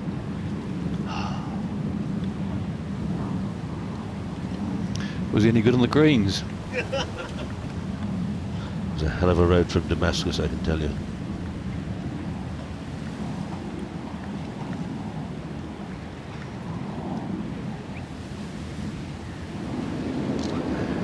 Mrs. Hamilton, come on here, you can do it.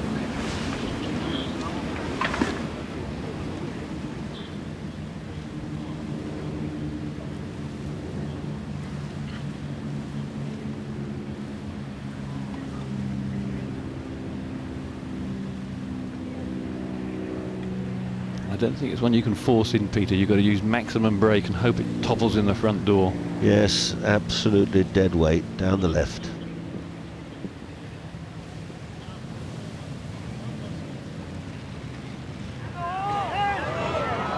Overdone it. Ernie else has a putt to win the Open.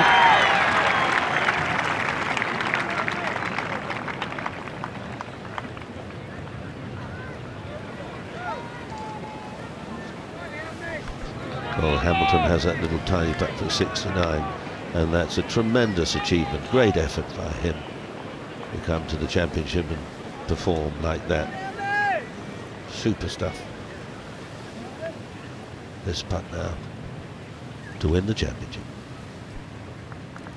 This putt for his third 67, open 69, sorry, 69, 69, 68, and this for 67. It's got quite a big swing. It swings a bit more than you think from right to left, because as fast as Hamilton's was up the hill, sorry, down the hill, this is up.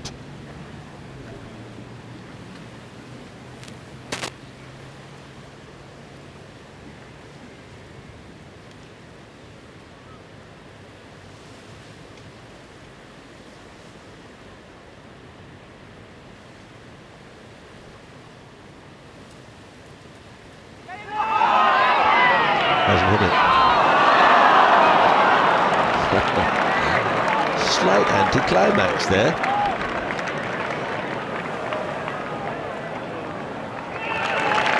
.68 for Ernie. Hamilton will tap in, and then it'll be playoff time.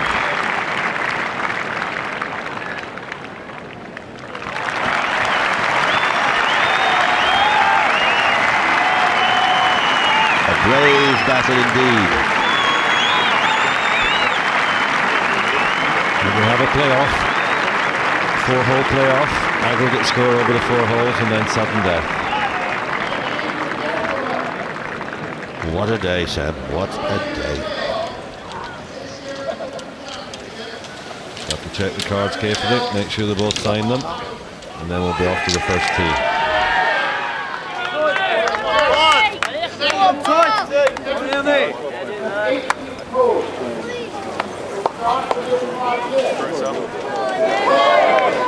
Well, they just go and check the cards, settle for a couple of minutes, and then straight over to the first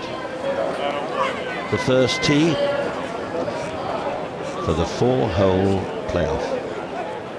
Whatever happens in the first and second, they will complete the 4 holes.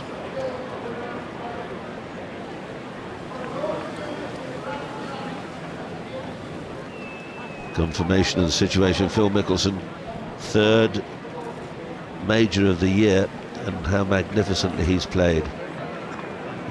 He won the first one, just miscued on the 71st hole in the US Open, and battled away so valiantly today just to miss out by 1.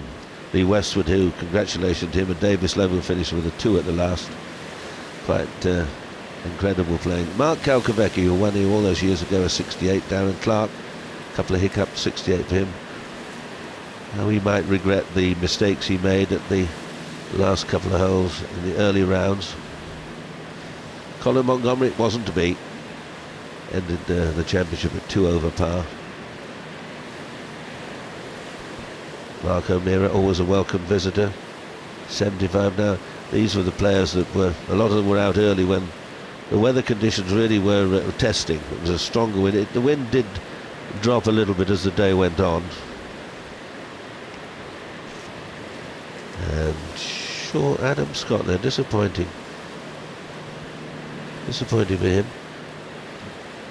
Now, Alex Harvey will engrave the Claret Jug, but of course he's sort of poised with his implements, but he doesn't know really who it's going to go to yet. And the 2 players involved have such different names, he can't even start. Sorry, Alex, we can't even start the first one off for you, but he'll be ready to do it. A graver at work, and it'll all be done, ready for the presentation. Yes, he's rather got his work cut out today, so it goes to the playoff. first four-hole playoff in the Open Championship was here in 1989, and when you were part of it, and certainly really good.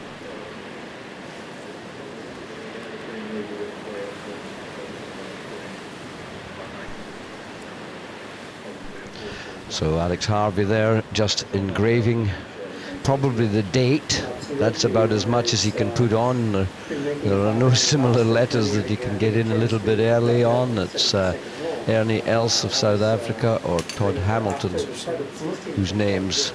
And how close did others come, like Phil Mickelson. And there's the lovely silver band that slides its way onto that magnificent Claret Jug. And how quickly he works and how accurately. I mean, if you made a little bit of a hiccup or misspelled it, you'd have an awful job of raising it. It's a great skilled talent, and he's been doing it for years. Ivor Robson waiting there again, and it's been a long day for him and an amazingly long week. On the first tee, the new first tee, and they are just waiting for the start of the playoff, which of course is a 4-hole medal playoff.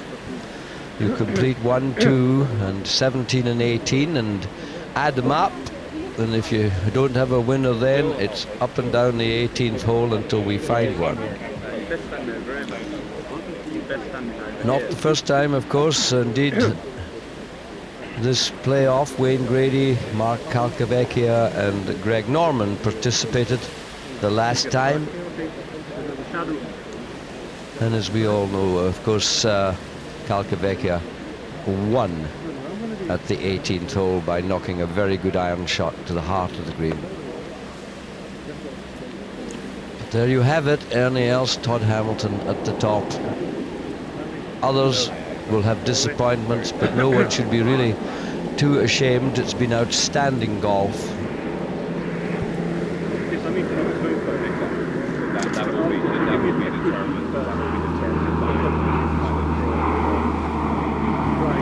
There's obviously formality of getting your scorecard checked, handed in. Make sure everything is correct on it before making your way to complete and start that playoff. And the grandstands there, well, many people will just keep their places there in the grandstands by the 18th. They know it's not a sudden death playoff and they might miss the end of it. They are bound to see both players coming up the 18th as their 4th hole. The flags of all the nations.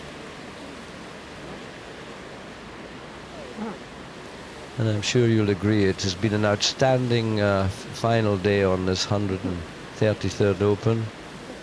You can do very little there other than the year. But he's by an office right by the very close to the 18th green. And as soon as he gets the result, it will be engraved and they'll have that on the trophy as it's handed over. His Royal Highness, of course, the Duke of York is here as the captain of the Royal and Ancient Club, and he will be in the presentation party when it comes out. And it's a great moment for the players, and it's of course a great moment for Royal Troon Golf Club. They've enjoyed having the Open Championship on several occasions. 1923, 1950, 62, 73, 82, 89, 97 when Justin Leonard won it. And to have it again, well, it's a whole history of golf. It used to just be Troon Golf Club, but in the early 80s it became Royal Troon, and there is the flag of the Royal Troon Golf Club. Up on that famous flag mast will be the flag of there it is, the Royal and Ancient Club of St Andrews, and of course the royal crest at the top, a member of the royal family here. And there at the very top, the wind blowing from the west as it's done all week. It's come from the northwest during the practice rounds and swung around, and they're out over the Firth of Clyde Canal, the Isle of Arran, a magnificent place where there are no fewer than 7 golf courses. Further into the distance is the Mull of Kintyre. But this is where it all going to happen here, right on the coast of Ayrshire, as the two players make their way through to the first tee. Everything that's gone before is now forgotten, and it's Ernie else will take on Todd Hamilton over 4 holes.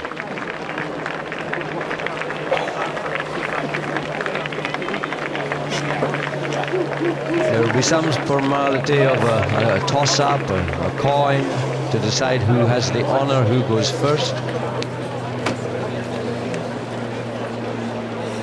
There's the gentleman there just officiating.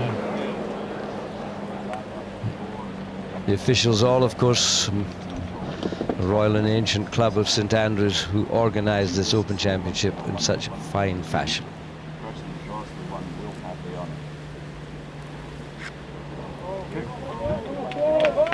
I think you heard that.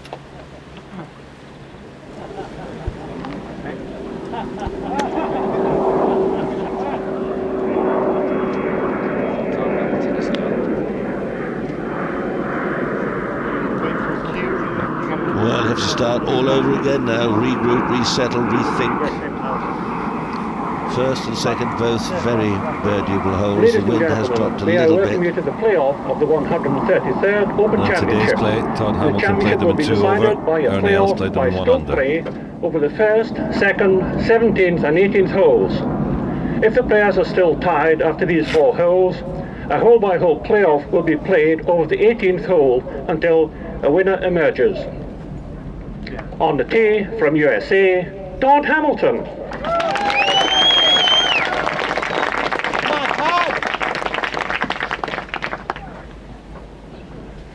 Order of play is decided by lot. From here it's 248. So 2 bits of paper, and you pick one, and you got number 1 on it, and you fire away. Well, Peter, Ernie hit driver at the 1st and 2nd this morning. Will he be as aggressive in the playoffs?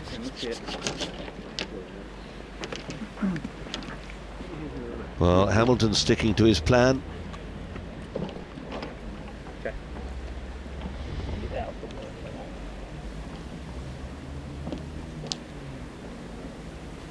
Now, if we were in the United States, they would say, well, you've all got to come back tomorrow, we'll have an 18-hole playoff. Many, many years ago, they'd have a 36-hole playoff. So that was cut down, and the USGA still they feel it only right and proper to have 18 holes. And this 4-hole playoff is a relatively new innovation in the world of golf and seems to work very well. Can you guys, one of your radios? Well, Hamilton out with the iron. Bunkers down the left-hand side at 250 they start, and there's a second one after that. As long as he starts it on the right-hand side as well, he'll have plenty of room for manoeuvre. The breeze has certainly dropped in the last half an hour, and it's got much warmer. Must find the fairway, though.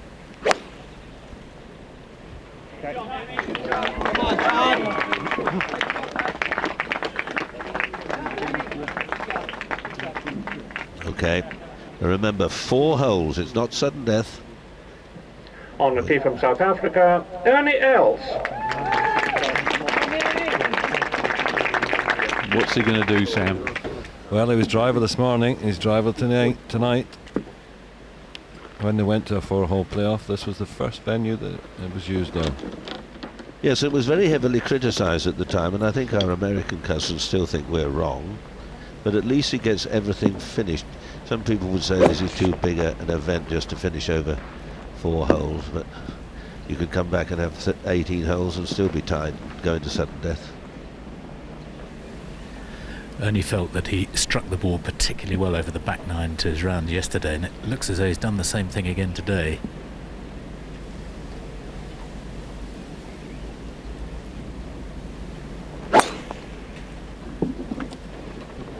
Started down the right, is he coming back?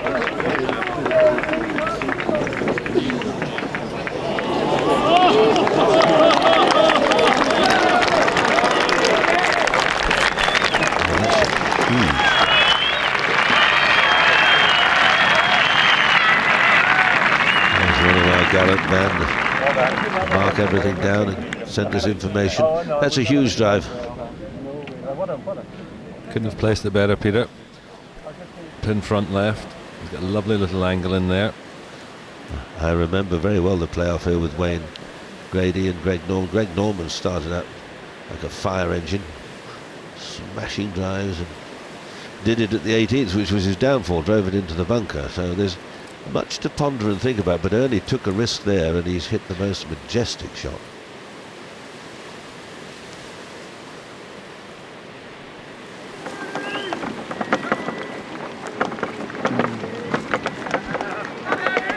Little loop of holes that the players are playing. First, the second, then we cut across over here for the 17th and the 18th. Little loop of holes there. And a magnificent evening now. Hardly any movement out there in the bay. I'm sure this is something that a lot of members here have done late at night. Let's go and play the first two and the last two. Let's just a wee bit more on this.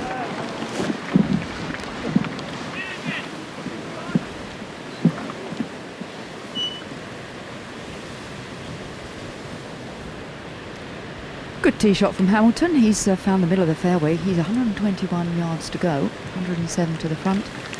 This will probably be a wedge or maybe a little sundial. But the breeze that was going against them and from the right going out is still there, but they'll have to just change their judgment a little bit because it has dropped. Most beautiful evening now.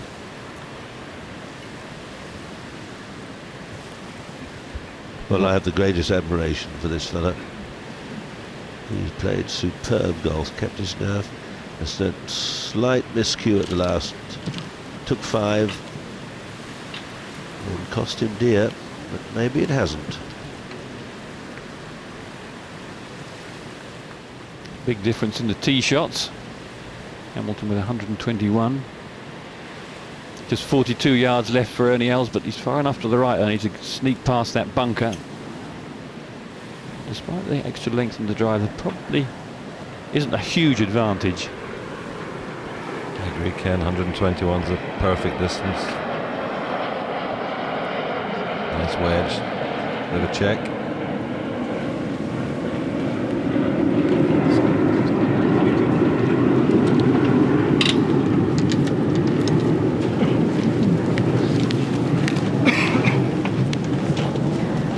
It's a sand iron for Todd Hamilton, and I think he can aim just left of our television tower and allow a little bit of breeze to ease the ball to the left. Get your blow in first. I know this isn't exactly a match play, but it is really. Get your blow in first. That's always a good ploy in match play. Great thing, Dave, is not drag it left and put it in one of those bunkers. Come in a yard to do from the right of the flag, like that. Unlucky. Didn't want that. 2 of his 11 titles on the Japanese tour, their PGA Championships, which was match play.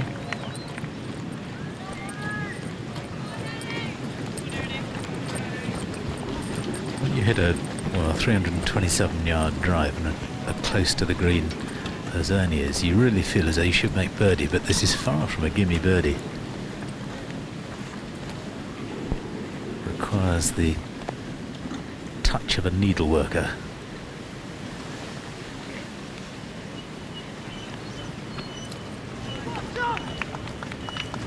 Well, I fancy he'll land this round about the same distance as Hamilton's ball is from the hole, or maybe a little bit shorter and to the right.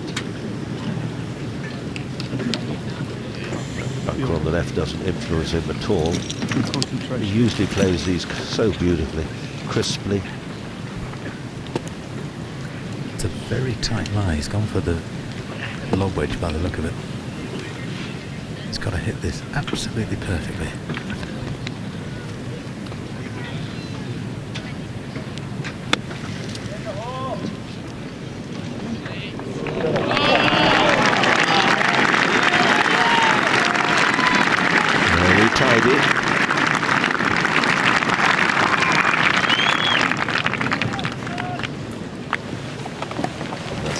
exhibition run I've seen him play today. Beautiful setting, west coast of Scotland. Such a lot at stake as well. Winning the Open Championship is huge. Remember old Brian Watts, who finished runner-up to Marco O'Meara. Suddenly you disappear. You haven't been the winner. For many people, it's just a one chance. Yes, and Hale Irwin holding that monster putt to get into a tie and went on to win the championship.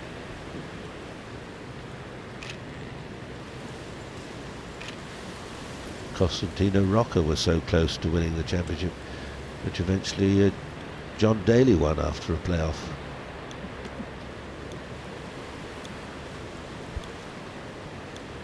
Remember, it's not all on this hole. It is 4 holes aggregate.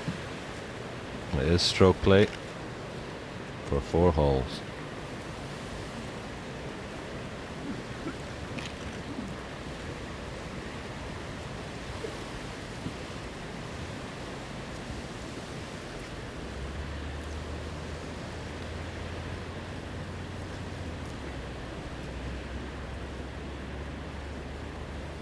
Here we go. Touch off the left. No.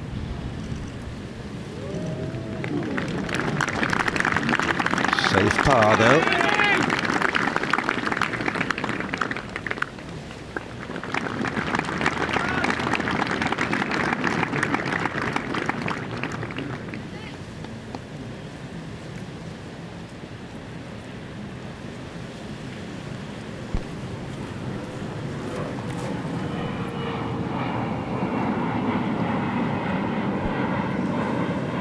Ernie made 3 birdies in the closing 6 holes of regulation play. So a bit of a good run. I missed that one at the 18th.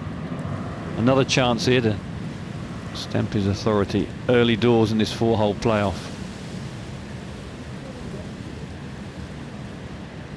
Virtually straight up the hill, Sam. Touch off the right, Kent, yeah. We always talk about Tiger Woods looking comfortable over the ball, but so does Ernie, doesn't he? Beautiful posture and position.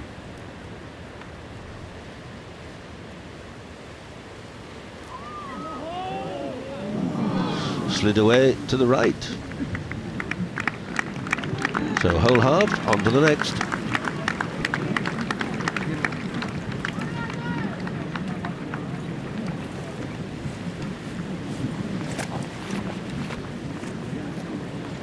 Level par, 3 holes to play. Have a look at the very birdieable second hole. 391 yards.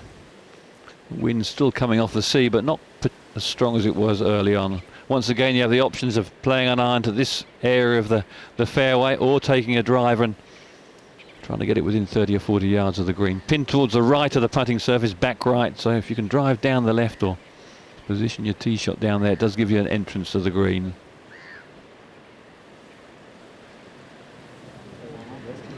There you see the flag to the back of the green. Ernie took his driver off here during his first circuit of the course today and hit an absolute cracker right up the left side. Good rhythm.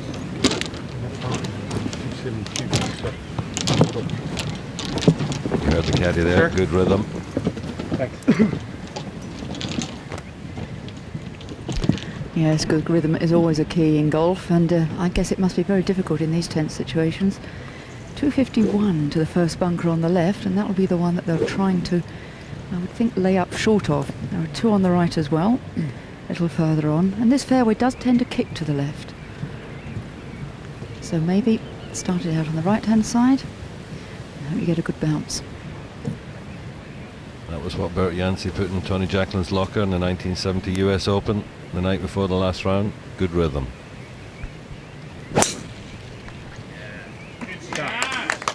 Rhythm, tempo. And that's nestled, may not be too bad. Fluffy rough, dry. Pin back right, Peter. As you say, it should be all right. Good angle in. I had a good tip from a coach about rhythm. Just as you're swimming, just say to yourself, Alistair Cadogan. Oh, Alistair. Just watch Ernie Els and say Alistair Cadogan.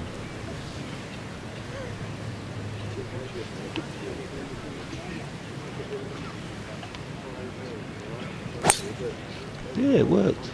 It's a bit right.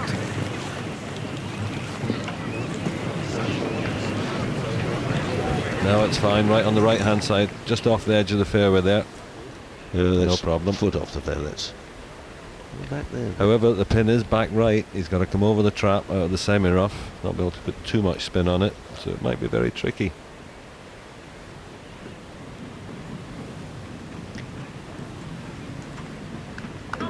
Refereeing this match is Michael Brown, the chairman of the rules for the R&A. Martin Kipex and Dougal Ray are observing. And David Rickman, the director of rules of the R&A, standing by just in case. A few Mr. Plods in attendance.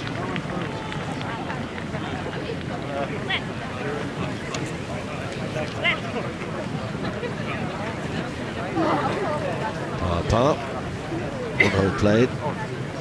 Level.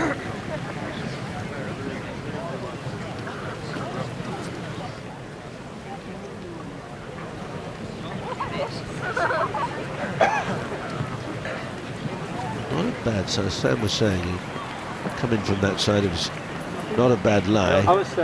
Can land it short and just run it up to the hole. Our friends from Japanese television, Asaya Aoki's here working for the Japanese network. Seems to have an awful lot of people going up the fairway here, Peter. Yes, I don't know who they all are.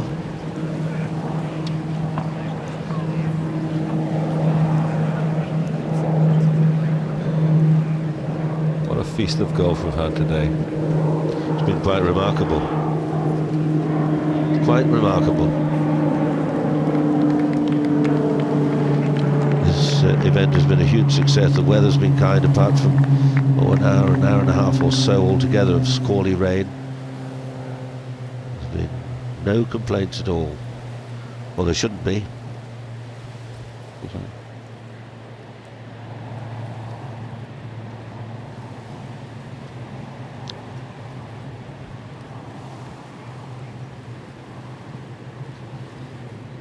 I walked beside the evening sea and dreamed a dream that could not be. The waves that plunged along the shore said, "Only dreamer, dream no more." What do you think, Pete? I think that's terrific. That is. Who was that by, Kenneth? Bo Diddley.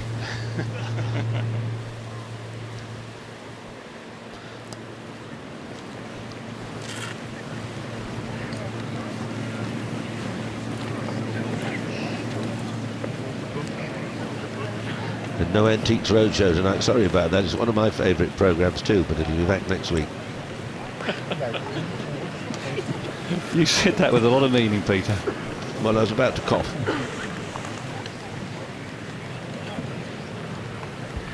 Interesting change in tactics here from Todd Hamilton, because in regulation play hit an iron, missed the fairway and missed the green and made a bogey 5.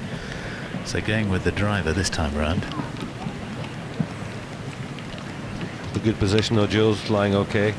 Good angle in.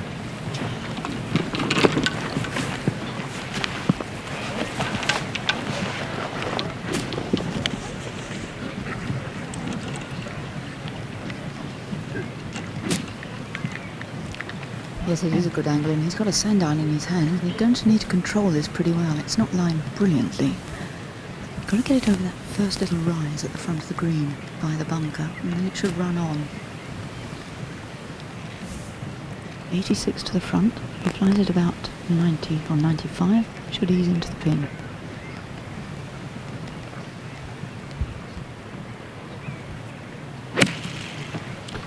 Great thing is to get it online. And he has.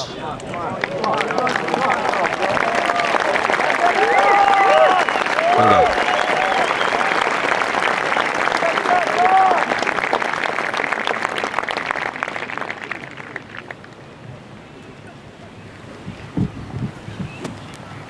Okay, thank you.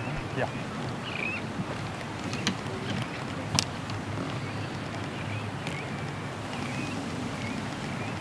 Well, you can see the bunker there, just to the right of the peak of Ernie's hat, and the flag just beyond it.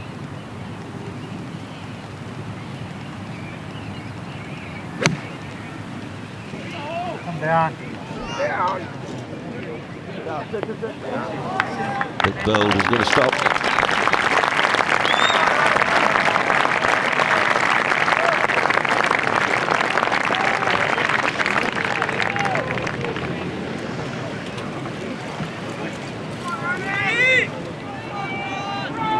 Well, lots of support, obviously, for Ernie, who also thinks he's home in the south of England on the Wentworth estate.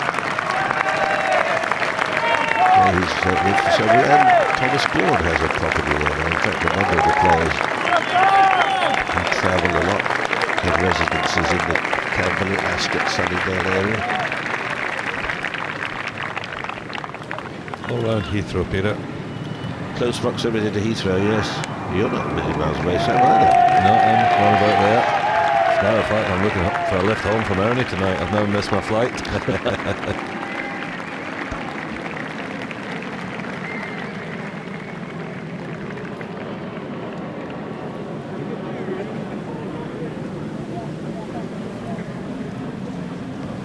Ernie to putt first, is it? I fancy he looks to be further away.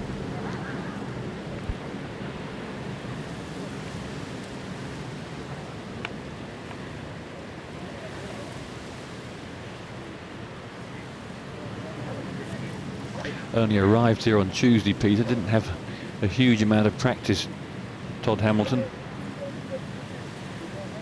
Todd didn't have a lot of practice, you say? No, because he didn't arrive. I don't know what time he arrived on Tuesday. Oh, I see. Ernie was up here last Tuesday before Loch Lomond. Actually had a practice round with my son Daniel.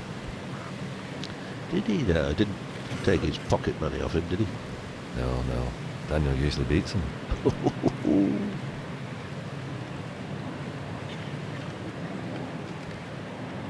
Ernie first, long putt. We've seen so many big putts hole today. You never know.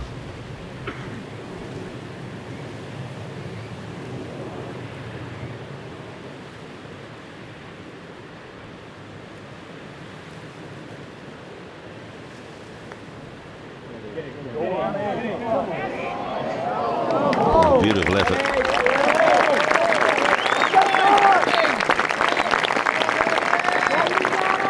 It's Todd Hamilton's chance now to take a short lead. Ernie had it on the first green.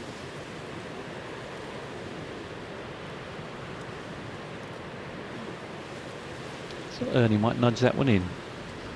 He might have been standing on his line, Ken. Not really the time to step over and give it a quick whiff.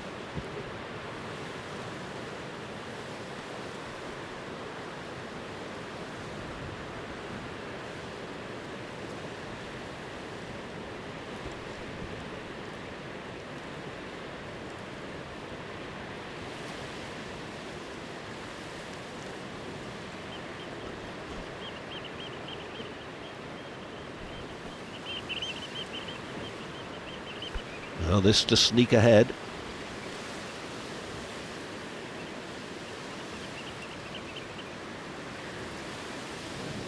Go, Todd!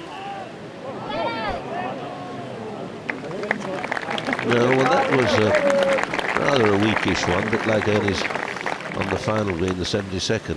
Hey, boy, Todd, go get it, baby! Let's go!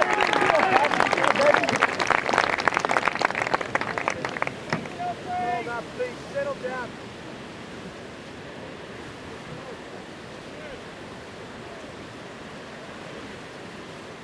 On the go, level. 2 holes, the 17th and the 18th to play. Which we all know, Ernie birdied 17 and parred 18. Todd Hamilton parred 17 and bogeyed 18. But that's all in the past.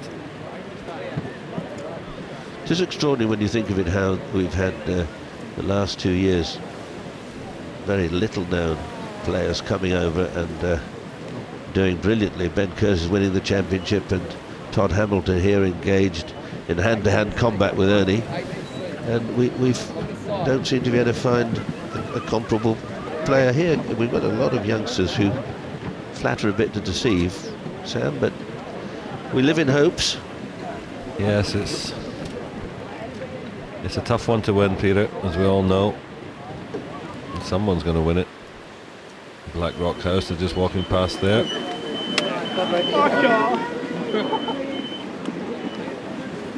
See the wind still blowing from left to right. It's such a tricky hole, a big slope down this left-hand side and the pot bunker there, and if you're going to get close to this flag, you've really got to sneak the ball down as Ernie Els did in this sort of line here. You've got to be pinpoint accurate with a long iron. Without doubt, the most demanding of the par 3 holes. I'm playing about a 4 iron.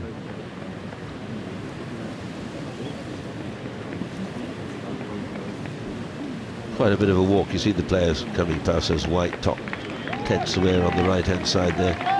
Second green, far right hand corner of your screen. Walk along the little pathway past the 16th green.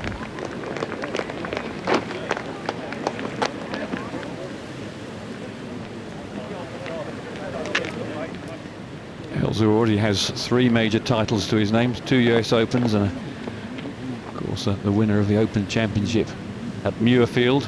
She also won in a playoff.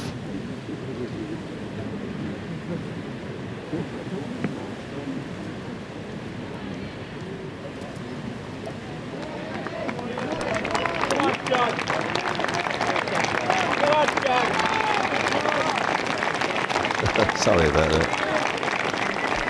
Never saw the camera, sorry.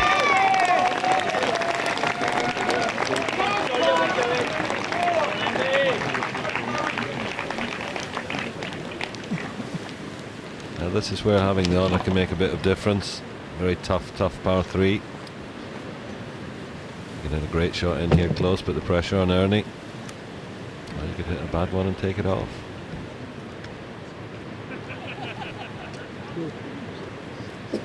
Looking at that flag in the top corner of the picture, the wind may have just changed direction a little bit more into the player's face than it was earlier on. You can see Hamilton looking up at the clouds. There's our John sneaking a view, seeing what club comes out of the bag, so he reports to us. That's how we know he takes a 4 iron. You might get asked to step back a little Yes, bit. get out of the way, John. Now you know how we do it. It's a 4 iron out of the bag, which is what he used on the first circuit. And you mentioned the breeze just now. I think it's lighter, but I don't know if it's changed direction that much. It's still predominantly from left to right, which really does bring the bunkers in the right-hand side of this green into play in that dip, where we've seen so many good shots played from. So a little bit of draw spin on this at the centre of the green would be ideal.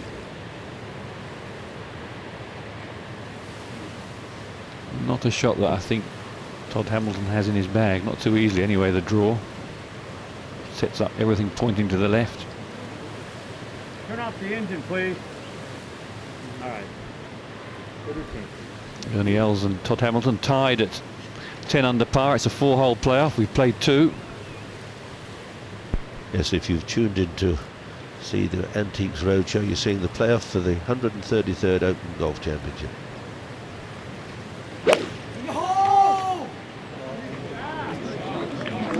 A bit right. No, it's not. Another beauty. A beautiful shot in regulation play. He's done it again, Peter. He has, and I just continue to be more and more impressed with Todd Hamilton. He's never changed all day. His expression's been the same. Not got too excited. Stayed on a level keel. Now we've got someone else who doesn't really get excited. Mr. Els. He's got a 4 iron as well. You know, it's the 4th playoff in the last 7 years at the Open. And I guess slightly unusually this time, it involves the 2 guys who are playing together in the last pairing, so neither has an advantage from that point of view.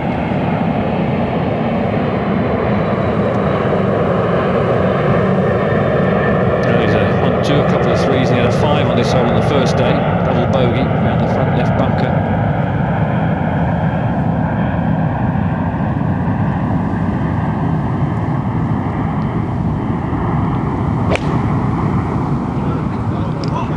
Oh, that's a bit left.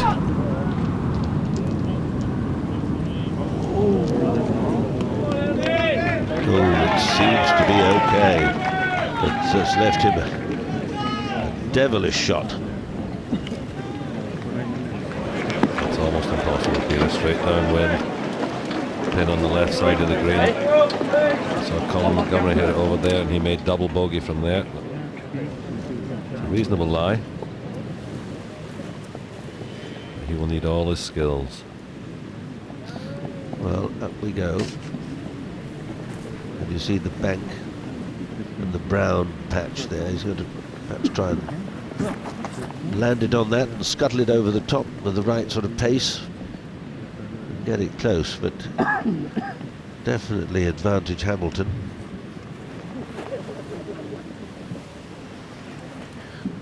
Jules, I just wonder what the atmosphere is like out there. Sort of a little bit quiet. Well, I think it's hushed anticipation. I mean, it's building up to the 18th again, isn't it?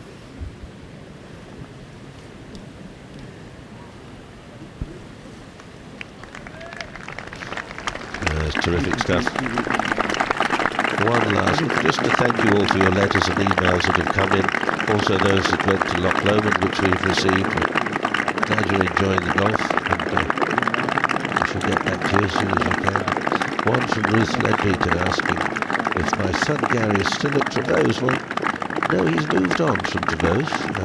They had a very long and happy association, but he's now setting up a teaching academy in Wadebridge at the Hustings Hotel, which I'm sure will be very successful. And Peter Green has taken over from Gary at Trevose. I'm sure they're all settled in and be very happy and get on with things to everyone's satisfaction.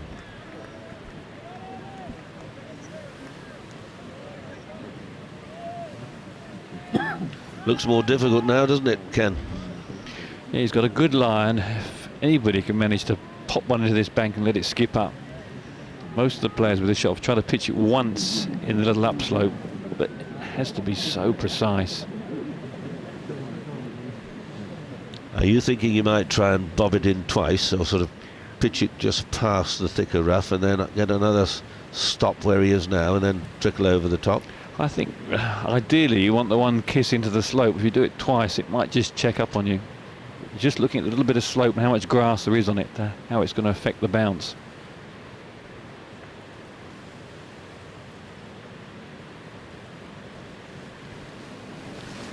He has got a good lie, Ken, but surprisingly, being in the rough there, it's quite a tight lie. So I think if you wanted to really try and slide the club underneath it, it's not going to be that easy. It's definitely going to be a question of bunting one more forward more. And it's downwind as well. He's looking straight into the bank, as if that's what he's intending. Little short, pushy shot like that. Here we go.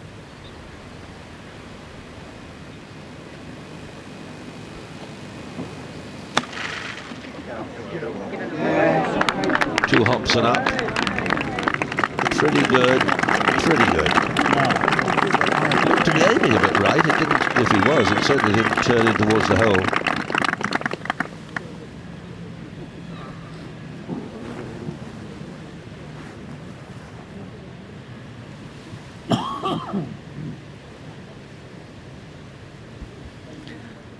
Well, Hamilton must feel he's got a chance now, perhaps to sneak ahead by one. This 17th green, one of the flatter greens on the course, so therefore not so easy to read, but having been round it 4 times now, I guess they've learned a little bit about the each green in turn.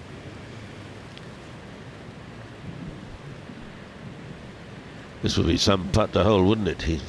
There's a possibility there of having a 2-stroke advantage going up the last hole.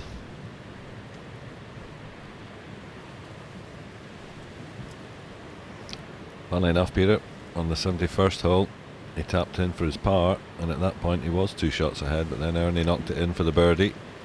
This would be exactly the same situation.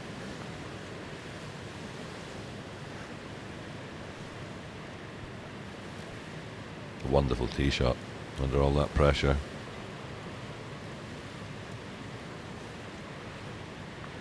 What a moment for Todd Hamilton.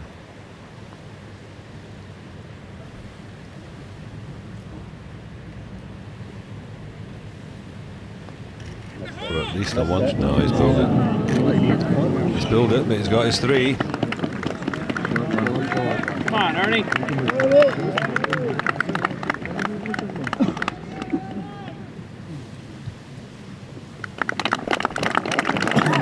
Well, he's got his 3.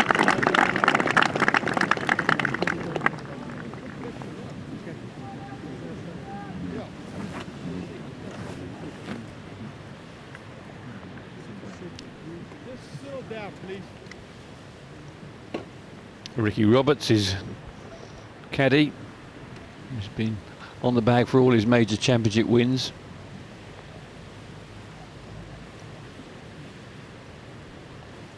A little up the hill and maybe a hair of movement, just a fraction from left to right.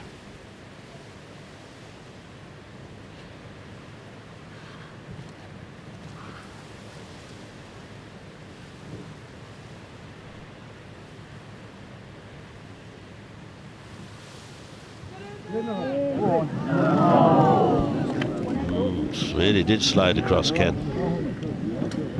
So Hamilton leads by 1 as they go to the 18th.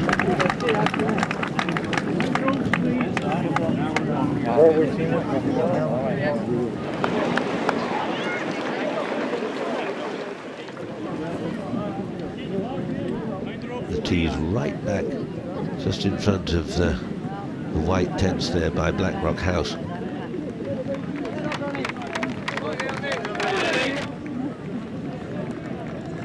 As you can see, Todd Hamilton's nearly there already. There's a 1-shot lead. The tortoise is leading the hare.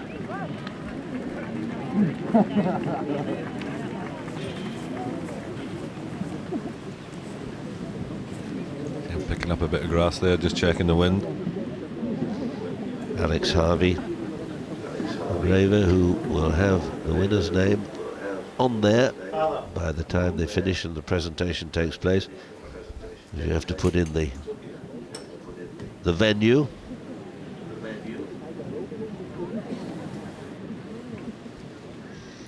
Pin tucked in that back right-hand corner, very close to the trap there. If we're going to get close to the flag, you've got to sneak the ball in very tight to that. If we wander back down the fairway, and because of that, ideally you want to drive in this left portion of the fairway. That's if you can get in there, but you've got to go very tight to those left traps. This bunker always plays a pivotal part in the hole. 310 yards to reach that. The hole measures 457 yards, and most players have been taking an iron off the tee.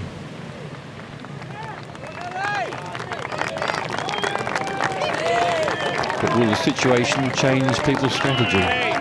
The last time he was on here, Kenny had a 1-shot lead. The big factor was it was Ernie's on it, and he striped one down the middle. And it's Todd Hamilton's turn. Strike one down the middle, put the pressure on. Look at the old caddy, he hasn't brought the bag back. Just a handful of spanners. Should wind the caddy up, say I want a 5-iron, please. Double away, lad. Well, he's brought the full repertoire there. Oh, he's sticking to his plan. Same as last time.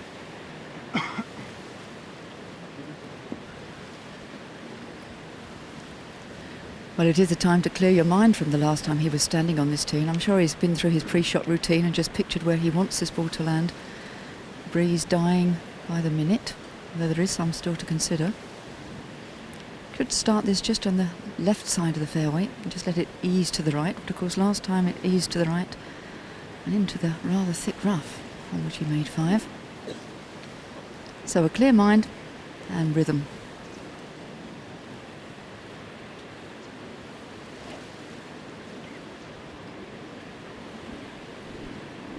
Suppose the flagpole's a good line.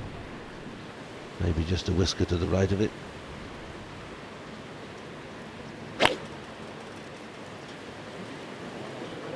He's done it again. Not as bad this time.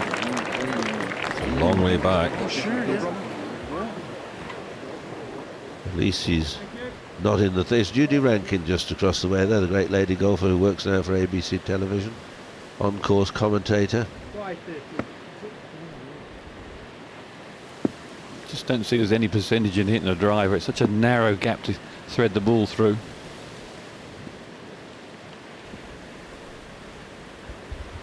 Pars all the way for Ernie so far, but he must have a terrible feeling in the pit of his stomach. Denied by Mickelson at the Masters when he played brilliantly at the end, and fell away on the Sunday in the US Open.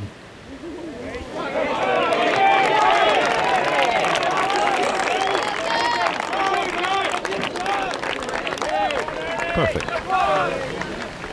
Julian, shot. Todd Hamilton's ball looks a long way back there. What is He hasn't actually made the fairway. He's on the spectator crossing, just short of the fairway. So does he get a drop there if he wants? Yes, it is. It's GUR. That's ground under repair. If you're not familiar with golfing terms, it means that you can have a free lift off because of the condition of the ground. He's got a beautiful lie there, so he may well decide to play it from where it lies. Once again, can I tell you that those of you looking for the Antiques Roadshow, you're watching the playoff between Ernie Els and Todd Hamilton for the Open Championship, coming to you from the Royal Troon Golf Club on the west coast of Scotland. We've had a wonderful day here, and these two gladiators finished at 10 under par, and now they're on the 4-hole aggregate playoff, and if they're still level after this hole, Hamilton at this moment is one ahead. They will continue on until somebody wins a hole and a winner is declared.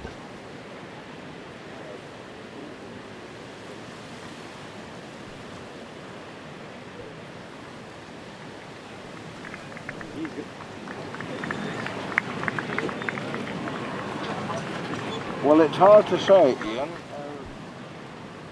I think this might... Well, it'll be Hamilton to play first. That's it. His wife, who's...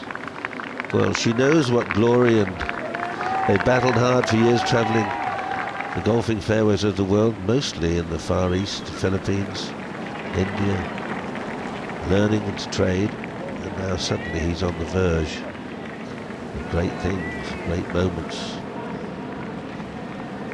Ernie's been there before a couple of times, so he knows what it's all about.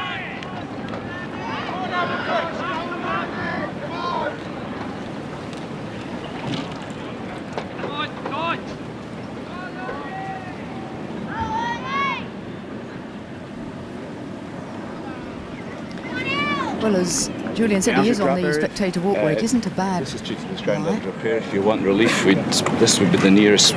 Get your stance and lie of ball out of the line. Okay, so if you just adopt a stance with whatever you might be playing with your next shot with. Doesn't really look to be much of an improvement, does it? I thought the ball fell into a wee hole, Peter. Just a wee cuppy hole in the sand there.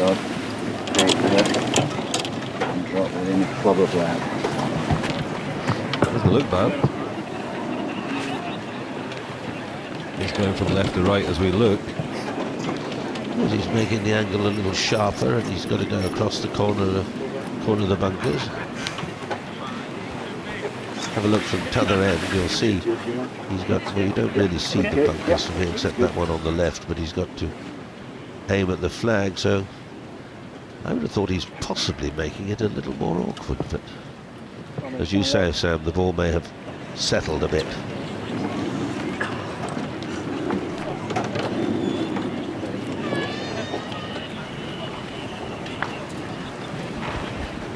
Ernie's left himself. Okay, good. Ball's in play, yeah. Thank you.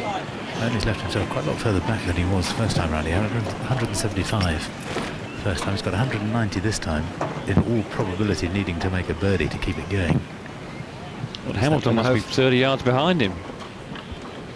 How far has Hamilton got, Julian?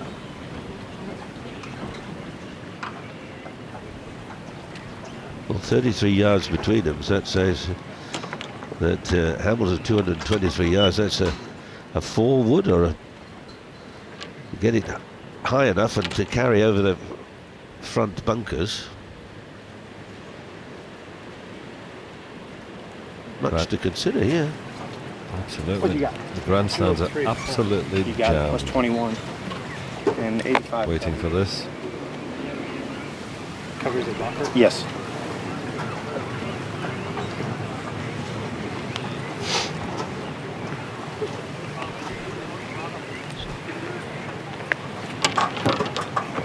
Hamilton one ahead. I do. Will it end here? If he can make a 4, he's red hot favourite. He's got a long iron. This is a 5-iron. A 5-iron? 230 odd yards? Yeah, it's a bit of adrenaline coursing, I think. Well, I suppose he's hoping to land it short and run it up. I don't think he can carry it all the way onto the green with a 5, but Exactly, Peter. That's what he asked his caddy. What is it to carry the traps? That's all he's interested in. He knows it will run onto the green from short. wants a straight hit.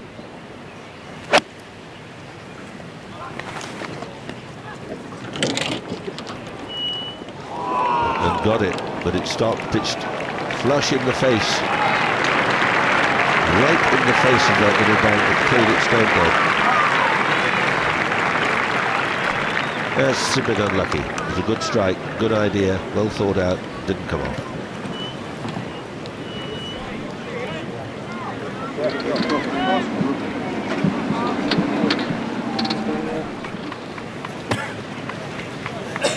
Maybe like 7 now. Well, it ain't over yet. He's just asking whether wouldn't prefer a 7-iron. I think he'd get a 6-iron out at the moment. Help me here. 7. Right now I do. It's got very still now. The wind is literally dying by the second. We saw Phil Mickelson change clubs here, come up on the front edge.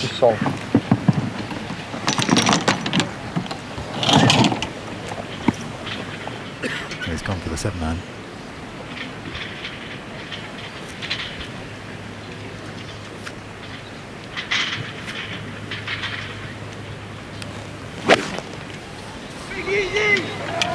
Get close. Go! He wants it to hurry. And it does. Well, the situation is that Ellis is there in 2. Hamilton is short of the green in 2, but he's a stroke ahead. If Ellis wins this hole and the scores are tied, they will go back to the 18th tee and play it again and again and again until someone wins, and then they will be declared the champion for 2004. It's almost identical to the 72nd hole, Peter. If Todd Hamilton doesn't get up and down, Ernie's going to have a putt to win. And he's in the same, virtually the same spot he was in the 72nd hole. Although Todd Hamilton's third shot right now is a lot easier than it was on the 72nd hole. But under this pressure, nothing's easy. It's a tight lie, and he's well back. He's a lot further short of the green than I thought.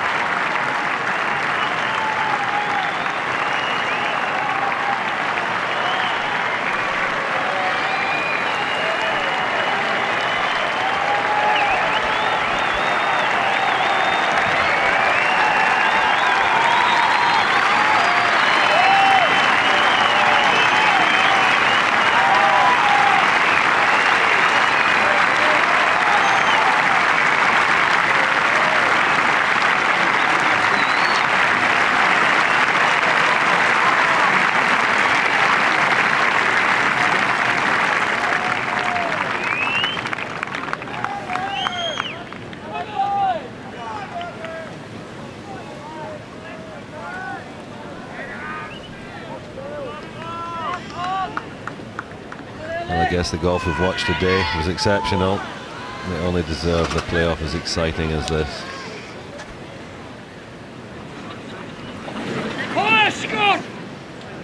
The second shot of Ernie Els was just threaded through the eye of a needle. It was a marvellous effort.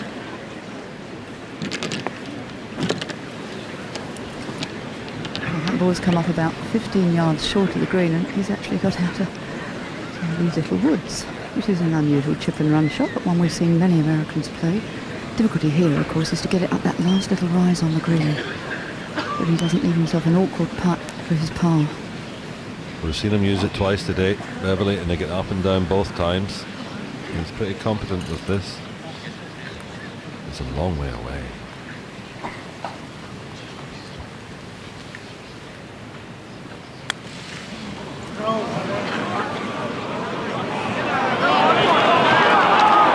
Magnificent. It's magnificent. How about that?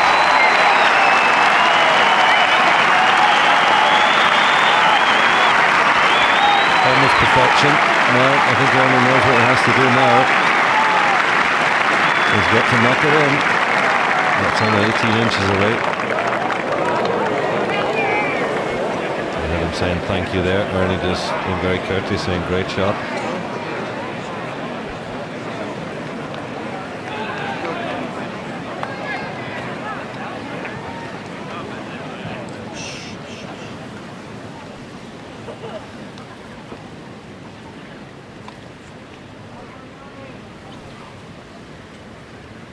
Well, I'm sure Ernie else must be thinking at this moment that he's got to hold this. It's very similar to the putt he missed the first time around. It comes, as we look from here, from right to left very quickly. And I wouldn't be surprised if he does miss it, if he doesn't go too far right and too strong.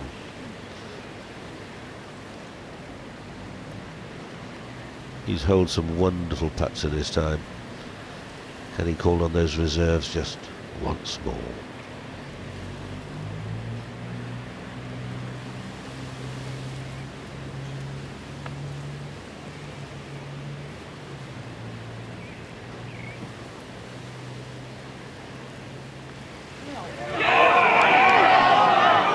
No.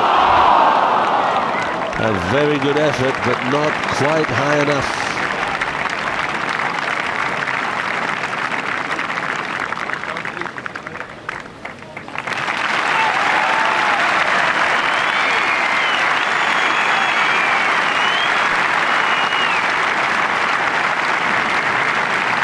Knows it's all in Todd Hamilton's hands now. This is a very missable putt. It's a sneaky one down the hill.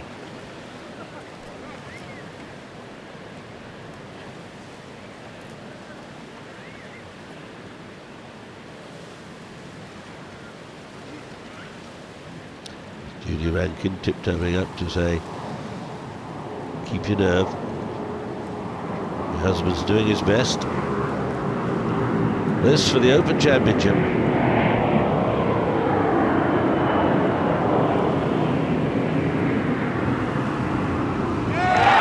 it's in.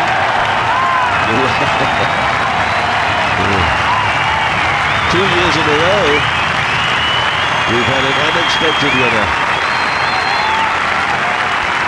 The lamb jumped up and bit the butcher. Unbelievable. Twice in a row. This is Hamilton. All those years of travel and support, and suddenly, the old man's the champion.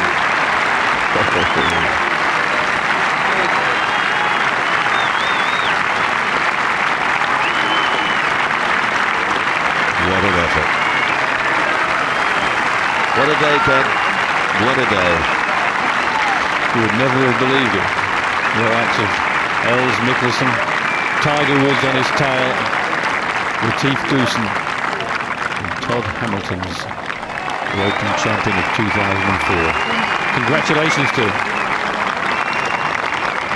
The shot he hit today was that third shot at 18 right now. That chip and run with the 3 wood. To get it stoned out was just amazing. Well, he started the week at, was it 500 to 1? Was it 13 to 2? Was it Sam who said that was the best odds this morning? 13 to 2? That's where he was this morning. There's his baby. Better sign the card. I think we might have an emotional moment here from both players. Ernie Els for the second time so near and yet so far. In all 3 majors this year, alongside Phil Mickelson. Just from about a yard, and that's it.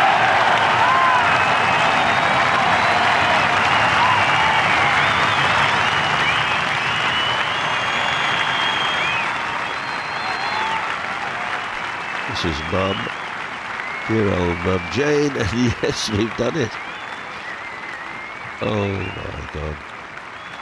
Another look. Watch all the people behind. Great cheers go up. You have to say an unlikely win. An unlikely but a very worthy winner. They all came, they all played, they all had a chance, and at the end of it all, Todd Hamilton is the champion.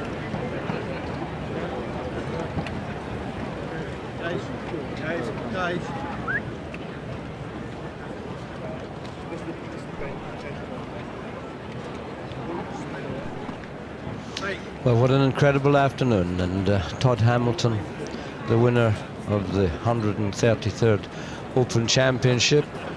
I'm sure that the engraver might have wished it would go the other way because he won't have an awful lot of time, and else is a much shorter name to engrave than that of Hamilton. But there you are. A year ago an American came, Ben Curtis, and there are those who say that others lost it rather than that he was winning it. They fell about, but that is not the case for Todd Hamilton. His wonderful round of 69, which he added to 71, 67, 67.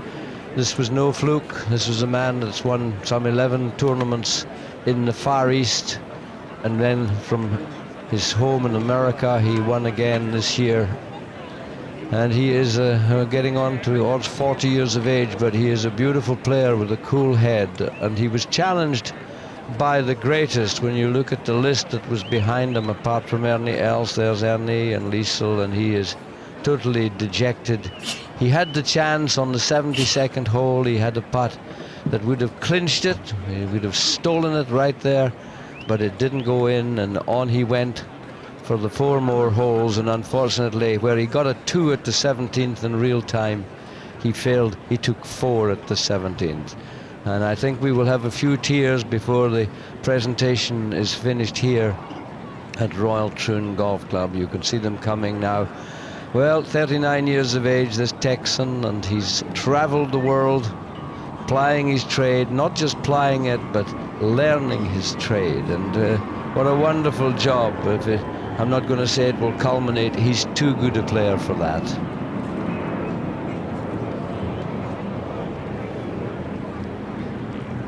Grandstands are full, the spectators waiting for the presentation which will take place. And there's how it finished. Ernie Els was 1 over par for the 4 holes, and Todd Hamilton parred each of the 4, and that was good enough. And it was at this course when they first tried the 4-hole playoff, and it was Wayne Grady and Mark Calcavecchia and Greg Norman that tested a system that would be the one to be used here in the Open Championship. Other countries prefer to do it other ways, but I think it works personally because it's finished on the evening. So there you are, at the top of the leaderboard, Todd Hamilton at 10 under, and his name there solely in the red because he has just won the 4-hole playoff from Ernie Els. There's Mark Calcavecchia. Lots of great rounds came in today. A 68 from him. Davis Lovehold, his second shot at the last hole for an amazing 67. Darren Clark battled it out. If only he'd had that success earlier in the week. Barry Lane, unfortunately, crumbling back to a 75. And there they are from all the nations, virtually, of the golfing world. Colin Montgomery slipped backwards, but it's been a trying time for Colin, and he's come through it, and he had tremendous support here at his old hometown.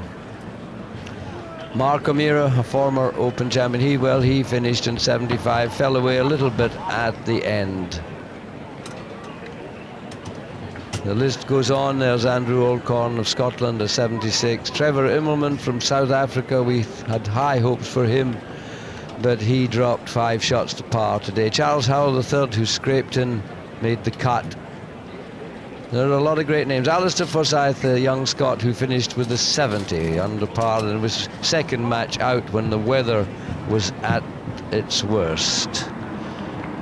Bob Tway at the bottom there with an 82. That is not like him, a former major winner. And Sandy Lyle, last of the list, but not least. Well, and they're making their way out towards the 18th green. The presentation party will be set up. The proud winner with his child. Very, very well played, Tom.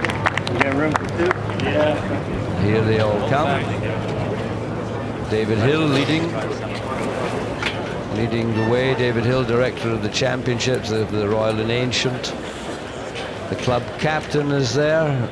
His Royal Highness the Duke of York, tall, very elegant, and what a wonderful job he's doing as captain of the Royal and Ancient Club of St Andrews. It's been absolutely wonderful. 250 years it's been in existence, and they couldn't have wished for a more supportive captain. He's put himself about here at the championship. He's met everyone who works at this marvelous open venue, and he's supported.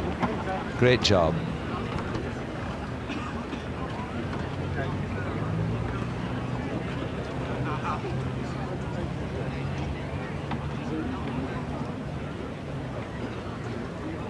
Give me a shot, man.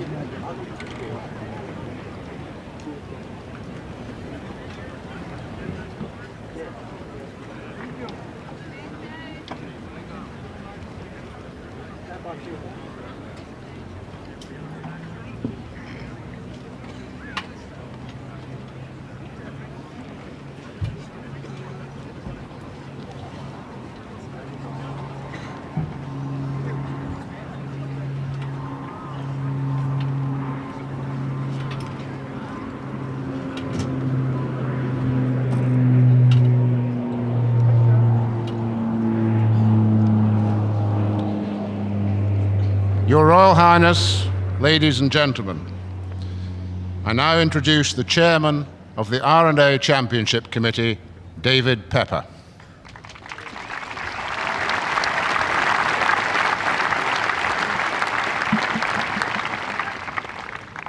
Your Royal Highness, ladies and gentlemen, welcome to the presentation ceremony of the 133rd Open Championship. What a wonderful championship this has been, held here on these magnificent links provided by Royal Troon Golf Club and presented in such excellent condition by Billy McLachlan and his greenkeeping team.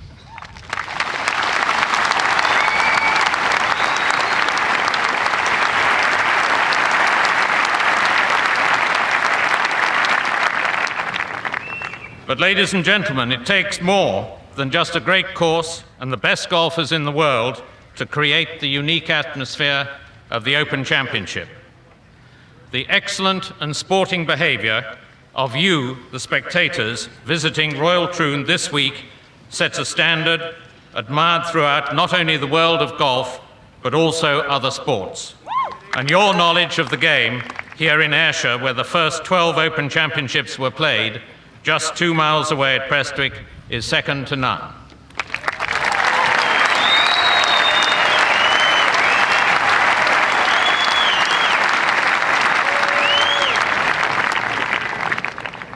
The Championship Committee of the Royal and Ancient Golf Club is grateful also to the many sponsors, broadcasters, and volunteers who helped to make the event such a success.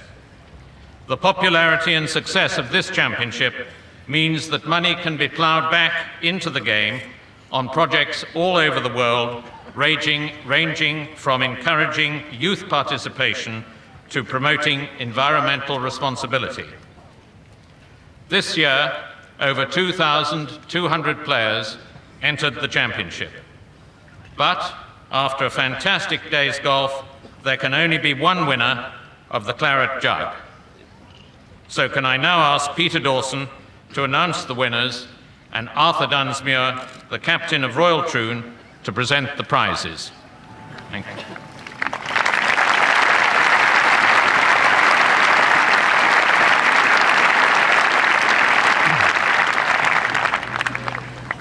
The leading amateur and winner of the silver medal from Forfar is Stuart Wilson.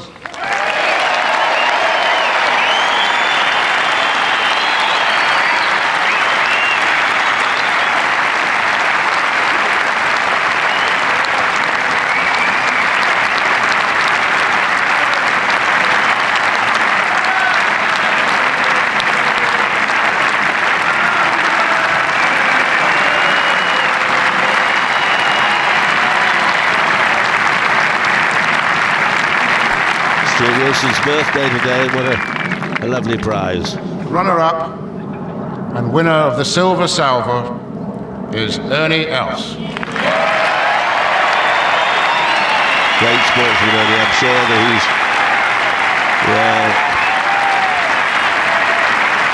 he's taken a few body blows. He got beaten. He didn't throw it away. 4 rounds in the 60s are pretty unlucky to get beaten as well. You certainly are. Played some wonderful putts and played some great shots. And with a score of 274, the winner of the gold medal and the champion golfer of the year is Todd Hamilton.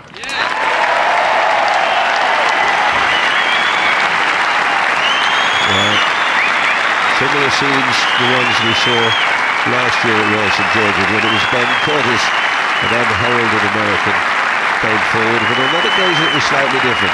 Some great names stumbled when they had the Claret Jug really in their reach, for it just to slip through their fingers. Here was a true blue winner. No matter his pedigree, he came up trumps and beat them all. Thank you. Ernie, I know it was very, very disappointing for you today.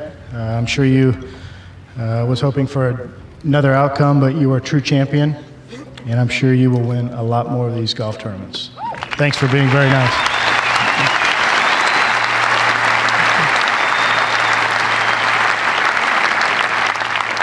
Stuart, is it? Stuart, congratulations to you, winning the medal for low amateur, and being, I believe, the only amateur to make the cut. Is that right? Congratulations. Very nice.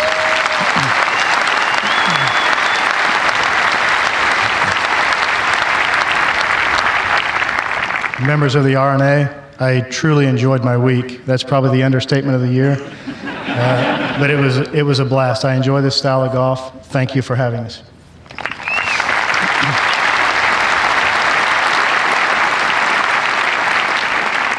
To the members here at the Royal Troon Golf Club, you have a delightful golf course. I could play this golf course every day.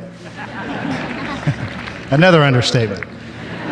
But again, thank you for having us. And last but not least, the fans, you were awesome. I've been to a lot of sporting events around the world, and you were the best fans that I've ever seen. Football, for us, American football, soccer for you guys. Hockey, basketball, you guys were truly great, and I appreciate all the support you gave, not only to myself, but all the players throughout the week. Thank you.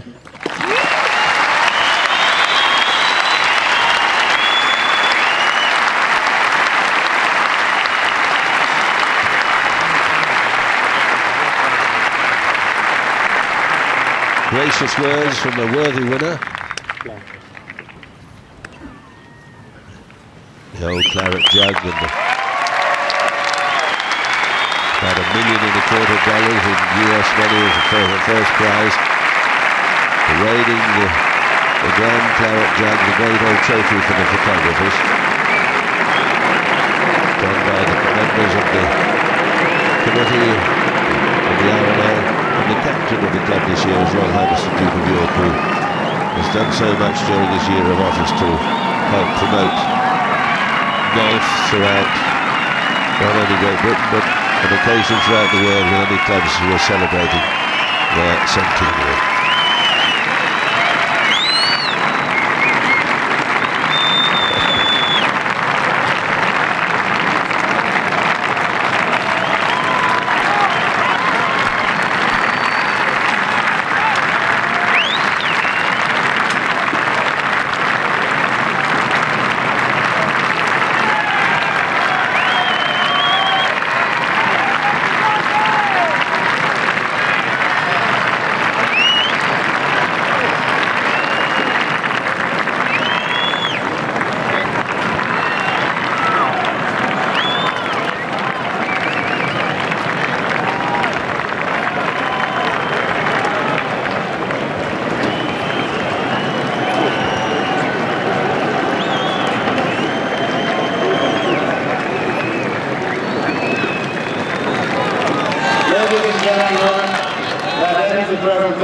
ceremony, travel home safely, and we look forward to seeing you next year at the Sudan. Thank you.